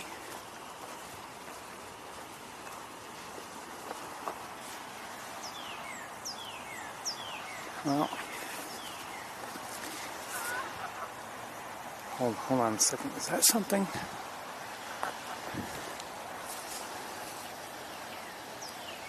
No.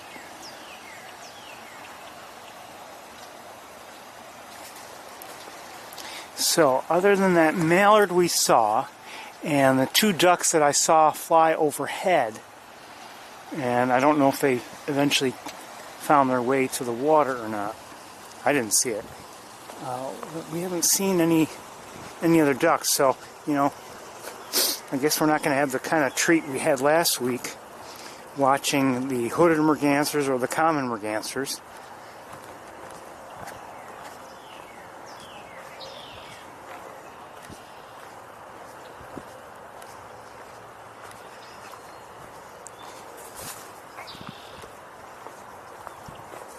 We watched the hooded for a... Well, hold on a second. Watched the hooded for a while last week. Oh, we have hooded mergansers. They're here.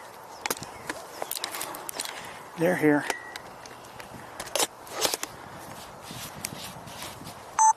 And we also have a couple... Well, the hooded mergansers... Come on, get off me. The hooded mergansers are over here.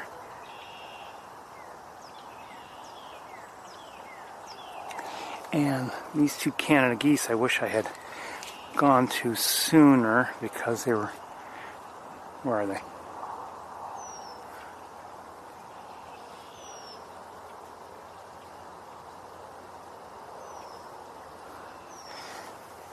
Almost looked like they were coming over to say hello. Anyway, back to... We won't watch them too long, but...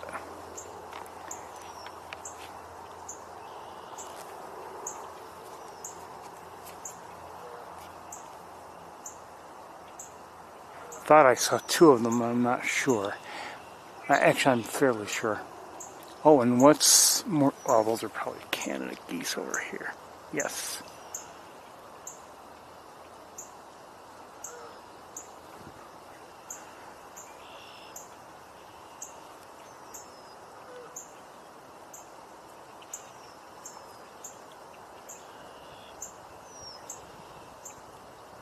So the hooded mergansers are here, but not really in view.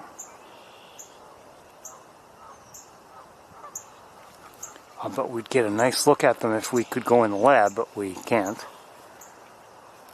Hold on a second, I gotta adjust something on my tripod.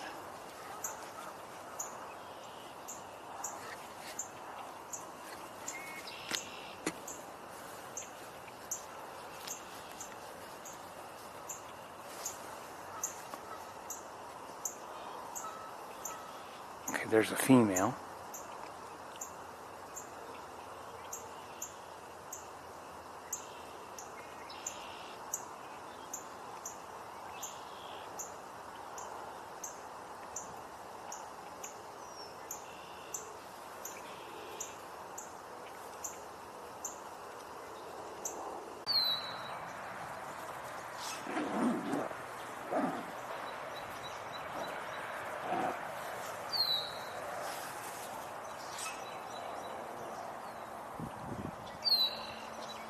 Sorry about that. I don't... Oh. It was sounded like an engine or something. And it frightened the mergansers, the common mergansers. Sorry about the issue. I don't know what happened. But I continued to record as best I could. I don't know what that is. I don't know if it's an engine or something else, but it frightened the mergansers a bit.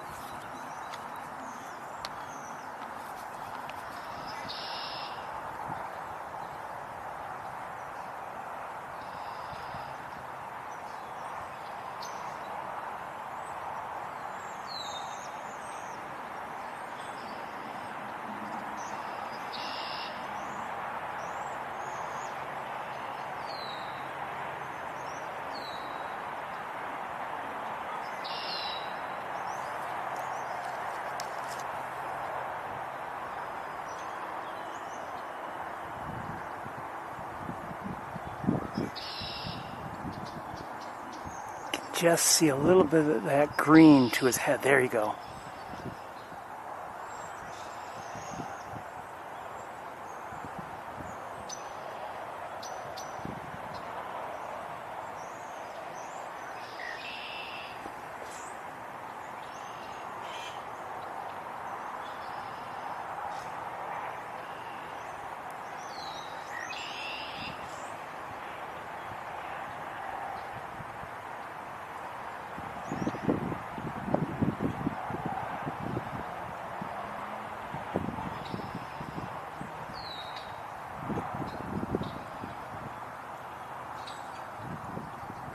The vegetation of the trees is starting to get in the way again because of where they've moved.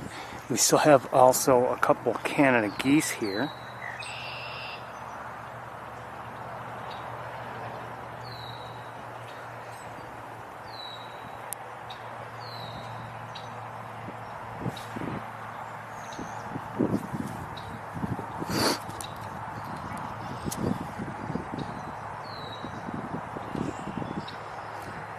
And okay, the Mergansers they're still here. I was afraid that whatever that was making the noise would have them actually fly away. But this has been a treat to see them like this. You know, so often we see them and they're moving quite a bit and they're not very close. There's the belted kingfisher again that I just heard. Wouldn't mind seeing it. I don't know where it is.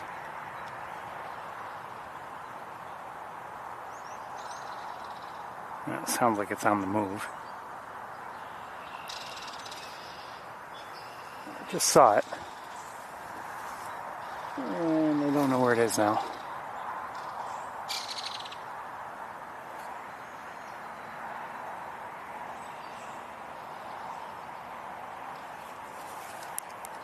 Oops, sorry.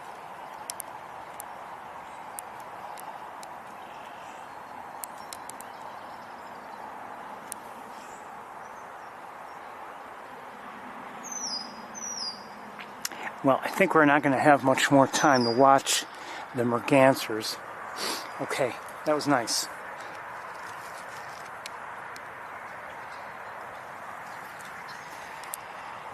The Canada geese are so close, they're hard for me to see actually. They're right here.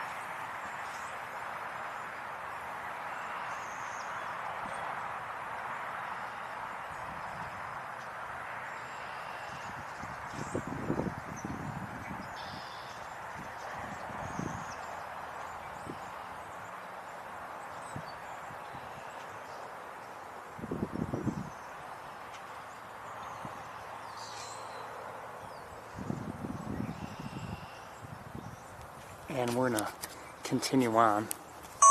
Okay, I've got to put the backpack back on. I don't know if I was hearing messages. I was not hearing the MeWe alerts. Maybe I just didn't hear them. But I would have thought that I would have. All right, let me get the backpack back on, and then we'll continue walking. I don't know what happened to get us disconnected like we were.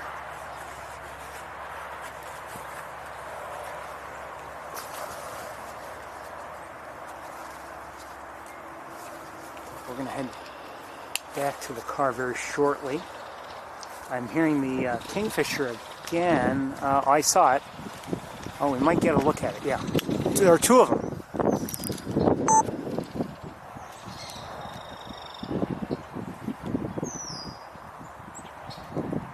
One there and one there. The one on the right, see that has a bit of a rusty belt? We're going to stay with her. She's a female. And the other one, I didn't get a good look at it, but I'm guessing it was a male, but I don't know.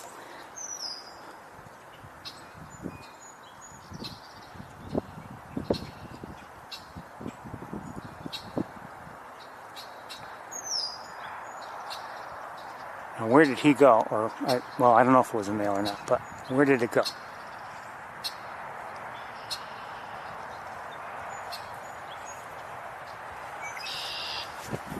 One blackbird behind me. I just heard a song sparrow also. And the mergansers are still there. I just, if I were to try to show them to you now, it wouldn't be so good.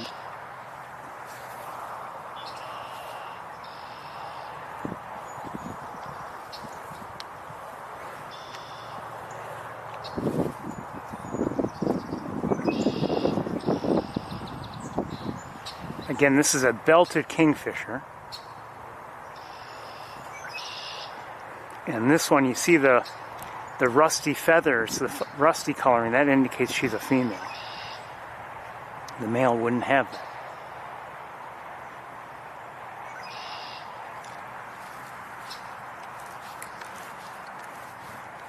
Okay, well, we're going to move on.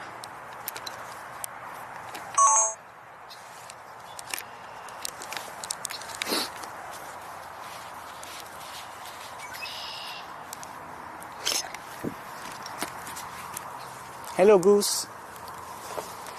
Hi. Hi. Hi. Yes. Beautiful. Oh.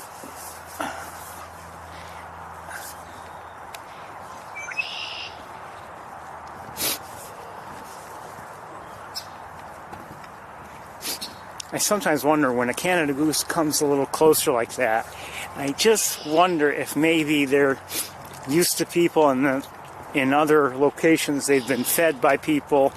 You know, just wonder.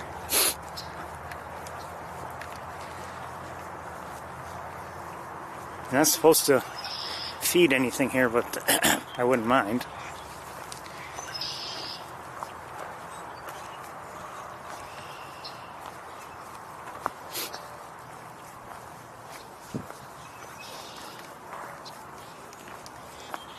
Okay, we'd better hurry, I think, because it is beginning to get a little dark.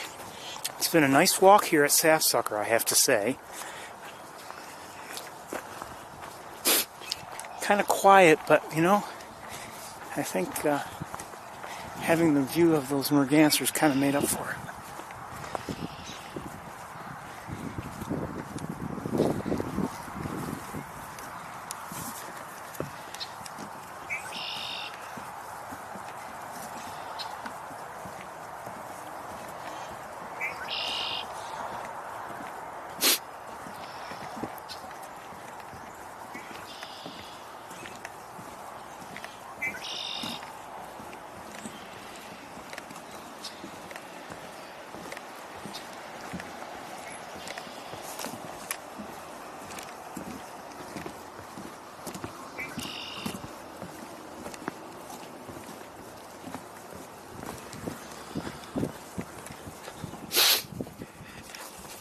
So once we get to the car, I have some reconfiguring to do. Or, you know, maybe I don't. Maybe we'll just stick with this camera. I think we will. Save some time. Hold on, I gotta set things down for a second. And I think that's what we'll do. It's not as flexible in many ways, but like I said, it'll save us some time and save a few headaches.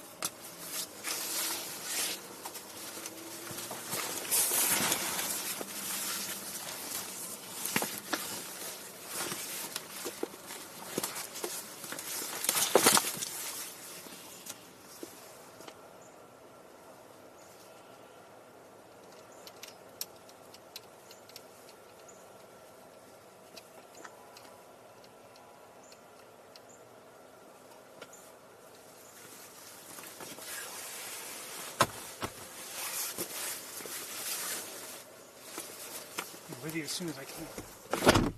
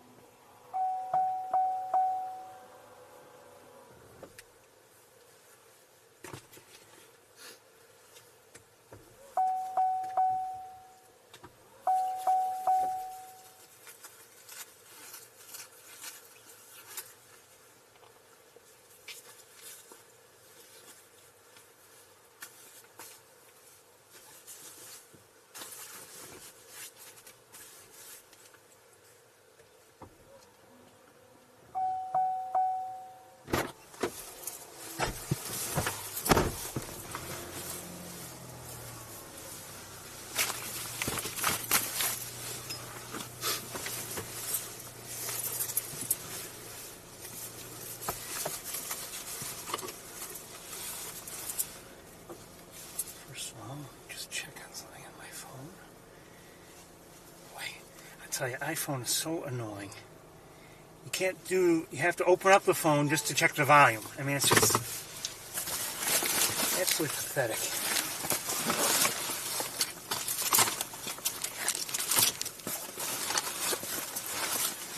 Meanwhile, the latest update has new emoji. Like that's important.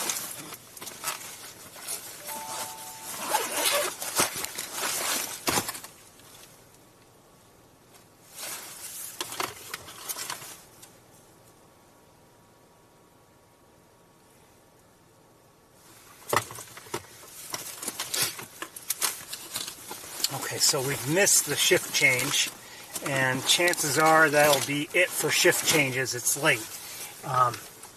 But we're going to go to the campus anyway, and maybe we'll find Arthur, maybe we won't.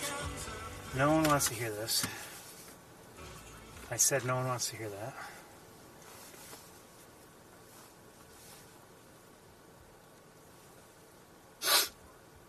And I don't want to hear this either.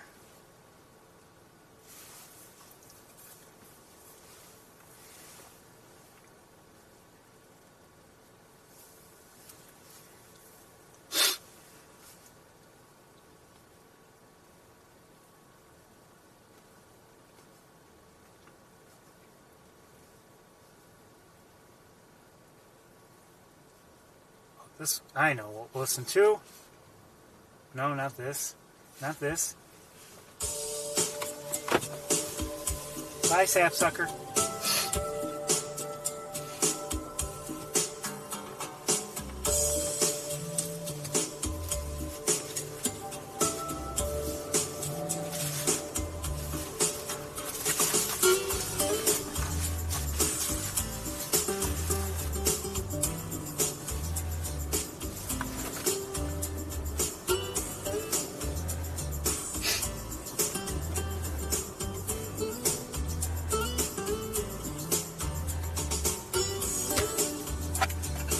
Hey.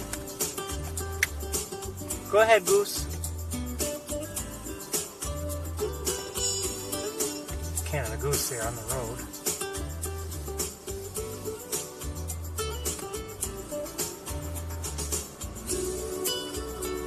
Hi, sweetie.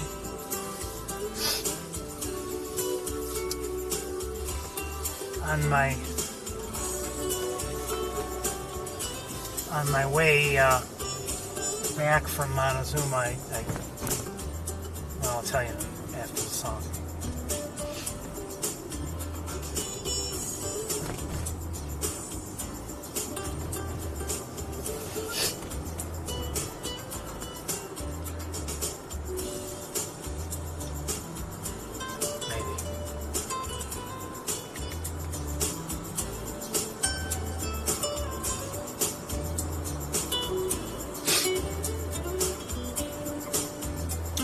second. Just want to tend to something.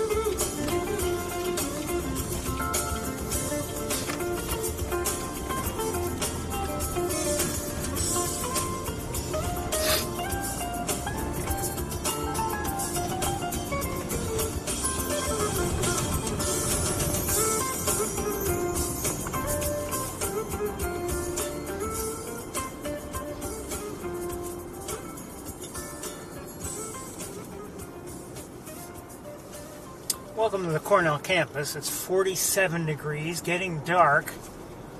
Still mostly cloudy. No, we don't want to hear this. That's the annoying thing. I'm playing off of a USB drive, and for some reason in this car, as soon as you go to the next song, it starts playing. Even if you push pause, it just starts playing. It doesn't do that with other devices, but it does it with the USB drive. Does it make sense? No.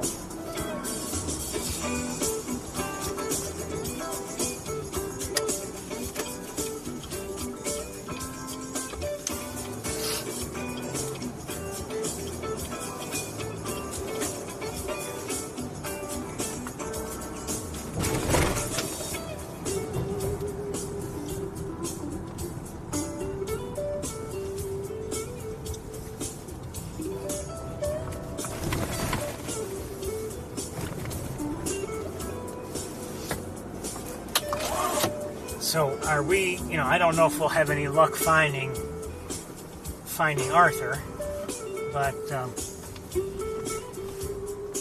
we'll give it a try. Turn your high beams off.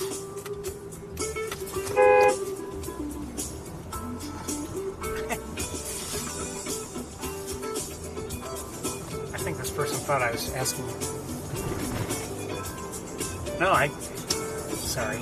I wasn't trying to get that person to pull over. I was trying to get that person to turn off the other person to turn off their high beams. Anyway, let's see if we can find Arthur.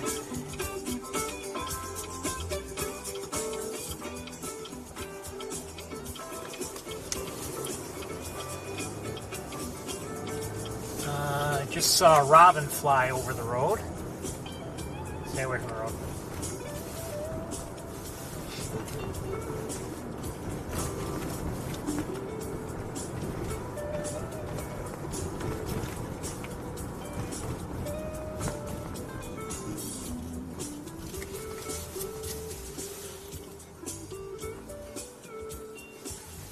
Now have a spot in my vision because of that car with its high beams. Thanks.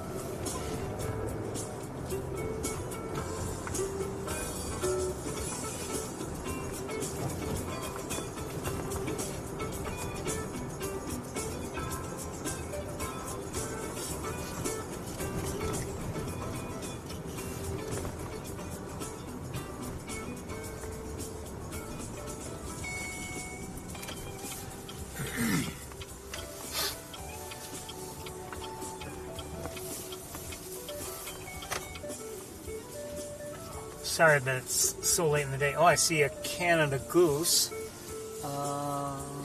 Just one? I think so.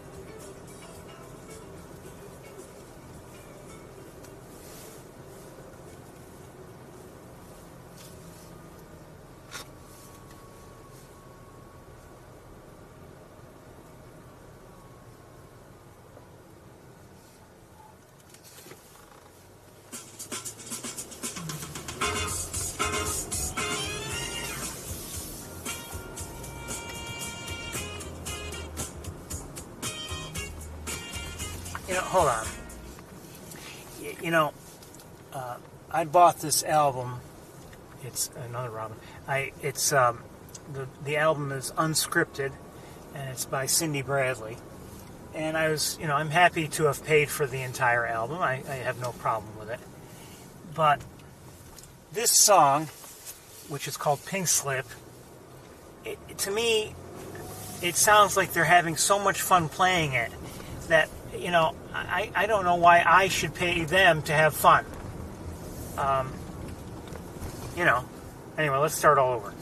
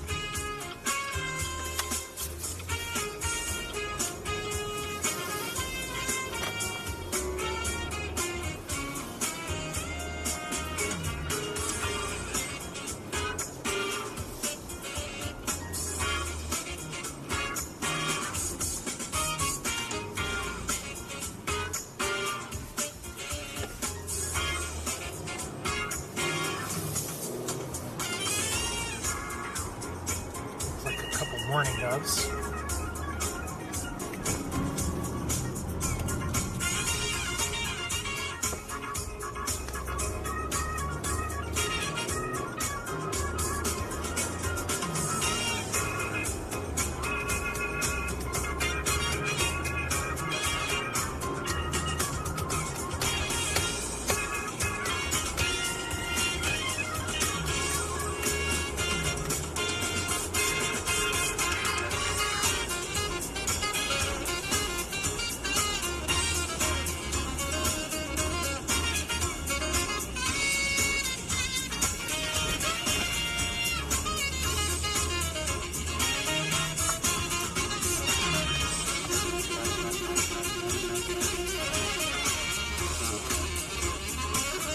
Some of the buildings are getting lit by sunshine now.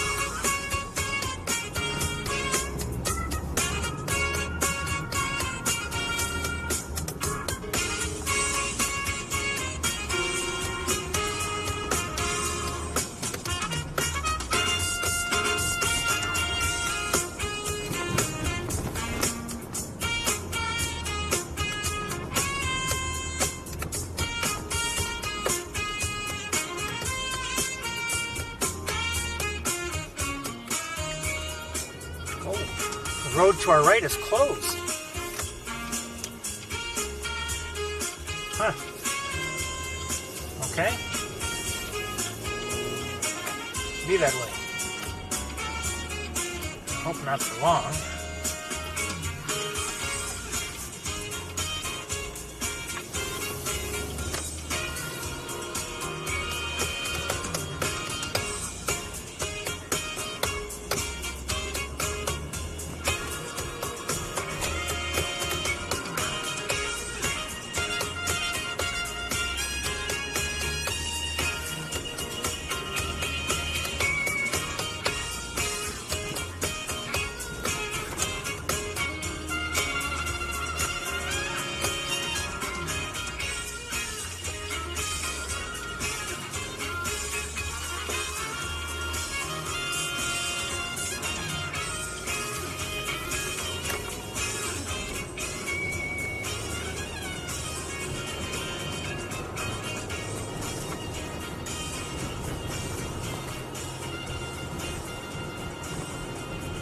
I'm sure it took a lot to get that song put together, but it does to me sound like they enjoyed playing it, you know?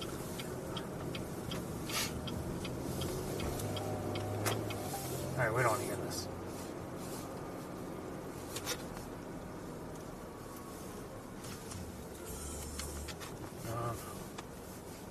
Oh, you know what? We'll listen to this. Hold on. I will listen to this too.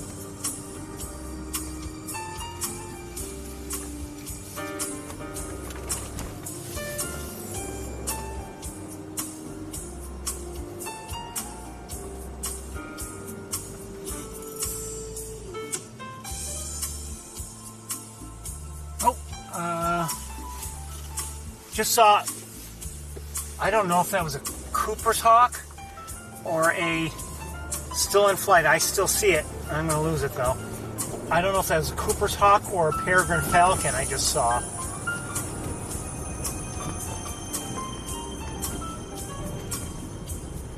And it flew onward, I believe. I've lost track of it.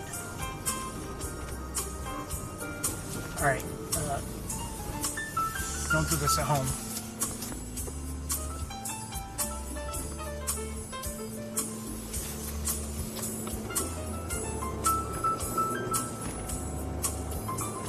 I'm thinking it was a peregrine falcon, but I'm not positive.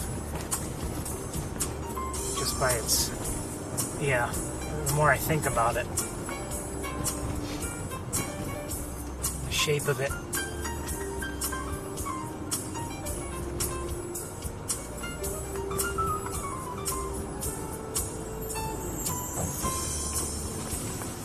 See ahead, the sky is, the clouds are lit now by that sun, that setting sun.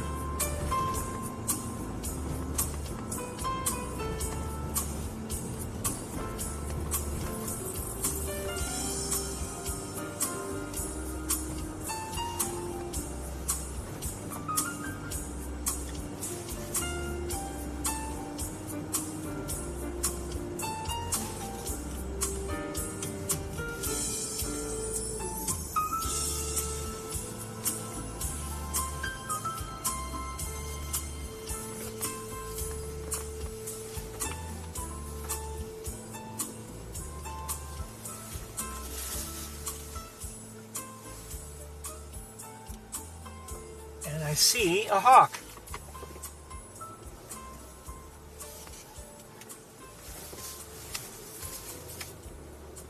On Bradfield.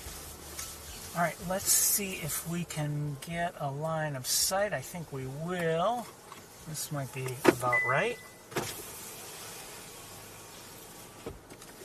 Okay, 1 second.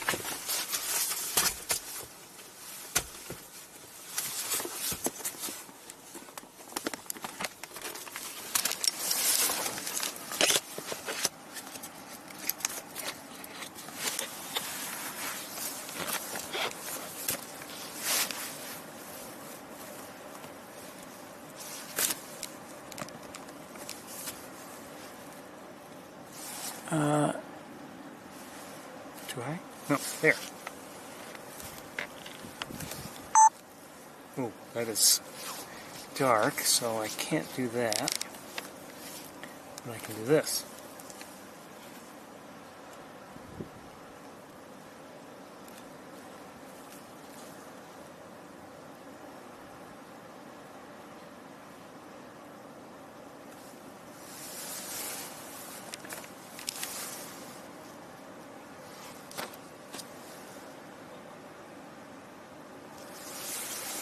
Good to see you.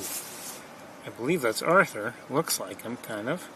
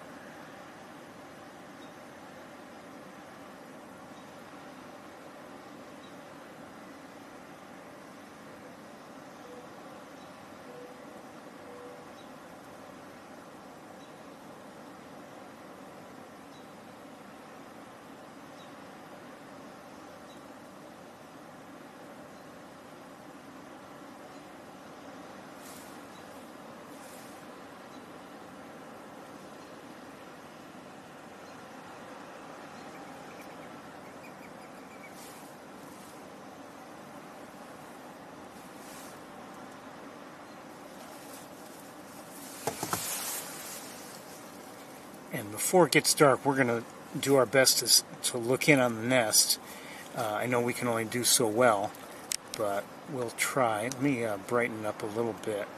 Hold on.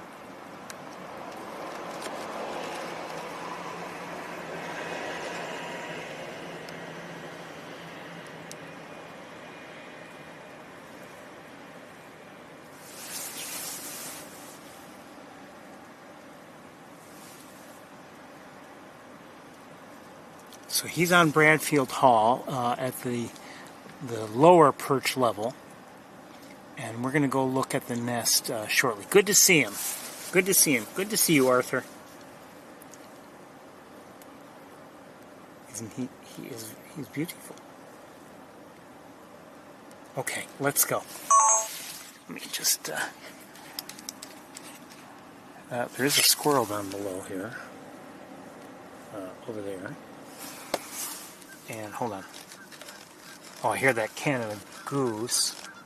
Sounds like a couple of them. Okay, good. I'm glad because I thought I only saw one, and you know, you wonder if there's only one, if there's something wrong or whatever. But I heard two, so maybe it's just that I simply couldn't see the second one. There might be a very nice, excuse me, a nice sunset right now. I can't see it from here because of the various buildings and things like that. But, and you know, it's not going to be setting for much longer. I mean, it's nearly twilight, but before it gets too dark, we're going to go and see if we can maybe just take a look in on Big Red. We have to go to a certain spot so we can see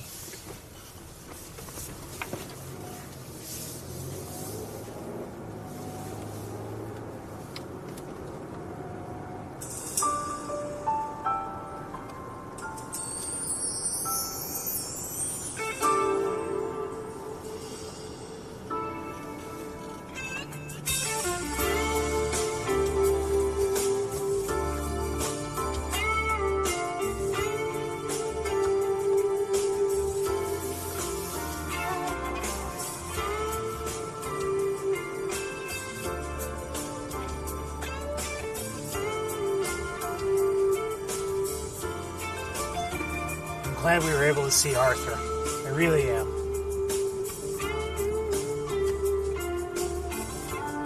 He's a good boy.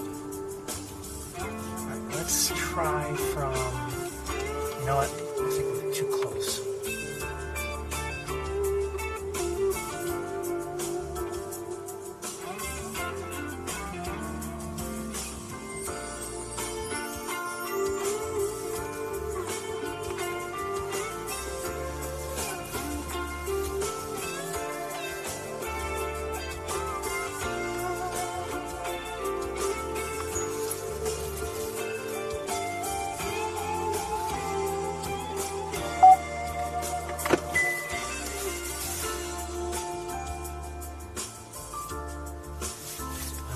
I'm not sure we'll be able to see her.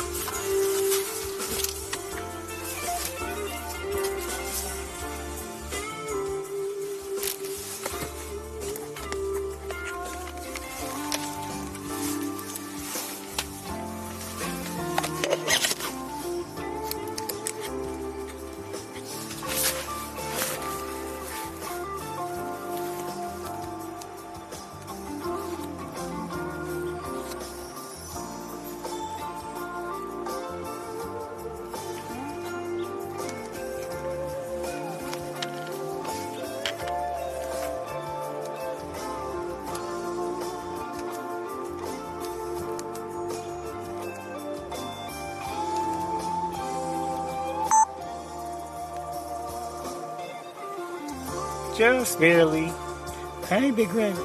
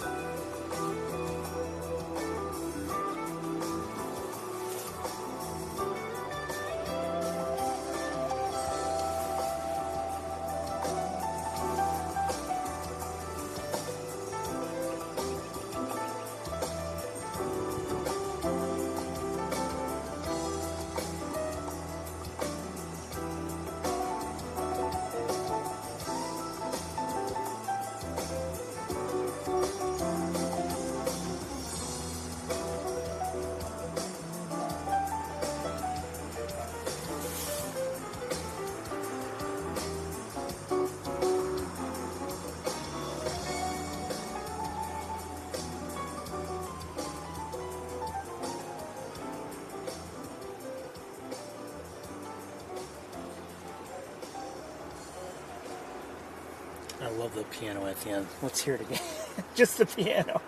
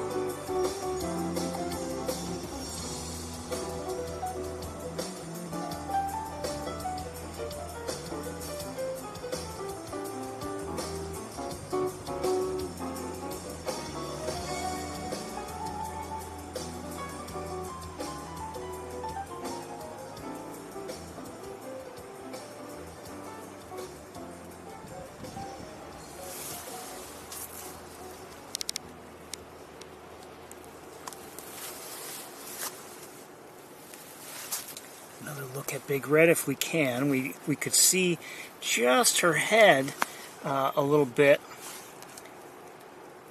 Let me lighten it up a little bit more because we're going to zoom in and it's dark out.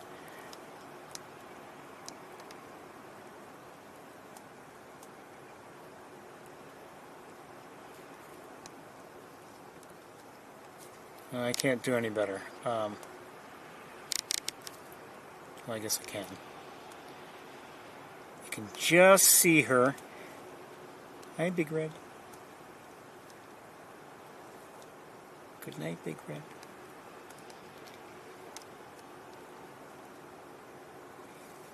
And, you know, it's probably time for me to pack up and head home. We got to see a little bit of the, the sunlight, or the sunshine, I should say, as the sun set.